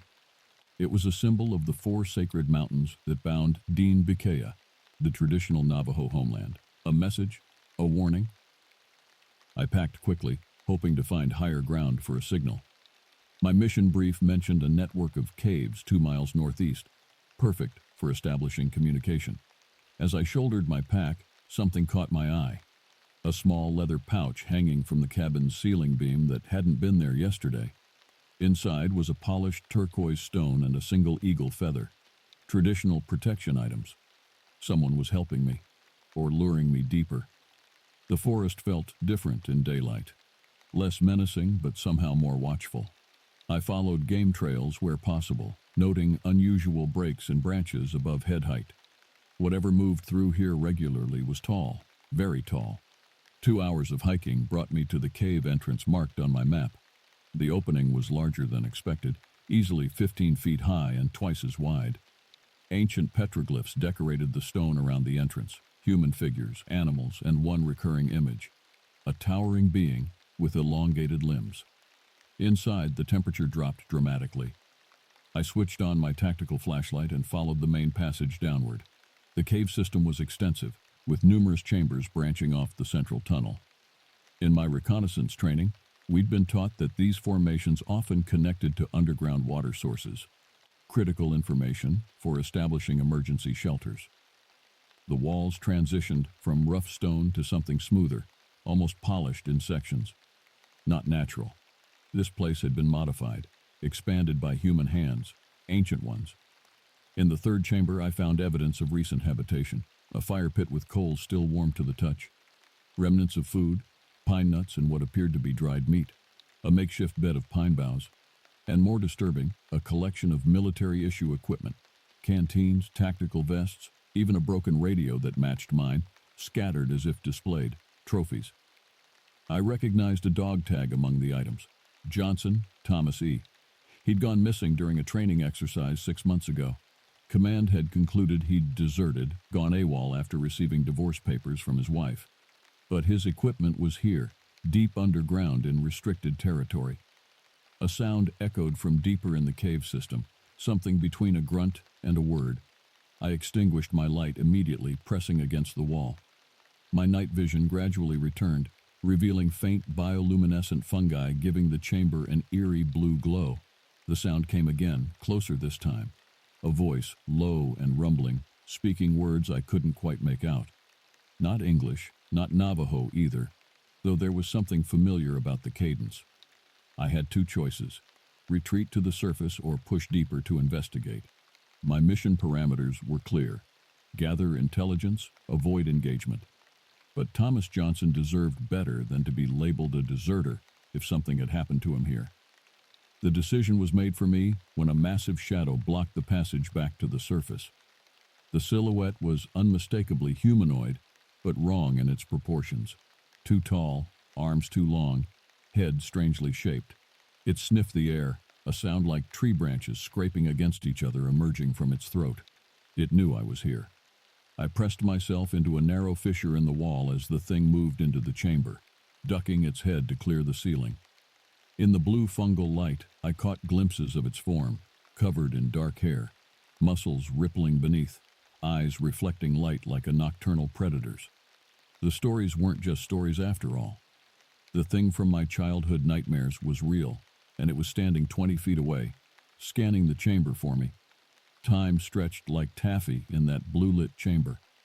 The creature moved with unexpected grace for its size, methodically searching every corner. I controlled my breathing, slow, silent, the way I'd been trained. One wrong move, one panicked breath, and I'd give away my position. It approached my hiding spot, massive head swinging from side to side. Up close, I could see its face wasn't entirely ape-like as the stories described. There was something disturbingly human in its features, deep-set eyes with a glimmer of intelligence, a pronounced brow ridge, a jaw that seemed capable of speech. The smell hit me next, musky, primal, with undertones of pine sap, and something metallic like blood. Its breath fogged in the cave's cool air as it leaned toward my hiding place, nostrils flaring. A sound from deeper in the cave system saved me, something like stone scraping against stone. The creature's head snapped toward it, ears twitching. After a moment's hesitation, it moved away from my position, disappearing down a passage I hadn't noticed before. I waited 5 minutes before daring to move, muscles screaming from being held rigid for so long. My mind raced through the briefing materials I'd studied before this mission. There had been no mention of indigenous legends, no warning about avoiding certain areas beyond standard environmental hazards. Either command didn't know about this thing, or they'd deliberately sent me in blind. The latter thought chilled me more than the cave's damp air. What if documenting cave systems wasn't the real mission? What if I was bait? I needed to get back to the surface, but the main passage remained too risky. The side tunnel the creature had used might lead to another exit, or deeper into its territory. Neither option was good, but staying put was worse. I chose the unknown passage, moving as silently as decades of training allowed. The tunnel narrowed, then widened again, opening into a chamber larger than any I'd seen yet. My flashlight, which I risked using now that I had some distance from the creature, revealed something impossible. A settlement. Stone structures resembling Pueblo dwellings lined the walls, built directly into the cave. Ladders connected different levels, and pictographs covered every available surface. This wasn't some temporary shelter. It was an underground village, abandoned but preserved by the cave's stable environment. Archaeologists would kill for this discovery. Some of these structures appeared pre-Columbian, yet showed no signs of the deterioration you'd expect after centuries of abandonment. In fact, some areas looked recently maintained. A flicker of movement caught my eye, a small flame in one of the higher dwellings. Someone was up there, watching me. The silhouette was human-sized, not the massive form of the creature I'd encountered. "Hello?" I called softly, immediately regretting breaking silence. "I'm lost. I mean no harm." The figure disappeared momentarily, then re-emerged at ground level, approaching slowly. It was an elderly man, deeply wrinkled and dressed in a mixture of traditional native clothing and modern cast-offs. His eyes, black as obsidian, studied me without surprise. "You carry the old protection," he said in perfect English, pointing to my pocket where I'd placed the turquoise and eagle feather from the cabin. "You left these for me?" He nodded once. "To guide you away. Yet here you are, deeper in its territory." "What is it?" I asked, though I already suspected the answer. "The people have many names for it. Sasquatch, Tsiatko, the hairy man." He gestured to the pictographs surrounding us. "My ancestors knew them, traded with them once long ago. Now only one remains, and it has forgotten the old agreements." "It's hunting people," I said, "military personnel. Only those who enter its sacred territory." The old man moved to a clay pot, dipping his fingers inside and drawing symbols on his own forehead. "It protects what remains of the old world beneath the new. There are more caves, more settlements like this, many more, connected beneath the mountains. Before your people came with their fences and restrictions, these were sacred places. Now they're forgotten, by most." I thought of my mission parameters, map the cave systems, document any features of tactical importance. Nothing about ancient underground settlements or their monstrous guardians. "I need to get back to the surface," I said. "My team will be looking for me soon." The old man's laugh was dry as autumn leaves. "Others have said the same. The metal bird comes, circles, leaves again. No one finds what the guardian doesn't want found." A roar echoed through the chamber, rage and challenge combined in one primal sound. The creature had discovered my escape. "It comes," the old man said unnecessarily. "You must choose now. Continue deeper to where the old ways still hold power, or face what hunts you. There's another way out through the deeper caves. Perhaps, or perhaps only older darkness. He pressed something into my hand, a small clay figurine shaped like the creature. This will let you pass certain barriers. Beyond that, your path is your own. Before I could ask more questions, he melted back into the shadows of the ancient dwellings, leaving me alone as the sound of massive footsteps approached from the tunnel I'd used. I made my decision and ran toward the darkest passage leading downward, away from the approaching threat, the clay figure clutched tightly in my hand. The old stories never mentioned how the hero escapes, perhaps because sometimes they don't. The passage descended at a steep angle, forcing me to half slide, half climb down its rough surface. My flashlight beam bounced wildly, creating disorienting shadows that seemed to move independently of their sources. Behind me, the creature's roars grew fainter. Either it had lost my trail, or was taking another route to intercept me. After what felt like hours, but was likely only 20 minutes, the tunnel leveled out and opened into yet another chamber. This one was different, perfectly circular, with a domed ceiling covered in crystals that caught and amplified my flashlight's beam, filling the space with fractured light. In the center stood a pool of water so still it resembled polished obsidian. Around its circumference, 7 stone chairs were arranged in a precise circle, each carved with different symbols. A council chamber, perhaps, or something more ceremonial. I approached the pool cautiously. My throat burned with thirst. I'd been conserving water, unsure how long I'd be trapped underground. The liquid looked pure, but years of survival training screamed caution. Underground water sources could contain dissolved minerals, bacteria, or worse. Desperation won out. I knelt and dipped my hand into the pool. The water was cool but not cold, with a slight mineral taste that wasn't unpleasant. As I drank, something shifted in my peripheral vision. I froze, water dripping from my chin, and slowly turned my head. One of the stone chairs was now occupied. A figure sat watching me, neither the creature nor the old man, but something else entirely. It appeared to be a woman dressed in clothing I recognized from museum exhibits on pre-contact indigenous cultures. Her face was painted with white clay in intricate patterns, and her eyes reflected my flashlight beam like a cat's. "You drink from the seeing pool," she said in a language I shouldn't have understood but somehow did. "Few outsiders have that privilege." I wiped my mouth, standing slowly. "I meant no disrespect, I'm lost. All who come here are lost in one way or another." Her smile revealed teeth filed to points.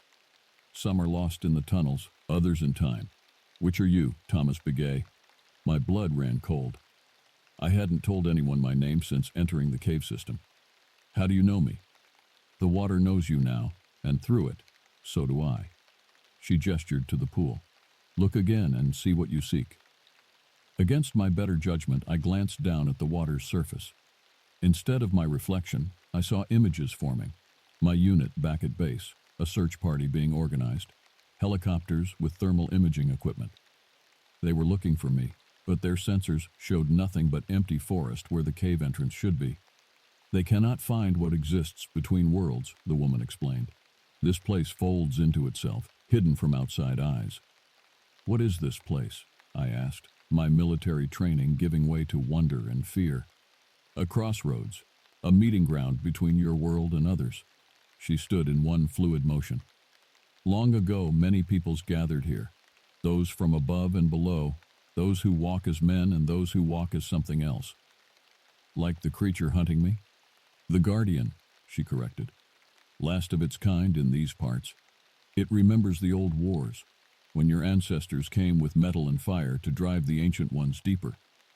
The images in the pool shifted, showing scenes of conflict.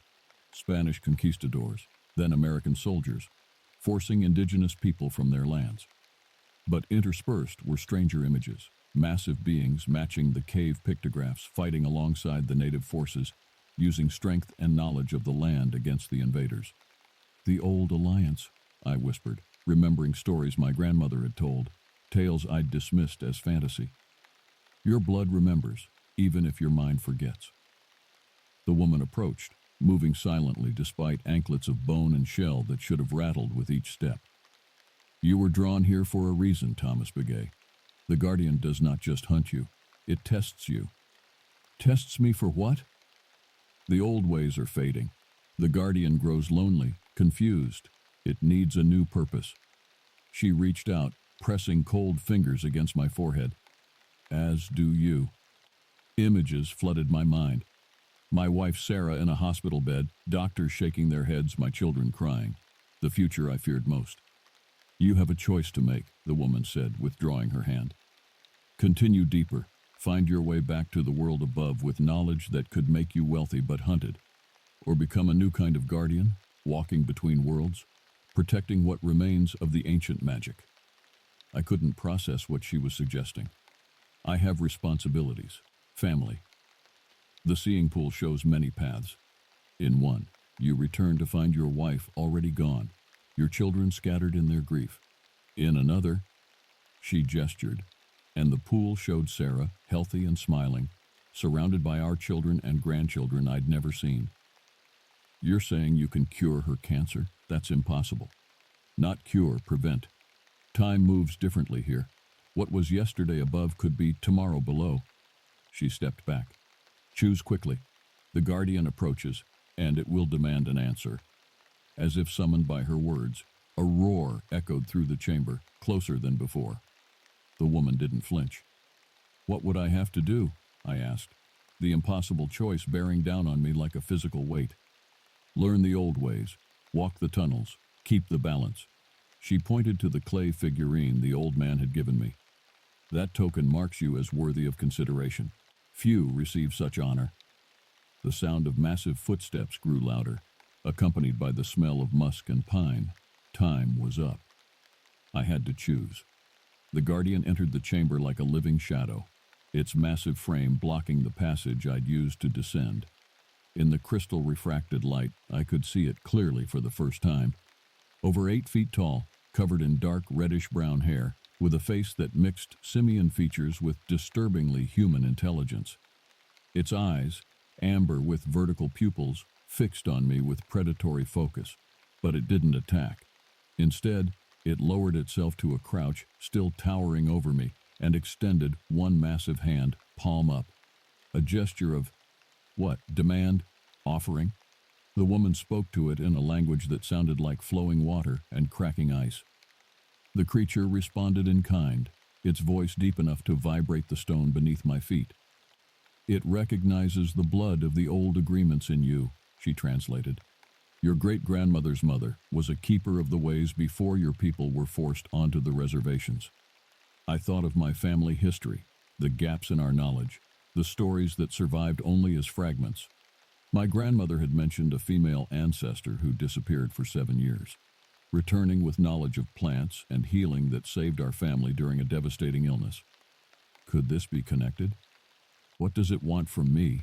I asked, still poised to run though I knew escape was impossible. To know your choice. Will you take up the mantle of guardian alongside it, learning the ways between worlds? Or will you attempt to return above, carrying secrets that will bring destruction to these sacred places? The creature, the guardian, watched me with unnerving stillness.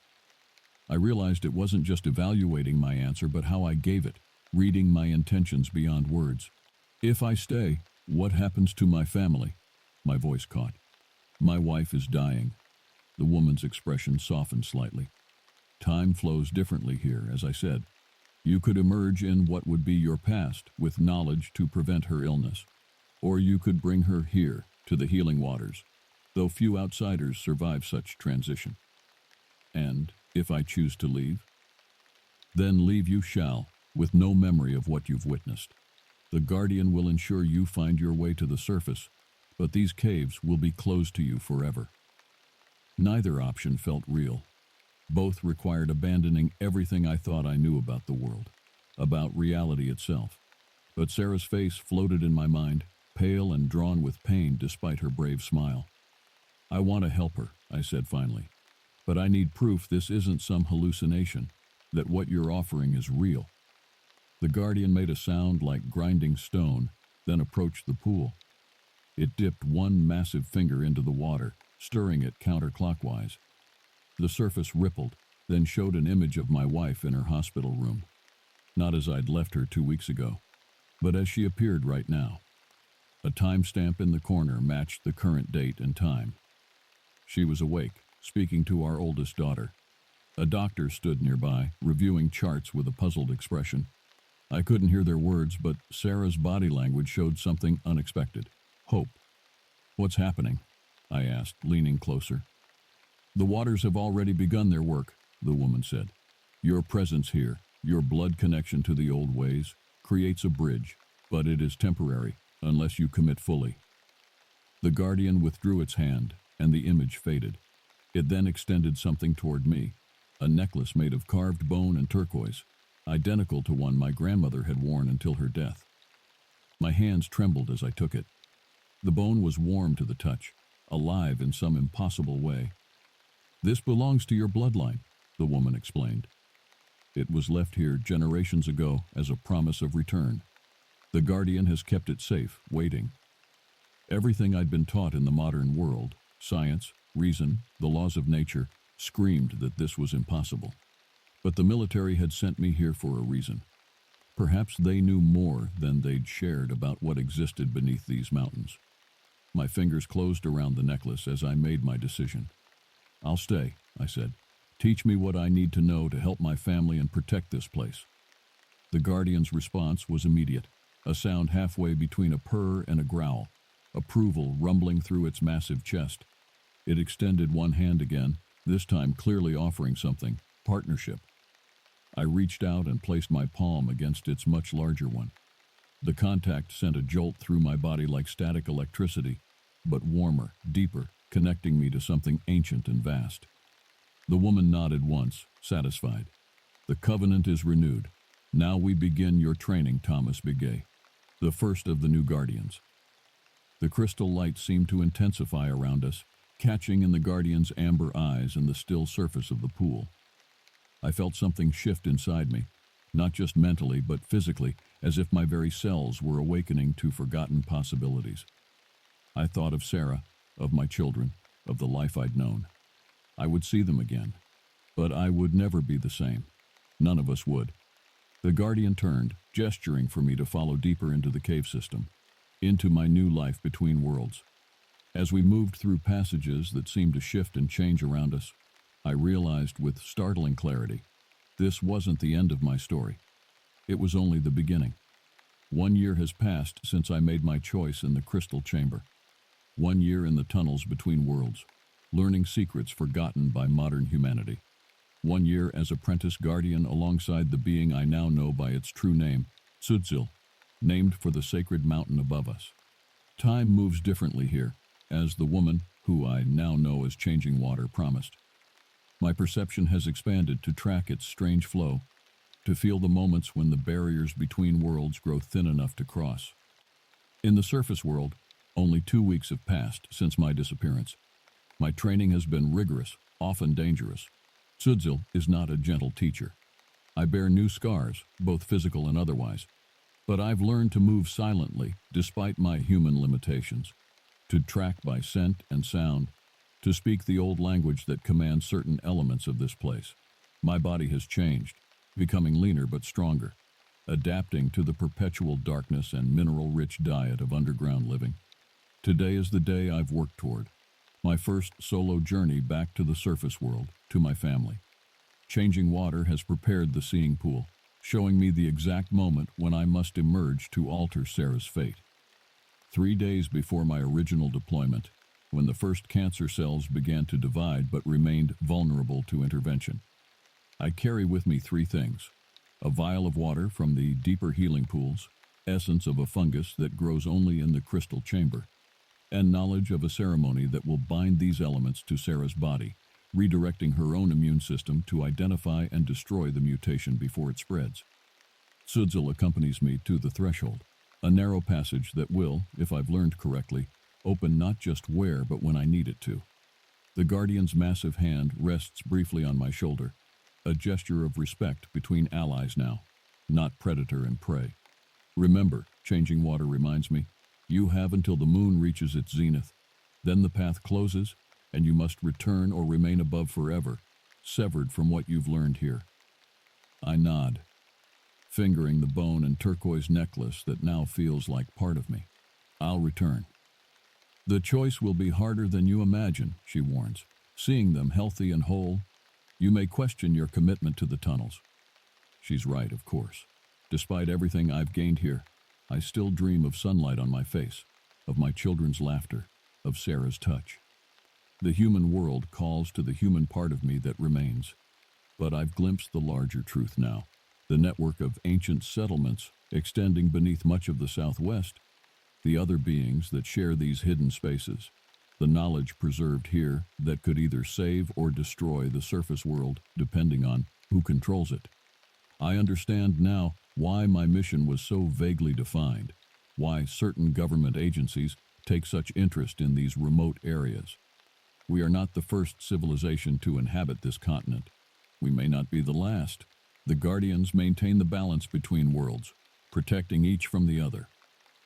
I step into the threshold passage, feeling reality bend around me. The air shimmers like heat waves over desert sand, and for a moment I see multiple versions of myself stretching ahead and behind, paths taken and not taken, futures possible and foreclosed. Then I'm stumbling out into blinding sunlight, emerging from what appears to be nothing more than a narrow crack in a sandstone outcropping. My military issue watch, which started working again the moment I crossed over, shows the date, October 12th, 2024. Exactly when I needed to arrive. Our house looks the same as I remember. Modest stucco with a xeriscaped front yard, Sarah's wind chimes tinkling from the porch. My hands tremble as I approach the door, rehearsing the story I've prepared to explain my early return from training. Sarah answers my knock, healthy and beautiful, no knowledge of the illness growing inside her. Her surprise turns to joy, then confusion as she takes in my changed appearance. The longer hair, the leaner build, the new intensity in my eyes. "Thomas, what happened? You look different," I finish for her, embracing her tightly. "It's a long story, but I'm home now, and there's something important we need to do." Over the next hours, I explain enough to gain her trust without revealing everything. An experimental treatment I learned about through military channels, a preventative measure. Call it a spiritual insurance policy if traditional medicine makes her uncomfortable. That night, under the waxing moon, I perform the ceremony in our backyard.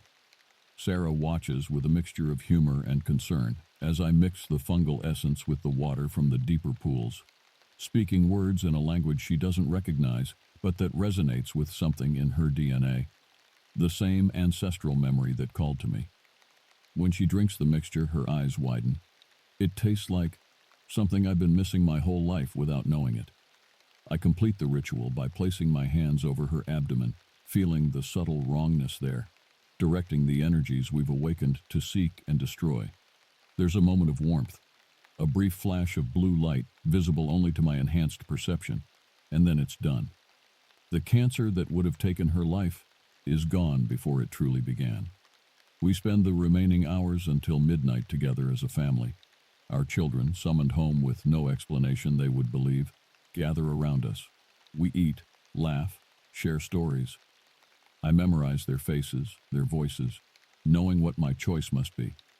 At 11:30, I make my excuses. A special assignment, I tell them, classified. I'll explain more when I can. Sarah walks me to the door, suspicion growing in her eyes. She knows me too well. "You're not coming back, are you?" "Not really." "I am," I promise, "but not the way you think. Watch for me in the dreams that feel more real than waking.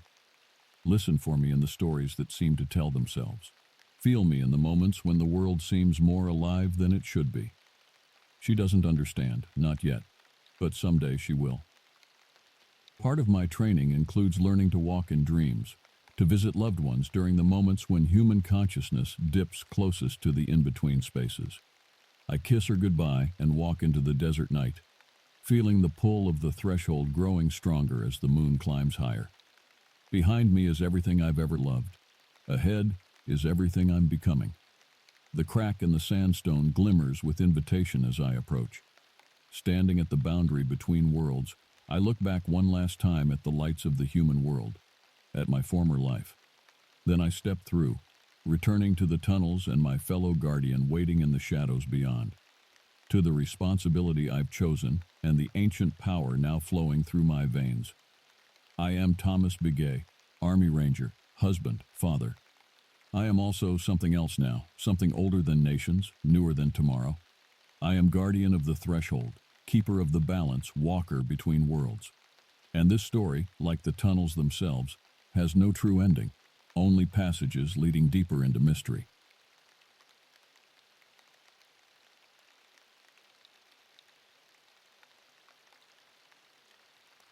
The helicopter blades sliced through the Arizona morning air as we approached the drop point. Below us, the pine forests of the Mogollon Rim stretched endlessly, a dark green carpet hiding secrets older than my nation. I adjusted my pack, double-checking my gear out of habit. A habit formed through 2 tours in Afghanistan and 5 years of special operations training. 10 minutes, Chief Warrant Officer Tohono. The pilot's voice crackled through my headset, barely audible over the chopper's rhythmic thunder. I nodded, my mind already on the mission ahead. The official briefing had been maddeningly vague. Investigate anomalous signals detected in a remote section of Apache Sitgreaves National Forest. Unusual electromagnetic patterns, unexplained thermal signatures, possible unauthorized presence in restricted wilderness. Standard military reconnaissance on paper, but the classified addendum and the involvement of what appeared to be 3 separate intelligence agencies suggested something far from standard. My grandfather would have laughed at the government's concern. In the stories he told around evening fires on the reservation, these forests had always held mysteries. As a child, I'd listened wide-eyed as he spoke of spirits and creatures that dwelled in the shadows between trees. Now, at 34, those stories seemed like distant echoes from another life. A life before West Point, before the wars, before the crushing debt of my mother's medical bills pushed me to volunteer for increasingly dangerous and lucrative classified operations. LZ looks clear. Good hunting, Chief. The pilot's voice interrupted my thoughts as the helicopter descended into a small clearing. I stepped out onto Arizona soil, crouching low as the helicopter lifted away. Within seconds, the sound faded, leaving me in a silence broken only by wind through pines and the occasional call of a bird. My name is Daniel Tohono, and I was alone in the wilderness with 6 days to find whatever the government was so worried about. The intel package included coordinates for an old Forest Service cabin, where I could establish a base of operations, roughly 3 miles northeast of my position. As I hiked, I recalled my grandfather's words about these lands. The O'odham people, my people, never claimed these northern forests as our traditional territory, but we knew of them through trade and stories. These were Apache lands, places where the ND people had lived for centuries before being confined to reservations, places where the boundaries between our world and the spirit world grew thin. The cabin appeared after 2 hours of steady hiking, a weathered structure of timber and stone, clearly built in the 1930s by the Civilian Conservation Corps. Inside, a simple cot, wood stove, and basic furniture awaited. No electricity, no running water, just isolation and silence. I unpacked methodically, setting up my communications gear and weapons. Standard procedure. The satellite phone established a link to command, and I reported my arrival. Then I spread my maps across the rough wooden table, identifying the search grid that centered on a series of limestone caves approximately 5 miles west of my position. Night fell quickly in the forest. I lit the kerosene lantern, its yellow light casting long shadows across the cabin's interior. Outside, darkness seemed to press against the windows, absolute and complete. I checked my watch. 2100 hours. Time to review mission parameters once more before sleep. As I flipped through the briefing documents, a sound broke the silence. A long, echoing howl that was neither wolf nor coyote. Something deeper, more resonant. I paused, listening intently as it faded. My grandfather would have called it a sign. The military had trained me to call it an anomaly requiring investigation. Either way, something was out there in the darkness, beyond the cabin's thin walls. Something that shouldn't be, and tomorrow, I would begin hunting it. Dawn arrived with a heavy mist clinging to the forest floor. I awoke before first light, my body still operating on military time despite 3 months since my last deployment. The cabin felt colder than it should have for early September in Arizona, prompting me to add an extra layer before my morning routine of push-ups and core exercises. Breakfast was military-issue instant coffee and a protein bar, hardly the traditional morning meal my grandmother would have prepared on the reservation, but sufficient for the task ahead. As I ate, I methodically checked my equipment: GPS, thermal imaging device, recording equipment, sidearm, knife, emergency medical supplies, and 3 days' worth of rations. The rest would remain at the cabin. By 0700, I was moving through the forest toward the first set of coordinates identified in the anomaly reports. The mist had begun to lift, revealing a landscape of towering ponderosa pines and rocky outcroppings. Beautiful country, but unforgiving to those who didn't respect it. My grandfather had taught me to move through such places with reverence. "The land knows you're there," he'd say. "Walk with respect, and it might just help you when you need it." Those lessons had served me well in military reconnaissance, where stealth often meant survival. The first location was a disappointment, a small clearing showing signs of recent camping activity, but nothing unusual beyond some trampled vegetation and a poorly extinguished fire pit. Civilians, most likely. I documented it anyway, per protocol. The second site proved more interesting. Located near a seasonal stream, now reduced to a trickle in the late summer heat, I found unusual tracks pressed into the muddy bank, large, much larger than human, with 5 distinct toe impressions and a depth suggesting significant weight. Not bear, not elk, nothing I recognized from either military training or childhood hunting trips. I photographed the prints with scale markers, then made plaster casts for later analysis. As I worked, the forest grew unnaturally quiet. No birds, no insects, just the whisper of wind through pine needles. The silence raised the hair on my neck, triggering the same instinctive alertness I'd developed in combat zones. Something was watching me. I finished my work efficiently, then made a deliberate show of packing my equipment and heading east, away from the caves that were my actual destination. After half a mile, I doubled back using a rocky stream bed that would leave no tracks, circling toward my observer. The military had trained me well, but moving silently through forest was something I'd learned long before putting on a uniform.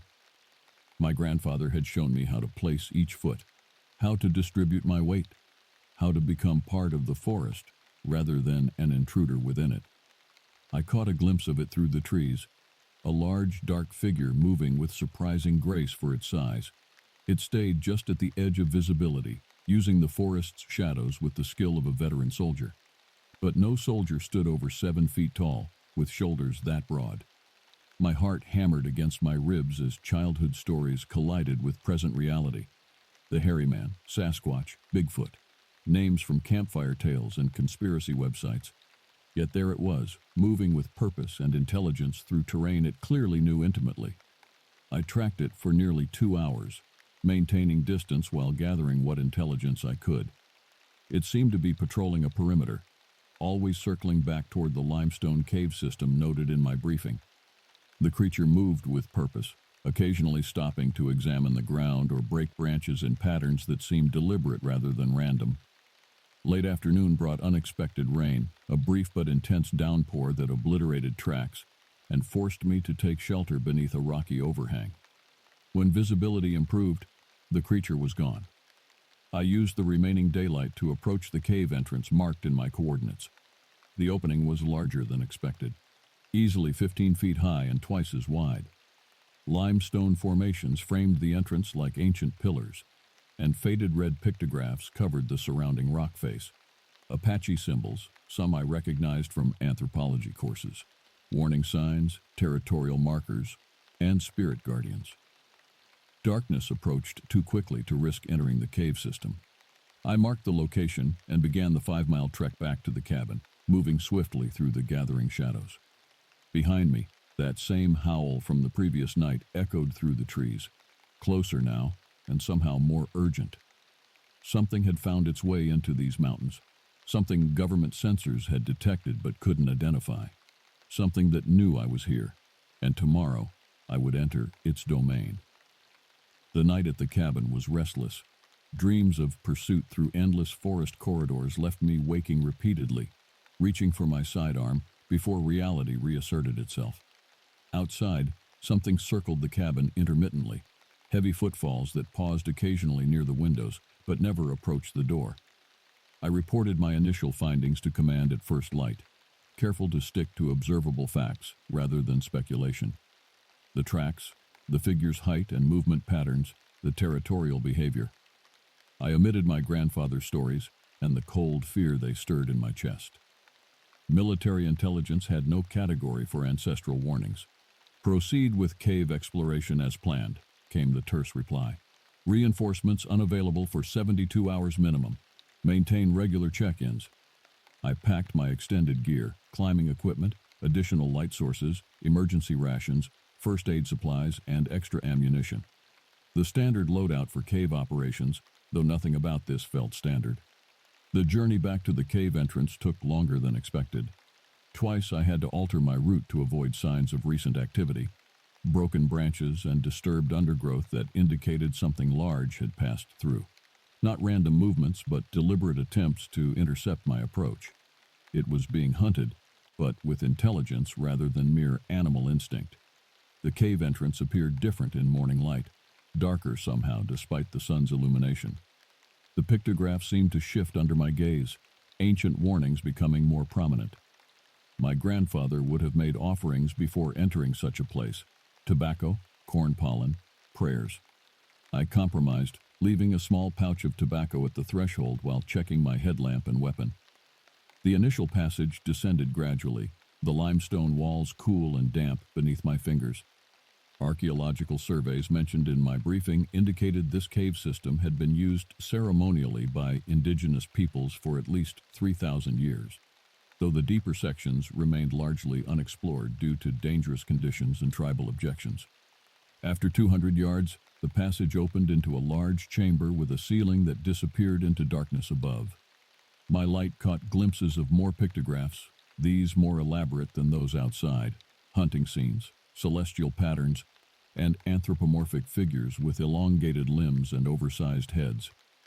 I documented everything methodically, maintaining situational awareness as I advanced deeper into the system.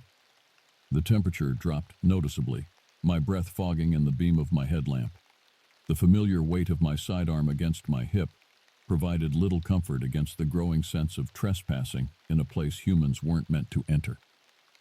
3 hours and numerous twisting passages later, I discovered the first anomaly: a perfectly circular chamber, approximately 30 feet in diameter, its walls unnaturally smooth. The floor featured an intricate spiral pattern carved into the stone, reminiscent of designs I'd seen in O'odham pottery, but far more complex. At the center stood a column of darker stone that seemed to absorb light rather than reflect it. My instruments registered significant electromagnetic fluctuations near the column. The thermal imaging device showed the object maintaining a constant temperature of 98.6 degrees Fahrenheit, human body temperature, despite the surrounding cave's chill. As I approached to document it, my headlamp flickered and died, plunging me into absolute darkness. The backup light activated with a touch, but those few seconds of blindness were enough for doubt to creep in.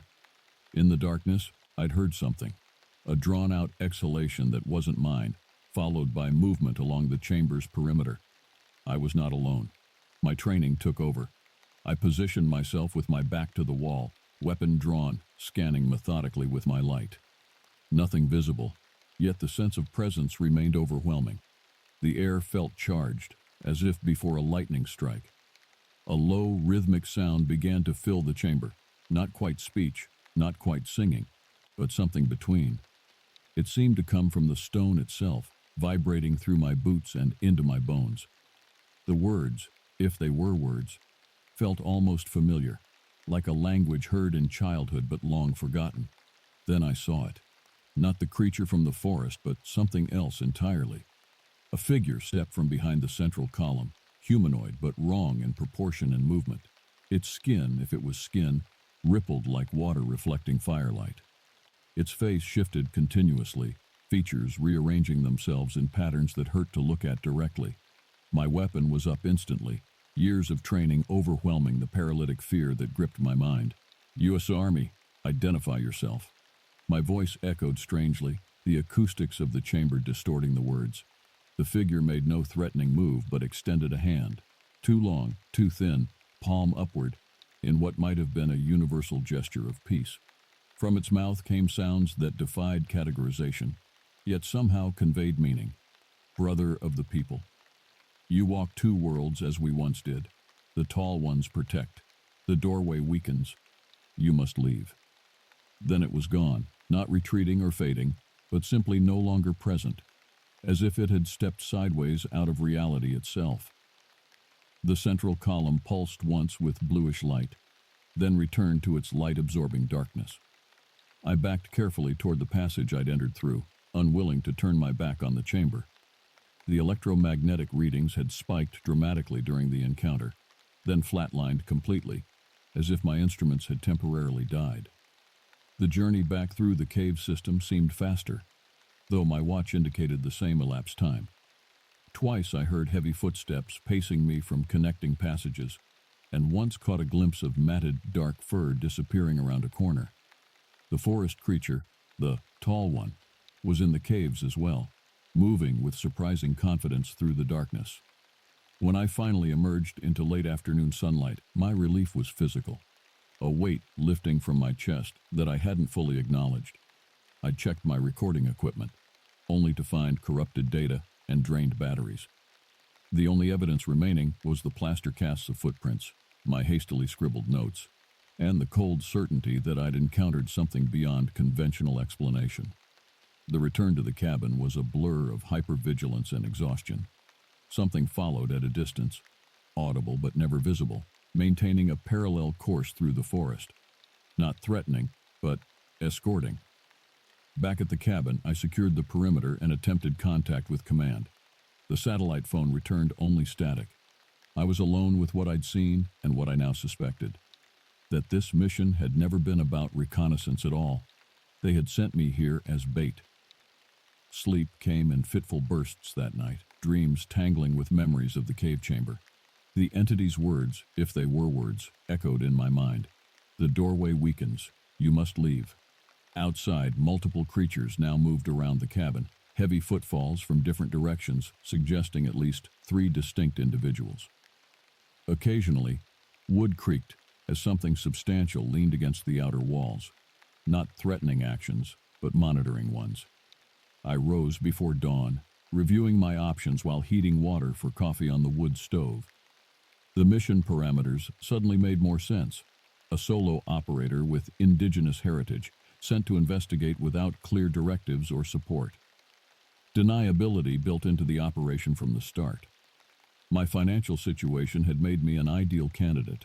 My mother's medical debts and my sister's college tuition had pushed me toward the bonus pay of classified operations.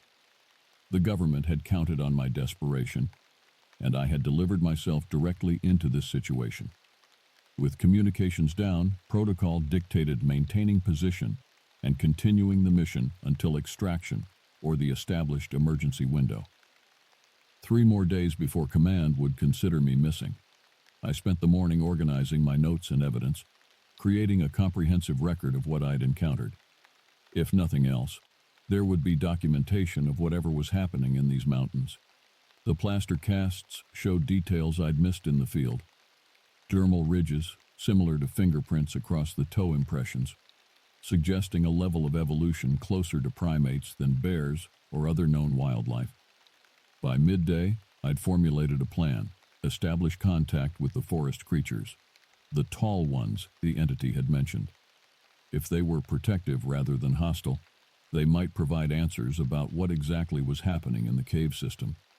I left the cabin unarmed except for my knife, a calculated risk, but necessary to demonstrate peaceful intent. Instead of my tactical gear, I carried only water, basic supplies, and small pouches of tobacco and cornmeal, offerings my grandfather would have considered appropriate. The forest felt different now that I understood I was being observed. The stillness didn't represent absence but attention, dozens of eyes tracking my progress from behind tree trunks and rock formations. I headed toward a small clearing about a mile from the cabin, a natural meeting place where I would be visible from multiple approaches. In the clearing center, I knelt and created a simple arrangement. Tobacco placed at the four cardinal directions, cornmeal forming a circle between them. Not a ceremony from anthropology textbooks, but something more personal. Memories of my grandfather's quiet reverence at dawn, his hands moving with certainty as he greeted the day.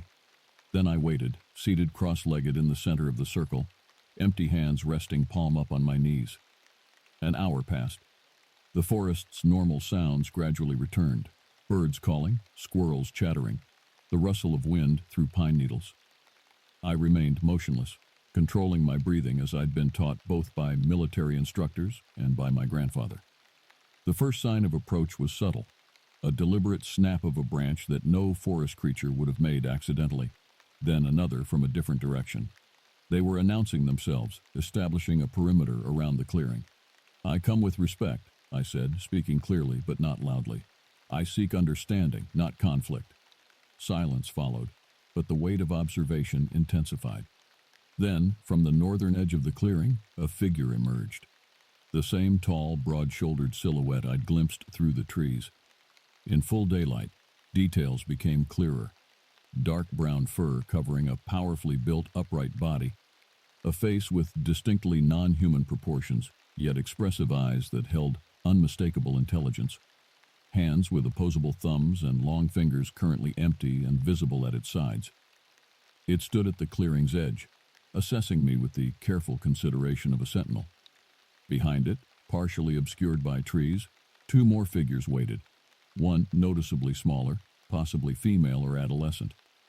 We observed each other for several long minutes, neither making threatening moves.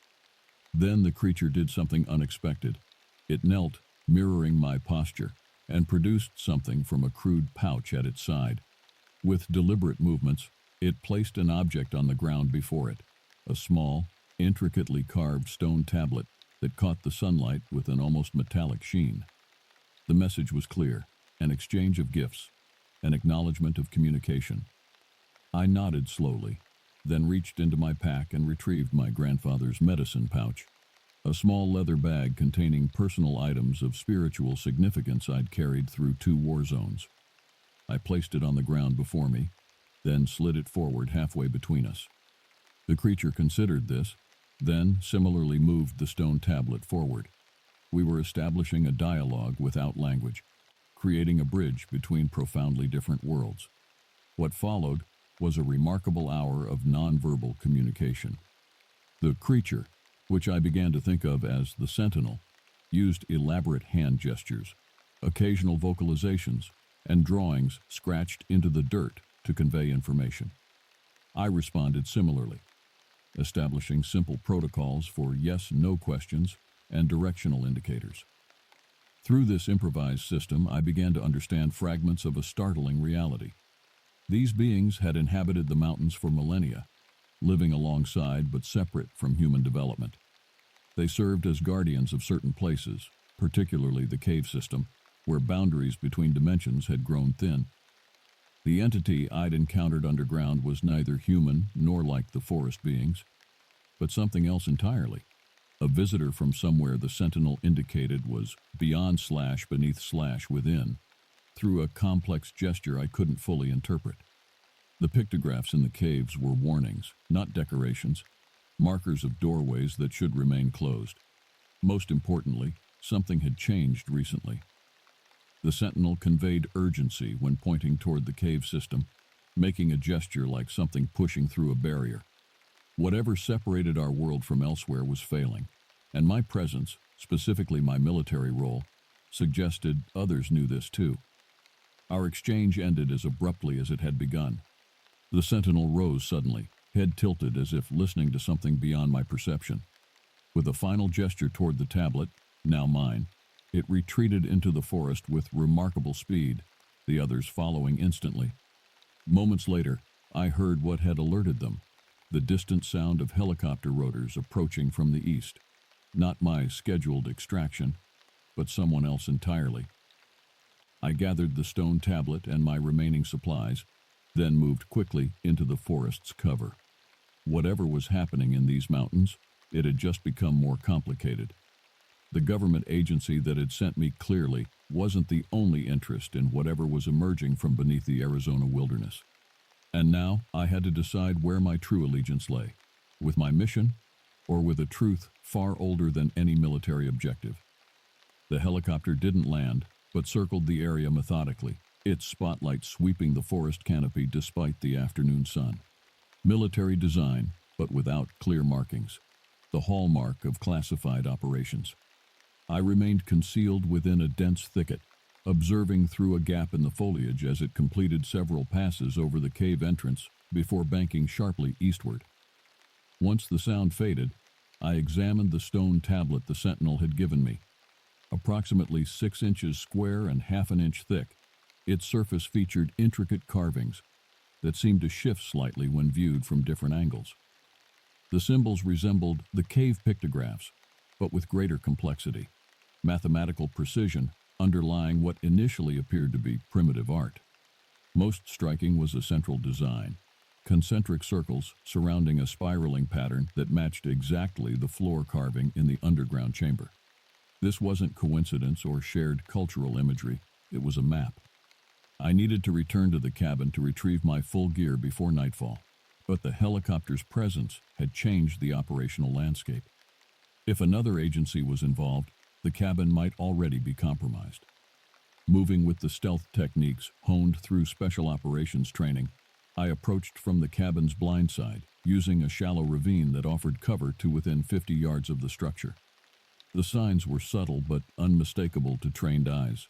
Boot prints too recent and methodical to be mine, a slightly different angle to the door than I'd left it, the almost imperceptible glint of something metallic within the interior shadows.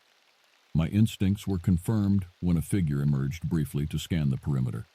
Tactical gear, military bearing, but no identifiable insignia. Not regular army. Possibly Delta, or more likely one of the shadowy intelligence units that operated beyond conventional military oversight. I retreated without detection, weighing options with the disciplined calculation my training had instilled. Direct confrontation was unwise without knowing their numbers or objectives. Going completely off-grid meant abandoning my official mission and potentially being labeled AWOL. Yet following my official directives seemed increasingly like walking into something much larger and more dangerous than a simple reconnaissance operation. The stone tablet grew noticeably warmer against my skin where I'd secured it inside my jacket. Not uncomfortably so, but enough to suggest it wasn't ordinary rock. Combined with the electromagnetic anomalies in the cave, this suggested technology rather than mysticism, regardless of its ancient appearance. As darkness approached, I made camp in a well-concealed ravine, using techniques my grandfather had taught me to leave minimal signs of my presence.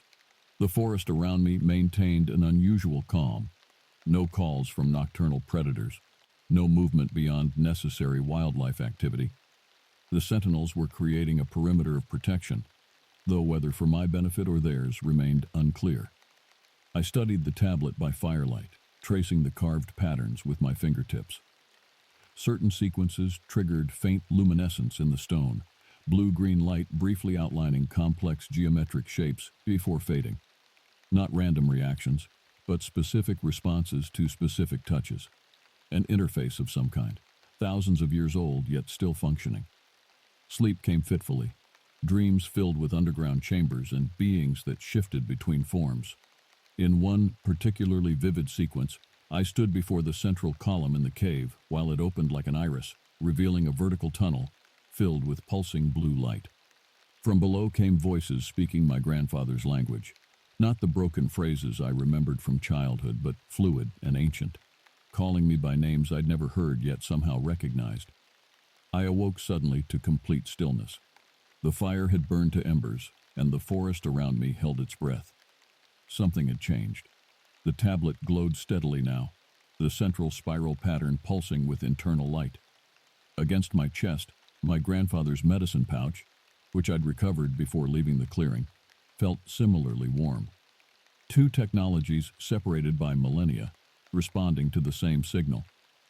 Dawn was still hours away, but waiting seemed dangerous. Whatever was happening underground was accelerating. The convergence the sentinel had warned about was underway. I broke camp efficiently, leaving no trace, and began moving toward the cave entrance. The forest seemed to open before me, paths appearing where dense undergrowth had been before. The sentinels were guiding my approach, though they remained invisible among the trees. As I neared the final ridge overlooking the cave entrance, flickering light became visible.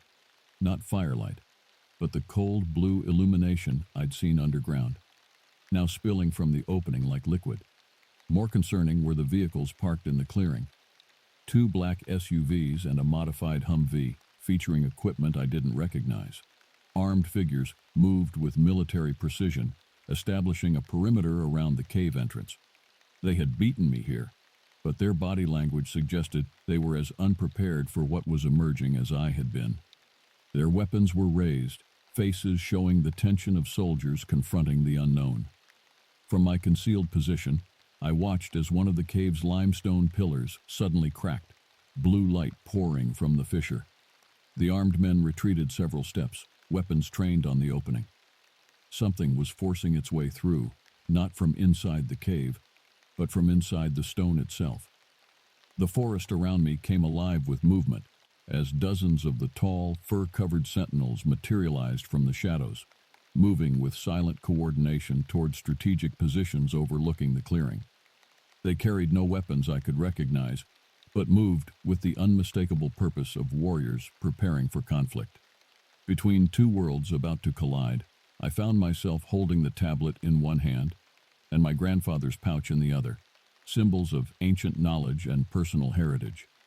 Whatever emerged from that cave in the next few minutes would change everything, and I had to decide which side of history I would stand on. My military oath demanded loyalty to command. My heritage demanded loyalty to something far older. As the stone pillar shattered completely, flooding the clearing with blinding blue light, I made my choice. The pillar's collapse released a shock wave that knocked the armed operatives backward. From within the blue light stepped the entity I'd encountered underground, still shifting and fluid in appearance, but now joined by 3 others of similar form.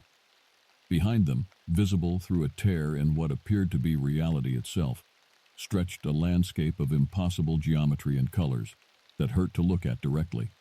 The military team recovered quickly, weapons raised. Their leader, a gray-haired man in tactical gear that suggested authority beyond his obvious military bearing, shouted orders I couldn't hear from my position. The intent, however, was clear from their formation: contain, control, capture. They didn't understand what they were facing. This wasn't a security situation or an insurgency. It was a breach between worlds that had been separated for reasons beyond human comprehension. The sentinels moved with coordinated precision, emerging from the forest's edge not as attackers, but as a barrier, positioning themselves between the military team and the cave entrance. Their purpose became instantly clear. They weren't guardians of the cave, but guardians of the doorway it contained. Whatever was coming through, they had been preventing it for longer than human civilization had existed in these mountains. I clutched the stone tablet, which now pulsed with light, synchronized to the energy pouring from the cave. Within my grandfather's medicine pouch, something responded similarly. A small stone fetish he had called the Old One, passed through generations of our family. Understanding came with sudden clarity. These weren't separate mysteries, but different fragments of the same ancient truth. My grandfather's stories of spirit guardians, the military's detection of anomalies, the tablet's technology, the entities emerging from the doorway, all parts of a reality humans had glimpsed only through myth and folklore. The military team opened fire as the entities advanced, bullets passing harmlessly through their shifting forms. The gray-haired leader shouted into a radio, likely calling for reinforcements. They were following a protocol for a situation they fundamentally misunderstood. The tablet in my hand grew almost painfully hot, symbols rearranging themselves into new patterns across its surface. The central spiral now rotated slowly, counterclockwise, a key waiting to be turned. My grandfather's voice seemed to whisper from memory. "Some doors need to stay closed, grandson. That's why they gave us the keys." Decision time had arrived. I could retreat, report, follow orders, or I could trust the knowledge that seemed to flow through hereditary memory and the silent communication of the sentinels. I descended toward the clearing, no longer attempting concealment. Both the military team and the sentinels noticed my approach immediately, weapons and attention shifting partially toward this new development. "Stand down," the gray-haired leader shouted when he recognized my uniform and rank. "That's an order, Chief Warrant Officer." I continued forward, holding the tablet before me like a shield. "You don't understand what's happening here, sir. None of us do completely, but I know this isn't something we can control or contain." The entities had paused their advance, their fluid forms rippling with what might have been recognition. The foremost one, the one I'd encountered underground, made that same gesture, hand extended, palm upward. The circle closes, the guardian returns. The key awakens. Understanding flowed through me, not as words or concepts, but as direct knowledge that bypassed language entirely. My grandfather hadn't simply been telling stories. He had been preparing me, preserving knowledge passed through bloodlines, stretching back to when the doorway was first sealed. The sentinels hadn't merely been protecting the doorway. They had been waiting. For generations, they had maintained their vigil, knowing that eventually the seal would weaken and a human guardian would be needed to renew it. "Last warning," the gray-haired man said, his weapon now trained directly on me. "Stand down and surrender that artifact." Behind him, the tear in reality widened further, the impossible landscape beyond now partially visible to everyone in the clearing. His men's expressions showed the psychological impact of seeing something human minds weren't equipped to process. Reality itself, negotiable, permeable. "I can't do that, sir," I replied, continuing forward until I stood between the military team and the entities. "This doesn't belong to any government. It belongs to what was here long before any of us." The tablet's heat had become almost unbearable, the spiral now rotating rapidly. The symbols around its edge glowed with increasing intensity, matching the energy emanating from the doorway. Whatever it was designed to do was happening now, with or without my conscious direction. The sentinels moved closer, forming a protective circle around me. Their presence conveyed not threat, but recognition, acknowledgement of a shared purpose transcending species boundaries. The lead entity extended both hands now, clearly inviting me forward. Beyond it, through the widening tear, I glimpsed beings of light and shadow moving with purpose, preparing for what might come through from our side if the doorway remained open. The guardian must choose, seal the path, or walk between worlds. The meaning was clear. The tablet was indeed a key, but it offered two possibilities: repair the ancient barrier between dimensions, or fully open the way between them. The choice had never been about preventing an incursion from their side, but about whether humanity was ready for what existed beyond its perception. My grandfather's final words before his death suddenly made sense. "Remember who you are, Daniel. Not just soldier, not just Odom, guardian of the way." I raised the tablet toward the doorway, its spiral now aligned with the tier's center. The military team tensed, weapons ready, but held their fire. Even they could sense the magnitude of what was unfolding. "What are you doing, Tohono?" the gray-haired leader demanded, uncertainty replacing authority in his voice. "What my family has done for generations," I answered. "What the sentinels have guarded, what your sensors detected but couldn't identify." With absolute certainty, I pressed my palm against the tablet's center. The spiral accepted my touch like a recognition sequence, ancient technology responding to specific DNA.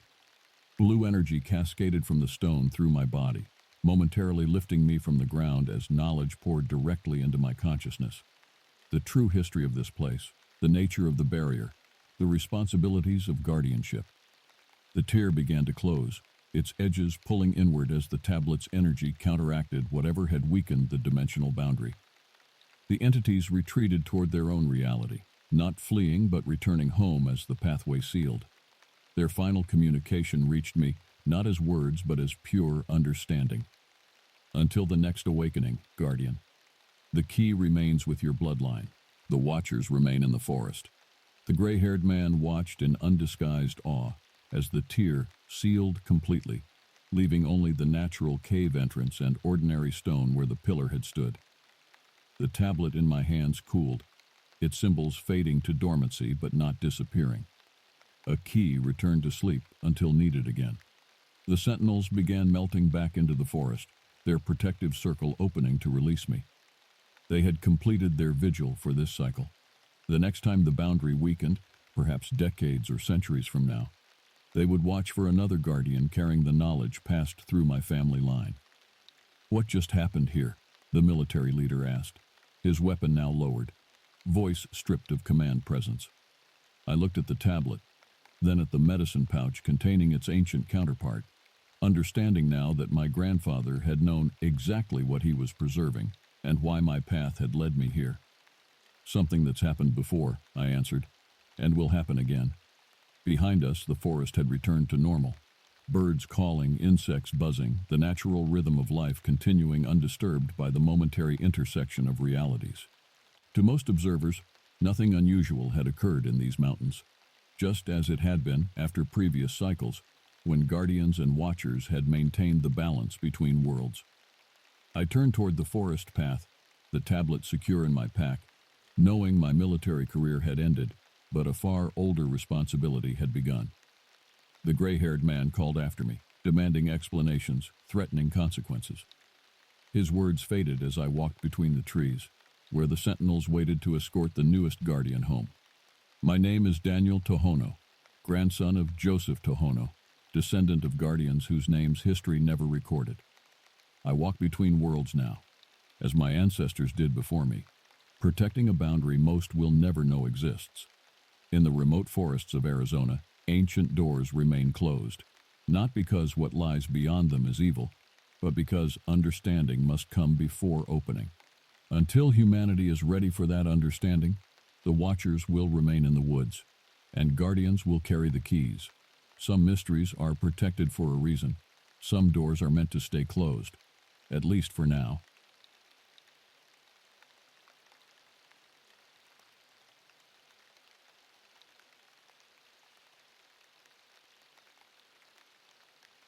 It was a chilly evening in late October, just a few years ago, when I decided to take a shortcut through the woods on my way home from a friend's birthday party.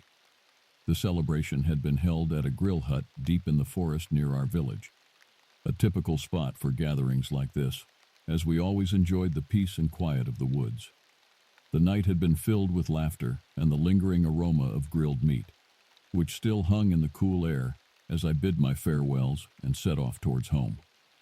There are two ways to get back to the village from the grill hut. The first is the main road, a bit longer, but well lit and safe. The second is a narrow, dark forest path that cuts directly through the dense woods. It's a much shorter route, and honestly, I've taken it countless times since I was a kid. I've always felt comfortable in those woods, never once questioning my safety. That night, I didn't hesitate in choosing the forest path. As I left the warm glow of the hut's lights behind, the darkness of the woods engulfed me completely. The thick canopy of trees overhead blocked out any glimmer of moonlight that might have illuminated my way. Instinctively, I reached for my phone to turn on the flashlight, but as I pressed the button, nothing happened. The screen remained black. Of course, with my luck, the battery was completely dead. Thankfully, I always carry a small keychain flashlight for situations like this. It wasn't much, but it would be enough to guide me through the familiar path.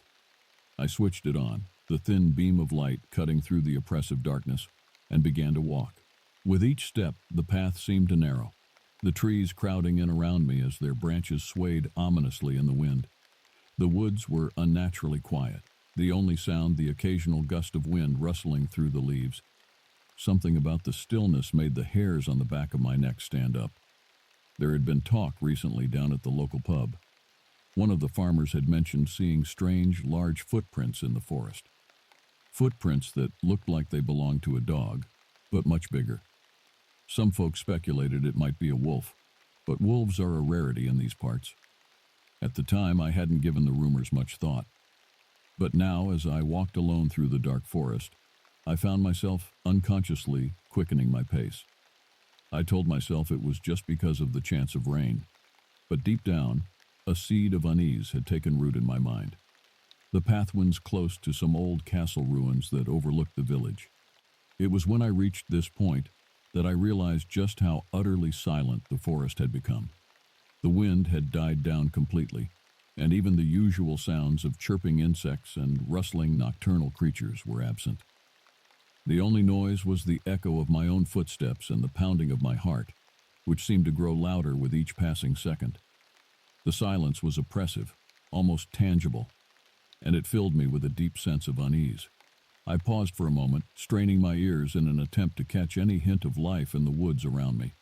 But there was nothing, not even the distant hooting of an owl or the scurrying of small animals in the underbrush. The stillness was absolute. And yet, despite the lack of any discernible sound or movement, I couldn't shake the disturbing feeling that I was not alone out here. The sensation of being watched crawled over my skin, making my flesh prickle with goosebumps that had nothing to do with the chilly night air. Slowly, I swung my flashlight around, the meager beam straining to penetrate the thick veil of darkness that pressed in from all sides. I desperately hoped to catch a glimpse of something, anything, that might explain this growing sense of dread. But the light was too weak, barely illuminating the path directly in front of me. And then, just as I was about to give up and hurry on my way, I saw it. At the very edge of my flashlight's reach, two small points of light glowed in the darkness, like twin embers burning in the void. At first, I could only stare, my mind struggling to process what I was seeing. Logic told me that it had to be the eyes of an animal, a deer perhaps, or even a wild boar. Such creatures were common in these woods after all. But even as I tried to rationalize it, a cold, sinking feeling in the pit of my stomach whispered that this was something different, something unnatural. Summoning my courage, I shouted into the night, hoping to scare off whatever creature was lurking out there in the shadows. "Get out of here!" My voice sounded small and thin, swallowed up by the oppressive silence of the forest. But it was enough to break the spell of fear that had momentarily paralyzed me. I expected the glowing eyes to blink, to turn away and vanish into the undergrowth as any normal animal would. But they didn't. They remained fixed on me, unblinking and unwavering, staring with an intensity that seemed to pierce right through to my very soul. My heartbeat quickened, thundering against my ribs like a caged bird desperate to escape. A tingling sense of terror crept up my spine, sending a shudder through my body. I groped blindly on the ground near my feet until my fingers closed around a small, rough object, a rock. Grasping it tightly, I drew back my arm and hurled it with all my strength towards those glowing eyes.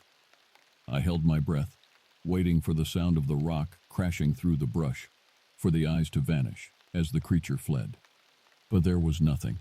No sound of the rock striking anything solid, no rustling of something large moving through the trees. And the eyes remained exactly where they were, unmoving, unblinking, still watching me with that same unnerving intensity. It was as if I had thrown that rock into a void, and it had simply vanished into the ether. That was the moment when the cold tendrils of real fear took hold of me. Whatever this thing was, it was not afraid of me. It was not intimidated by my presence or my feeble attempts to scare it off. If anything, I had the distinct and chilling impression that it was toying with me, like a predator sizing up its prey before moving in for the kill. My hands began to shake uncontrollably as panic took over. I tried to pick up another rock, desperate for anything that might serve as a weapon or a deterrent, but my trembling fingers failed me, and the rock slipped from my grasp, clattering to the ground with a noise that sounded deafening in the unnatural silence of the woods. That small sound was enough to snap me out of my paralysis. Without conscious thought, my body moved of its own accord.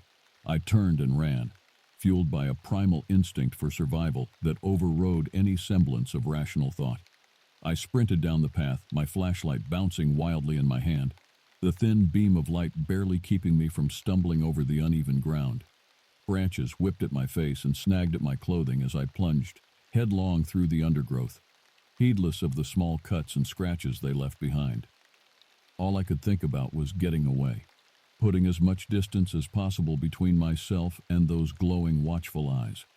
My lungs burned and my legs ached as I pushed myself harder than I ever had before. driven by the certainty that if I faltered, if I slowed down for even a second, whatever was behind me would pounce, and I would be lost. I don't know how long I ran or how far. Time seemed to lose all meaning in that headlong flight through the night-shrouded forest. All I know is that I didn't stop, didn't allow myself to slow down, until I saw the first street lamp glowing up ahead, a beacon of safety and civilization guiding me out of the nightmare. Gasping for breath, my lungs searing with each desperate gulp of air, I stumbled to a halt beneath the reassuring glow of the street lamp. My legs felt rubbery beneath me, threatening to give out at any moment, and my heart was pounding so hard I thought it might burst right out of my chest. But even through the haze of exhaustion and residual terror, I knew I had to look back. I had to know if it was still there, if it had followed me out of the woods. Slowly I turned around, my gaze trembling as it swept over the dark tree line behind me. But there was nothing there. The forest was as still and silent as it had been before, the darkness impenetrable beyond the reach of the street lamp's glow. Whatever had been watching me, whatever those glowing eyes belonged to, it was gone now, or at least it had chosen not to reveal itself. I stood there for a long time, my chest heaving as I struggled to catch my breath and slow the frantic pounding of my heart.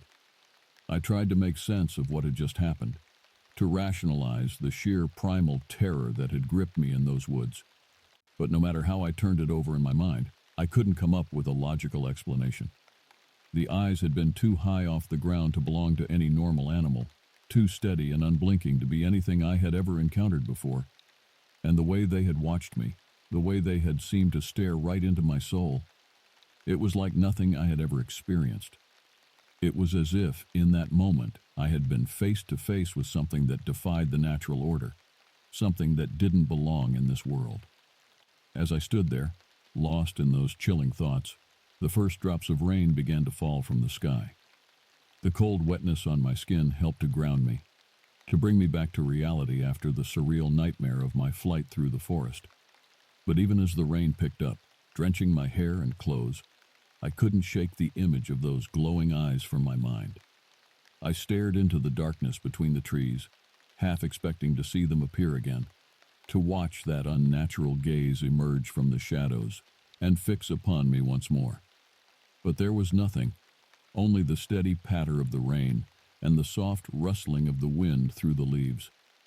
Finally, with a shudder that had as much to do with the chill of my rain-soaked clothes as it did with the lingering tendrils of fear, I turned away from the forest and began to walk towards the village.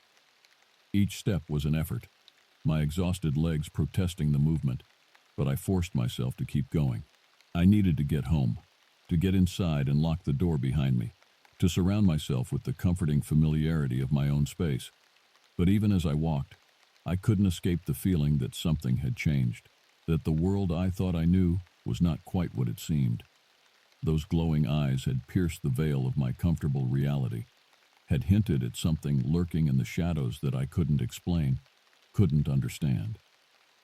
As I made my way through the quiet streets of the village, I found myself glancing over my shoulder more than once, half expecting to see those eyes following me, watching me from the darkness.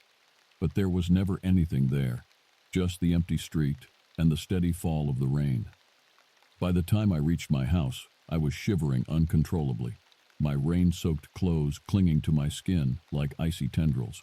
My hands shook as I fumbled with my keys, the metal slipping in my numb fingers, before I finally managed to unlock the door and stumble inside.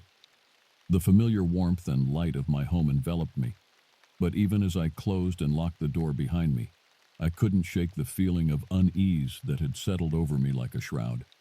I leaned back against the solid wood of the door, closing my eyes and trying to steady my breathing, to calm the frantic pounding of my heart.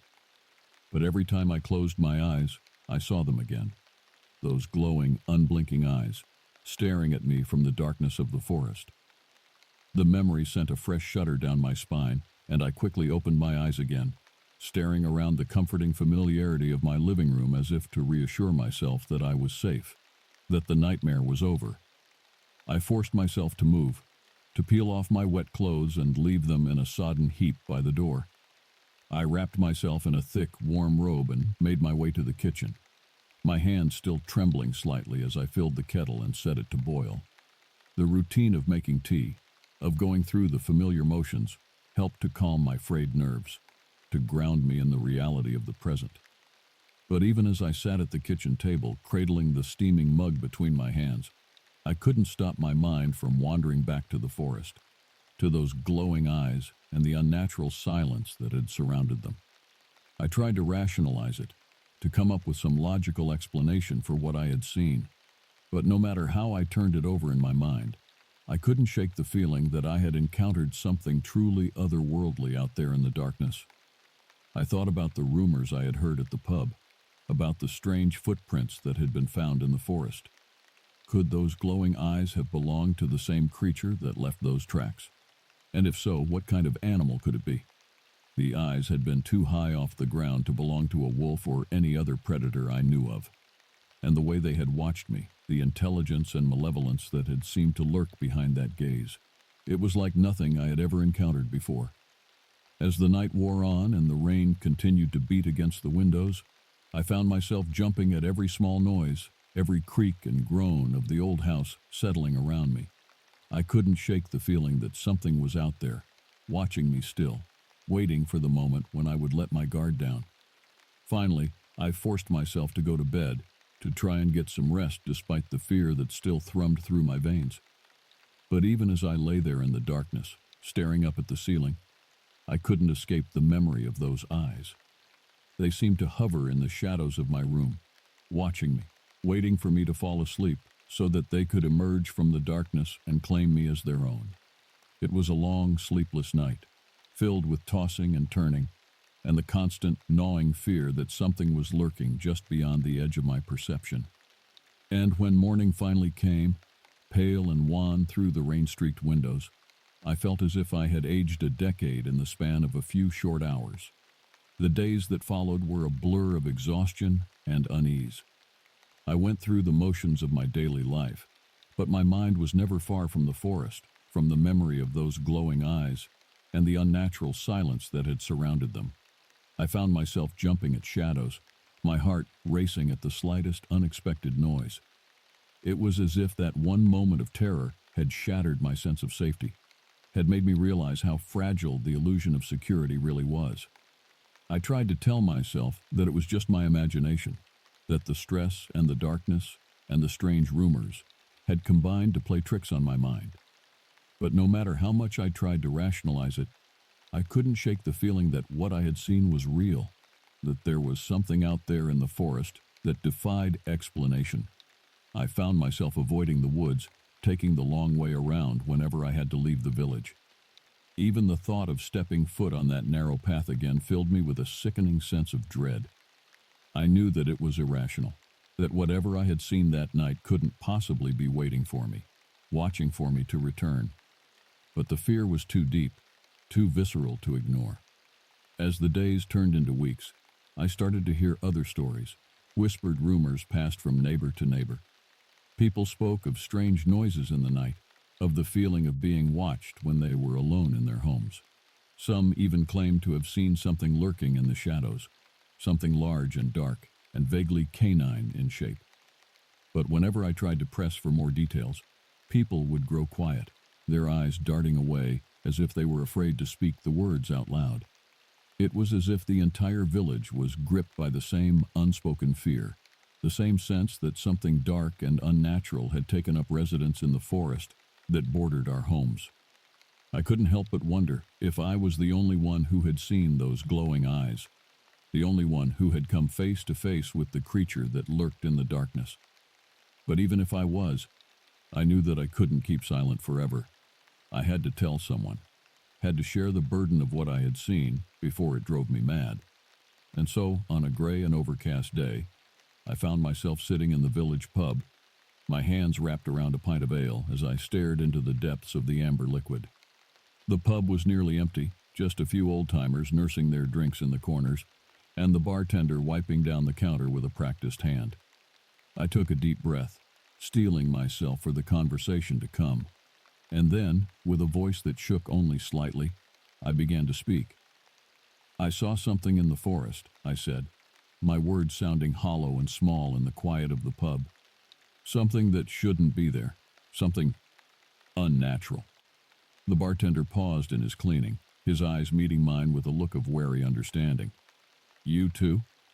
The bartender's words hung in the air between us, a confirmation of my deepest fears. I felt a chill run through me, a sense of dread that had nothing to do with the cool dampness of the day outside. What do you mean, you too? I asked, my voice barely above a whisper. Have you seen it? The bartender glanced around the pub, as if to make sure that no one was listening. Then he leaned in closer, his voice low and urgent. Not me, he said, but others have. They've come in here just like you with that same look in their eyes, that same fear. They've seen something out there in the woods, something that doesn't belong. I felt a surge of relief wash over me, a sense that I wasn't alone, that I wasn't losing my mind. But it was quickly followed by a renewed sense of terror, a realization that the creature from the forest was real, and that it was still out there, watching and waiting. What is it? I asked, my voice trembling. What have they seen? The bartender shook his head. No one knows for sure. Some say it's a wolf, but bigger and meaner than any wolf has a right to be. Others say it's something else entirely, something that doesn't belong in this world. He paused, his eyes distant, as if he were seeing something that only he could perceive. There are old stories, he said finally, stories that have been passed down through generations, stories of creatures that lurk in the shadows, waiting to prey on the unwary. Some say they're the spirits of the forest, angry at the encroachment of man. Others say they're something else entirely, something that has always been here, watching and waiting. I felt a shiver run down my spine at his words, a sense of ancient, primal fear that seemed to reach up from the depths of my being. I had always scoffed at such stories, dismissing them as the superstitious ramblings of a bygone age. But now, with the memory of those glowing eyes still fresh in my mind, I couldn't help but wonder if there was some truth to them after all.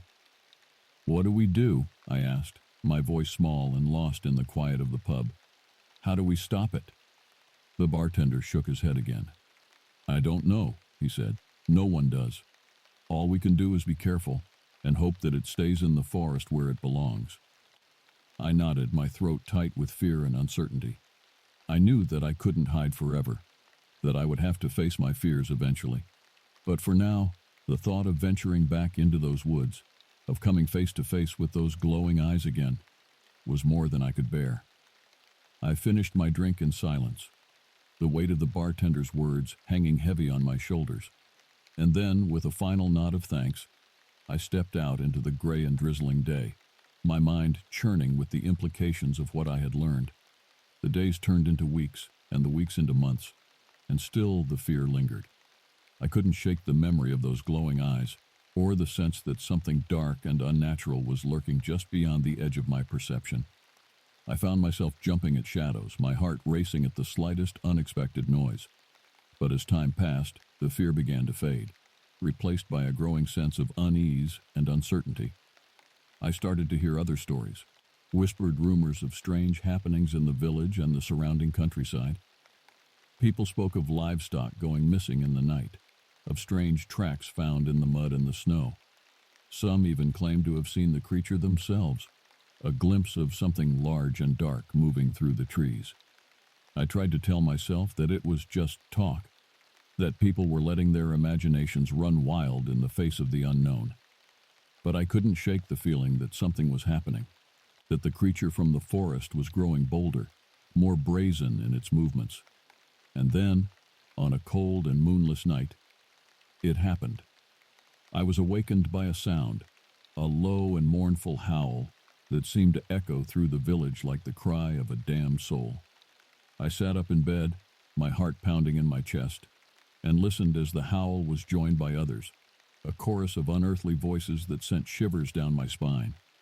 I stumbled to the window, my hands shaking as I drew back the curtains and peered out into the darkness. And there, at the edge of the village, I saw them. Glowing eyes, dozens of them, moving through the shadows like ghostly apparitions. They seemed to be coming closer, drawn by some unseen force towards the heart of the village. I heard screams then, the sounds of terror and panic as the other villagers were roused from their slumber by the same unearthly howls. I saw lights flicker on in windows, saw people stumbling out into the streets in their night clothes, their faces pale and terrified in the moonlight. And still the eyes came closer, the howls growing louder and more insistent with each passing moment. I felt a surge of fear wash over me, a primal terror that seemed to reach up from the depths of my being. I knew that I should run, that I should flee the village and never look back. But something held me in place, a morbid fascination that wouldn't let me look away. And then, as the eyes reached the first houses on the outskirts of the village, I saw it. A shape, large and dark and vaguely canine, moving through the shadows with a fluid grace that was almost hypnotic.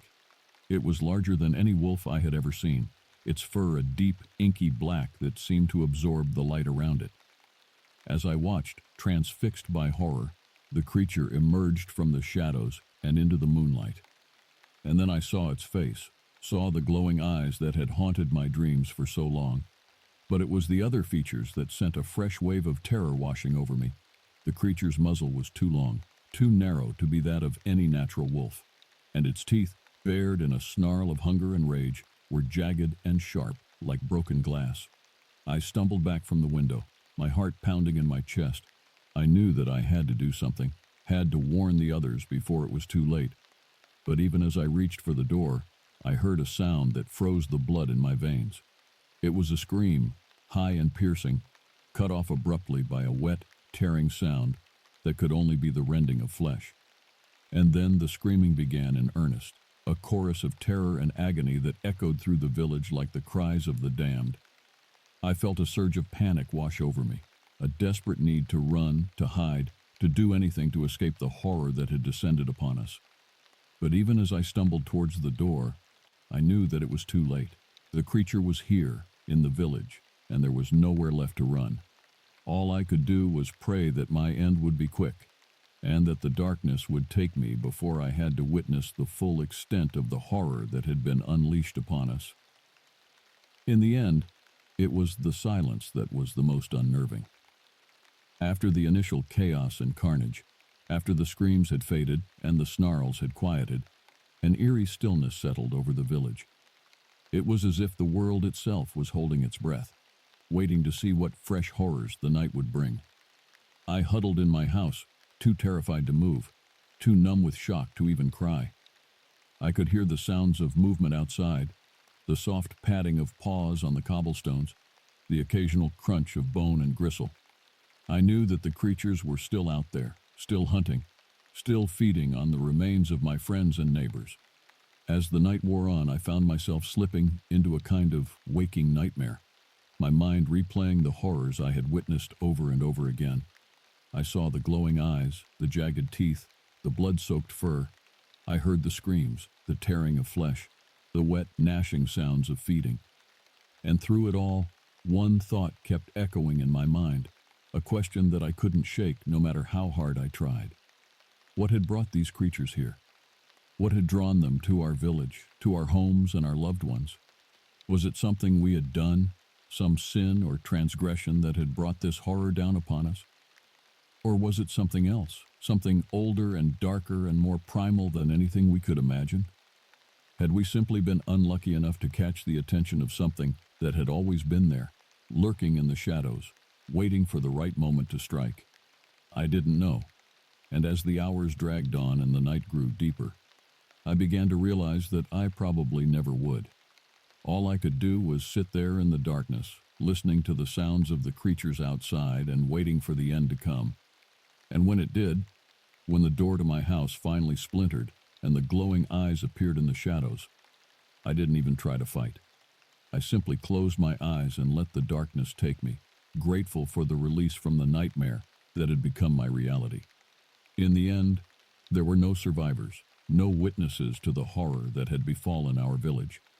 The creatures took everything, leaving behind only blood and bones and the lingering echoes of screams in the night. And as the sun rose over the empty streets and the abandoned houses, it was as if we had never been there at all, as if the village itself had simply vanished into the mists of time. But I know the truth. even if no one else ever will. I know what lurks in the shadows, what watches and waits for the unwary to stumble into its grasp. And I know that it is still out there, still hungry, still waiting for its next victim.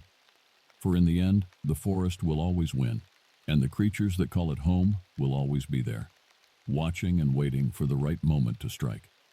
And may God have mercy on anyone unfortunate enough to catch their eye.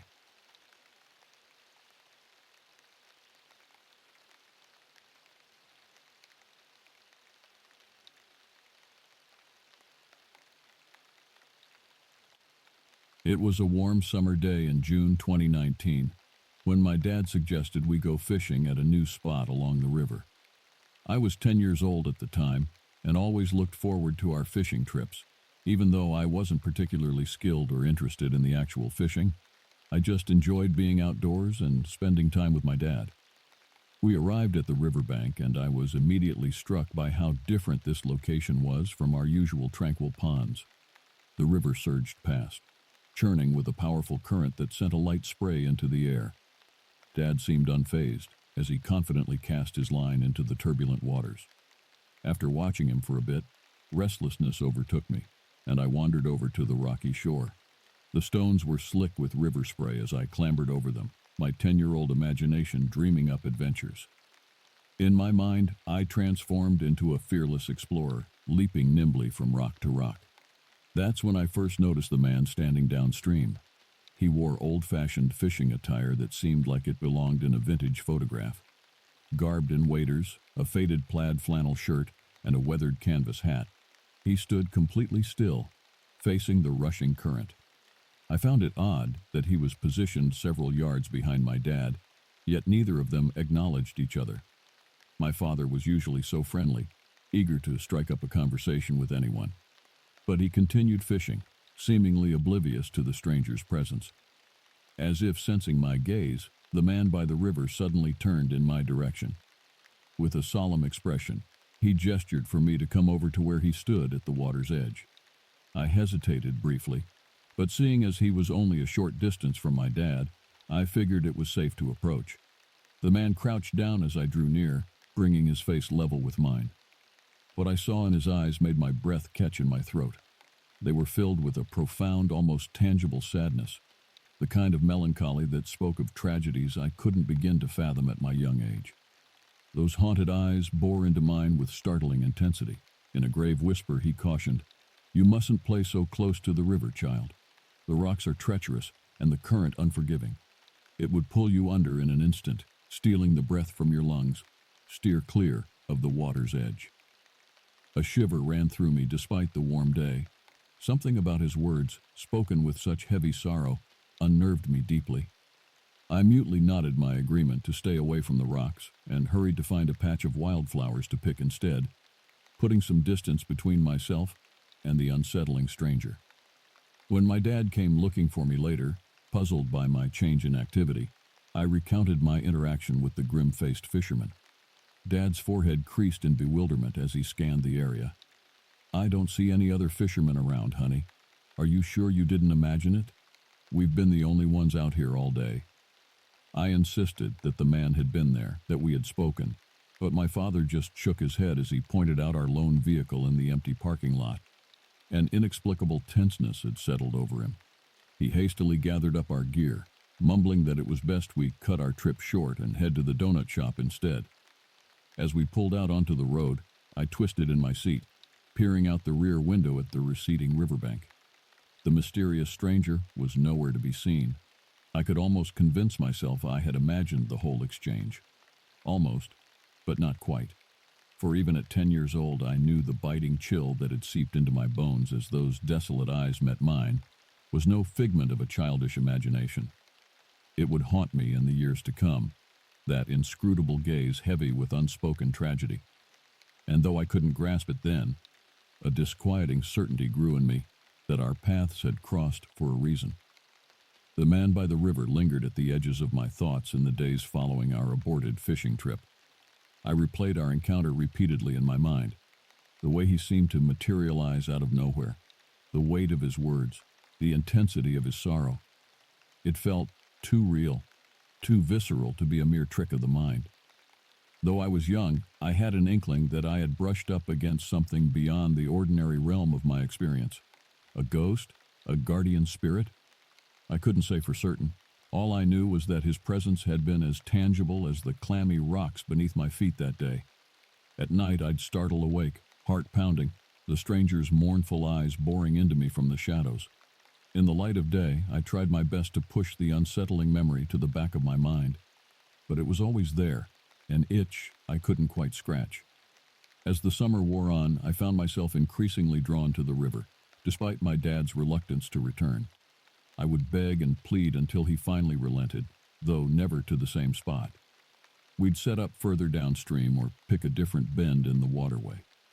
Each time, I'd scan the banks, half fearful, half hopeful that I might catch a glimpse of the spectral fisherman again. But he never reappeared. The river flowed on, indifferent to the secrets it carried in its murky depths. Still, I couldn't shake the feeling that he was out there somewhere, keeping his silent vigil, watching, waiting. A melancholic sentinel bound to the raging waters that had no doubt carved out the lines of tragedy etched upon his face. As the years passed and I grew older, the memory of that fateful June day began to fade like an old photograph.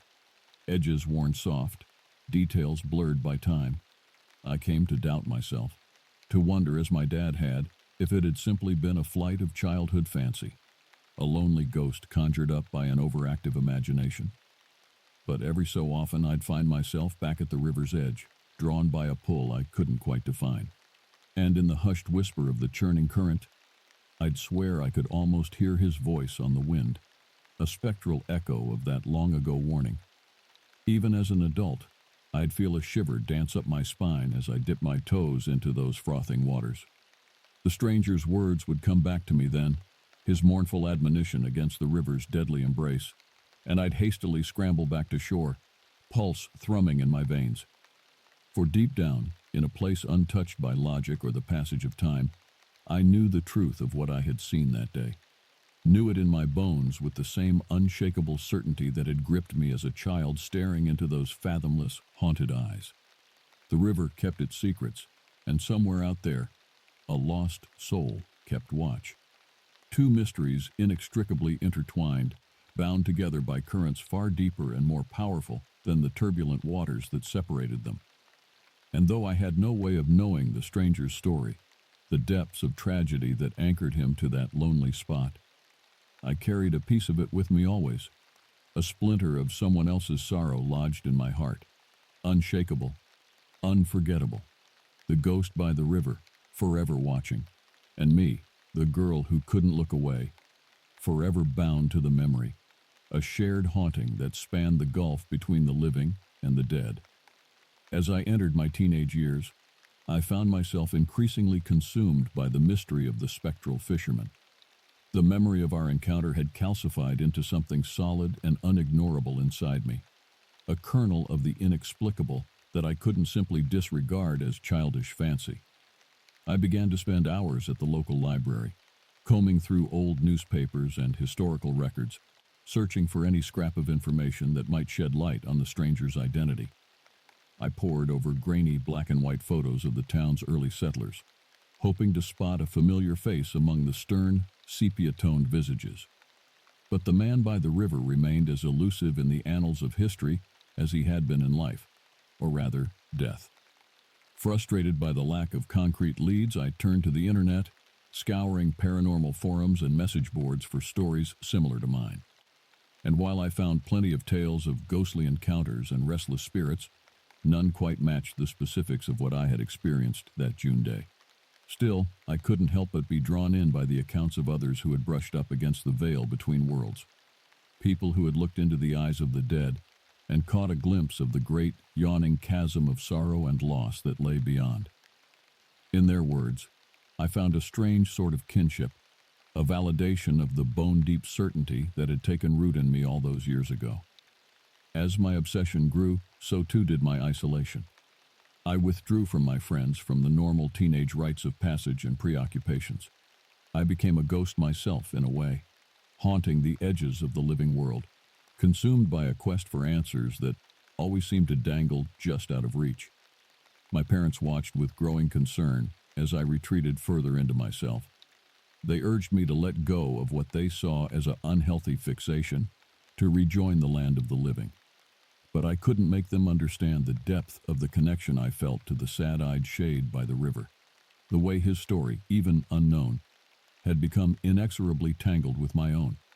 And so I persisted in my lonely pursuit, chasing threads of history and hearsay in search of some scrap of closure.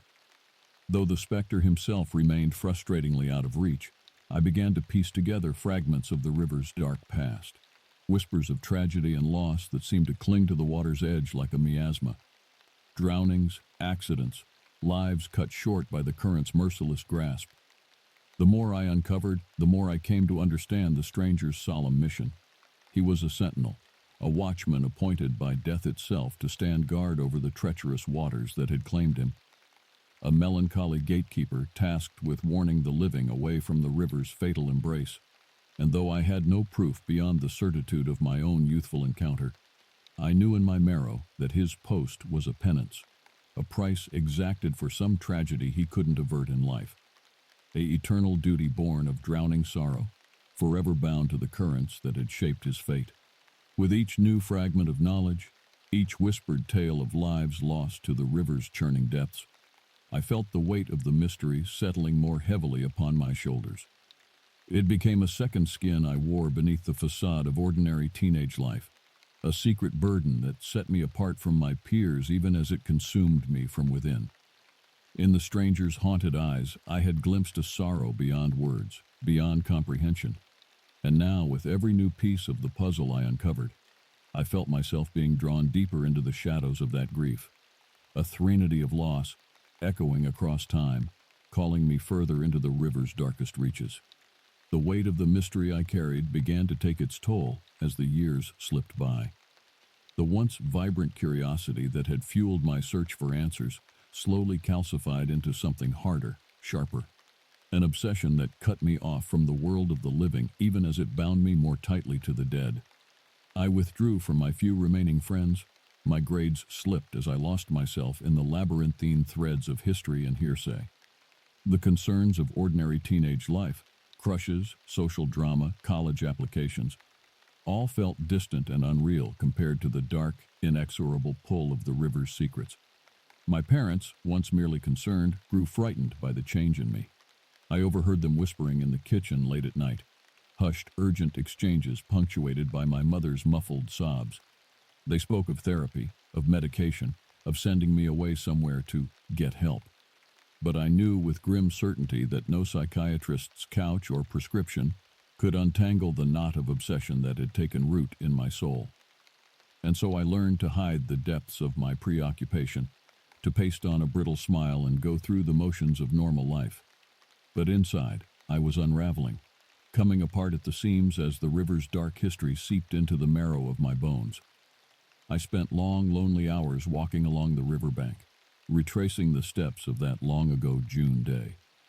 The once lively summer spot now felt haunted, heavy with the weight of unseen presences. The water churned and hissed, black as ink, and I imagined I could feel the cold, spectral fingers of the drowned brushing against my ankles in the shallows. As my desperation grew, so too did the recklessness of my search.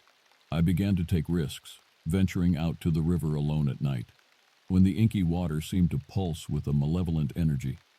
I would stand at the edge of the current, the toes of my sneakers kissing the waterline, and call out into the darkness, pleading, demanding, begging for a sign.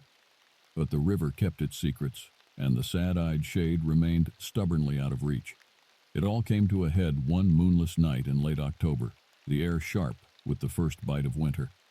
I had stolen out of the house in the witching hour, driven by a compulsion I could no longer ignore.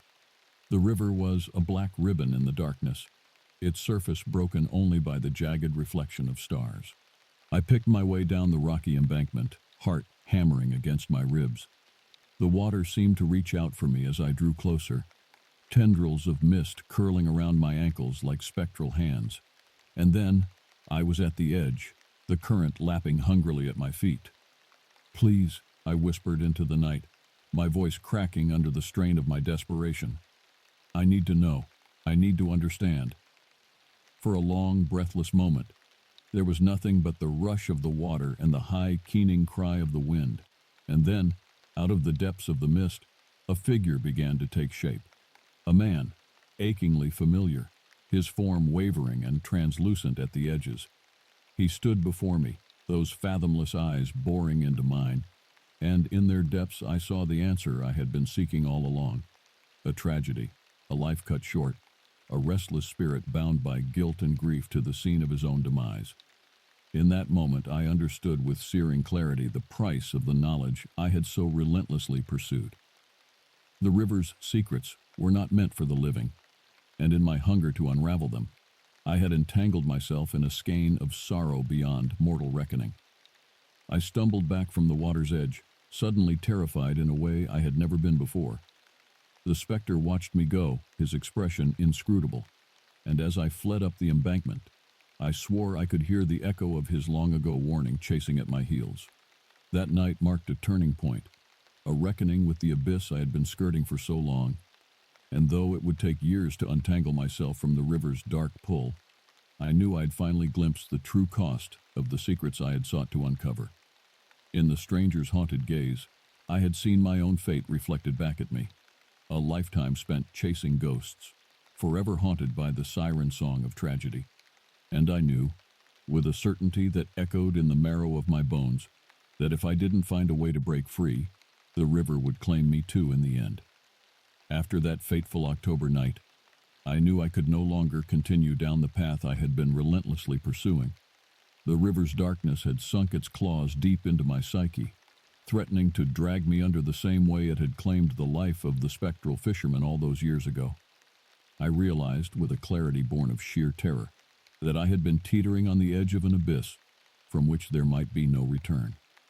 In my single-minded obsession to unravel the mystery of the stranger's haunting, I had nearly lost myself to the very same currents of sorrow and tragedy that had ensnared him. And so, with a heavy heart and trembling hands, I made the decision to step back from the river's edge, to turn my face away from the shadows and seek out the light, no matter how feeble and flickering it might seem in comparison to the consuming intensity of my quest. It was a decision that brought me no peace, at least not at first. Walking away felt like a betrayal, a cowardly abandonment of the sad-eyed shade who had first set me on this path. In the early days of my withdrawal, I was haunted by dreams of the fisherman, his spectral form wavering at the edges of my consciousness, his eyes boring into mine with a mute accusation. I would wake in the night, drenched in icy sweat, my heart jackrabbiting against my ribs as the remnants of the dream clung to me like a second skin. In those moments, it took every ounce of willpower I possessed not to throw on my clothes and race down to the riverbank, to plunge myself into the inky depths in a desperate bid to recapture the connection I had so abruptly severed. But I held fast to my resolve, white-knuckling my way through the long, sleepless nights and the gray, listless days that followed. I threw myself into the mundane routines of my life with a forced fervor, trying to lose myself in the banal concerns of homework and household chores. It was a pale imitation of normalcy, a flimsy facade that fooled no one, least of all myself. My parents watched me with wary eyes, their relief at my apparent reprieve from the river's thrall tempered by the unspoken fear that it was only a temporary respite. And in truth, I couldn't blame them for their skepticism. I felt the pull of the river like a constant ache in my bones, a yearning that no amount of distraction or determination could fully quell. It was always there, a dark undercurrent to my thoughts, threatening to sweep me away the moment I let my guard down. But gradually, imperceptibly at first, the stranglehold of my obsession began to loosen its grip. The dreams of the fisherman grew less frequent, less vivid, until one day I realized I couldn't quite recall the exact shade of sorrow in his eyes anymore. It was a bittersweet realization, a release that came hand in hand with a sense of loss. In turning my back on the river's secrets, I felt I had lost some essential part of myself, some vital connection to a world beyond the veil of the ordinary. But as the weeks turned to months and the seasons slowly shifted, I began to understand that perhaps this loss was necessary, that in order to truly live, I had to learn to let go of the ghosts that haunted me, no matter how seductive their whispers might be.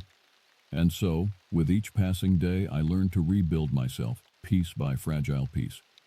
I relearned how to find joy in the simple things, the warmth of the sun on my face, the laughter of my friends, the sweet, uncomplicated pleasure of a job well done. It was a slow, painstaking process, this reclamation of my life from the shadows.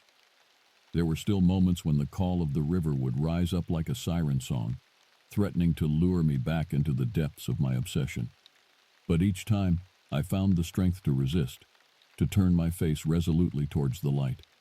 And gradually, the specter of the fisherman began to fade, his hold on me weakening like a knot gently unraveling.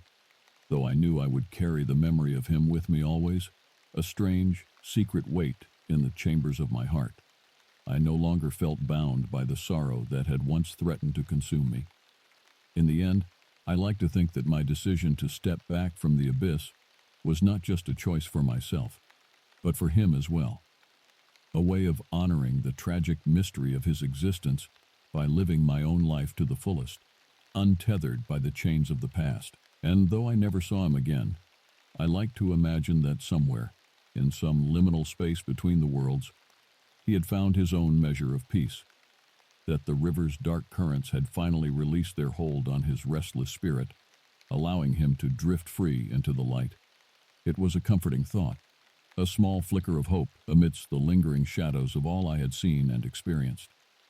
And as I looked to the future, to a life unburdened by the weight of secrets too heavy for mortal shoulders to bear, I held fast to that flicker, nurturing it like a flame against the gathering dark. The years slipped by like water through cupped palms, and with each passing season, I felt myself moving further away from the river's darkly seductive pull. Gradually, the gut-wrenching terror of those early days of withdrawal gave way to a duller, more manageable ache, the bittersweet pang of an old wound that never quite heals, but slowly learns to bear its own weight.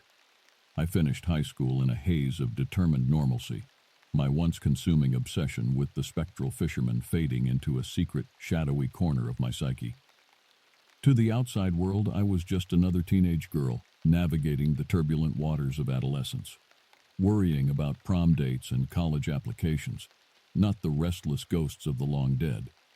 But even as I threw myself into the mundane rituals of teenage life, I knew that some essential part of me would always belong to the river, that I would forever carry the weight of its secrets like a second heart beating alongside my own.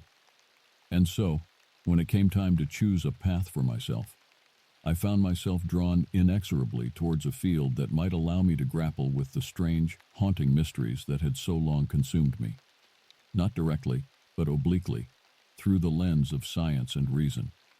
I enrolled in a psychology program at a university far from the river's reach, determined to understand the workings of the human mind, to plumb the depths of grief, trauma, and obsession that could bind a soul to the sight of its own demise for generations.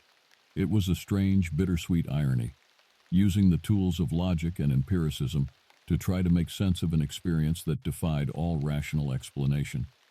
But in the sterile confines of the lecture hall and the research lab, I found a measure of solace, a way to channel the restless energy of my own haunted past into something productive, even meaningful.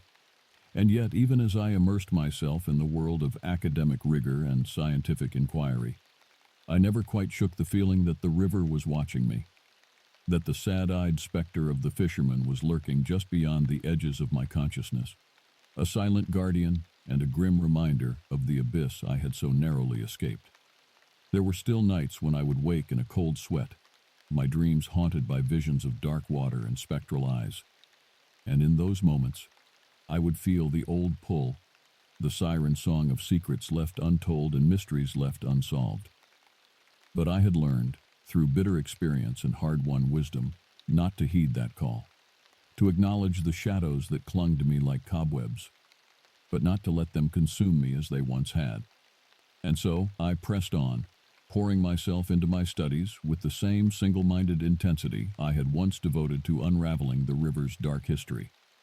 I excelled in my coursework, earning accolades and opportunities that would have seemed unimaginable to the haunted, withdrawn girl I had once been. But even as I climbed the ranks of academia, even as I built a life for myself far from the riverbank that had so long held me in its thrall, I knew that some part of me would always belong to that place, that the ghost of the fisherman would forever be a part of me, woven into the fabric of my being like a thread of shimmering silver amidst the tapestry of my life.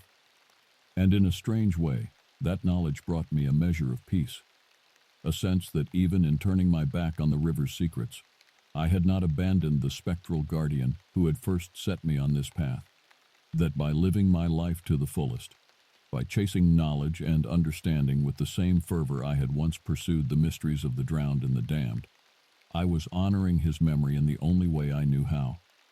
It was a strange, bittersweet legacy, a life forever touched by death, forever haunted by the whispering currents of a tragedy I would never fully comprehend. But it was my legacy, my burden, and my gift, and I bore it with a solemn pride, knowing that in some small way I was keeping the fisherman's vigil, that even as I walked in the world of the living, I carried a piece of the river's dark heart with me always, a secret talisman against the gathering light. As the years flowed by, like the river's ceaseless current, I found myself settling into a new rhythm of life, one shaped by the pursuit of knowledge and understanding, rather than the desperate, haunted yearning of my youth.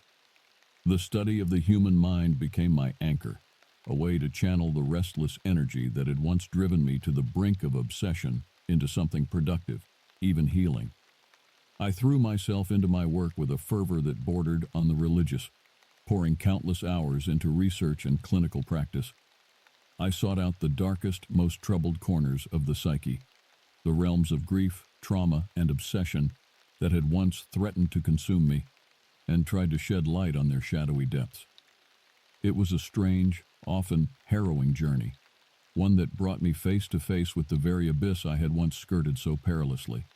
But now, armed with the tools of my trade and the hard-won wisdom of my own experience, I found I could navigate those treacherous waters without losing myself entirely. And yet, even as I made a name for myself in the field publishing groundbreaking papers, speaking at prestigious conferences, earning the respect and admiration of my peers, I never quite shook the feeling that I was living a double life, that beneath the polished veneer of the accomplished academic, the successful therapist, lurked the shadow of the haunted girl I had once been. It was a secret I guarded jealously, a hidden depth to my existence that I kept carefully concealed from colleagues and clients alike. After all, who would believe the esteemed Dr. Y.N., with her impeccable credentials and razor-sharp intellect, had once been so consumed by the mystery of a ghostly fisherman that she had nearly lost herself to the river's dark embrace? But even as I kept that part of myself locked away, I found that it informed my work in ways I could never quite articulate. It was there in the empathy I showed my patients, the uncanny ability I had to see beyond their presenting symptoms to the deeper wounds that festered beneath. It was there in the relentless curiosity that drove me to seek out answers to the most intractable questions of the human condition. And sometimes, in the stillness of my office after a particularly grueling session, I would catch myself staring out the window at the distant gleam of water, feeling the old tug of the river like a phantom limb. In those moments, I would allow myself to wonder, to imagine what had become of the spectral fisherman, whether he still kept his lonely vigil on the riverbank. I never went back, never dared to venture too close to the dark waters that had once held me so firmly in their thrall. But I carried the memory of that place, of him, like a talisman, a reminder of the mysteries that lurked just beyond the edges of the known world. And as the decades slipped by, as I grew older and wiser and ever more enmeshed in the world of the living, I found that the river's hold on me began to loosen. Not disappear entirely. I knew I would carry the mark of that haunted place for as long as I drew breath, but ease, like a knot gently unraveling. It was a gradual process, a slow, almost imperceptible shift. But one day, I realized that I could think of the fisherman, of the dark currents that had once pulled me under, without feeling the old sick lurch of dread in the pit of my stomach. that I could look out at the distant shimmer of water and feel not the siren call of secrets left untold, but a strange, bittersweet sense of peace. Perhaps it was the wisdom of age, the hard-earned equanimity that comes from a lifetime spent grappling with the shadows of the human heart. Or perhaps it was simply the knowledge that in some small, imperfect way, I had kept faith with the river's dark guardian, that in the work I did, the light I tried to shine into the darkest corners of the psyche, I was honoring his memory, keeping his vigil. Either way, as I entered the autumn of my life, I found myself looking back on the strange, haunted journey that had brought me to this point with a sense of gratitude. For though the road had been dark and often treacherous, it had also been shot through with a wild, fierce beauty, the beauty of secrets glimpsed and mysteries half understood. And though I knew I would never fully unravel the enigma of the fisherman, never truly comprehend the depths of sorrow and loss that had bound him to the river's banks, I also knew that in some strange, inexplicable way, his presence had shaped me, that the river's dark currents ran through my veins, a part of me as surely as the breath in my lungs and the blood in my heart.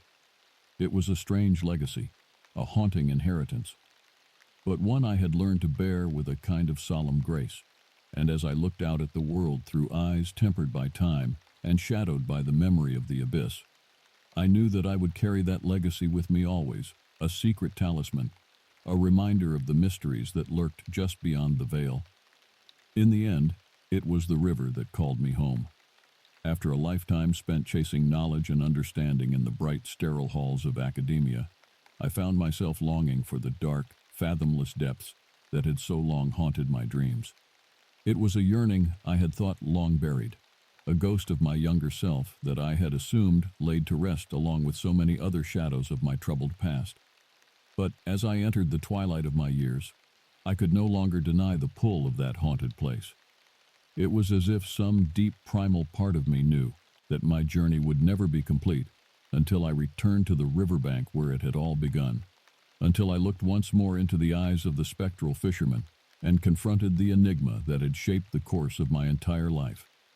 And so, on a crisp autumn morning, I found myself standing on the banks of that dark, turbulent water once again.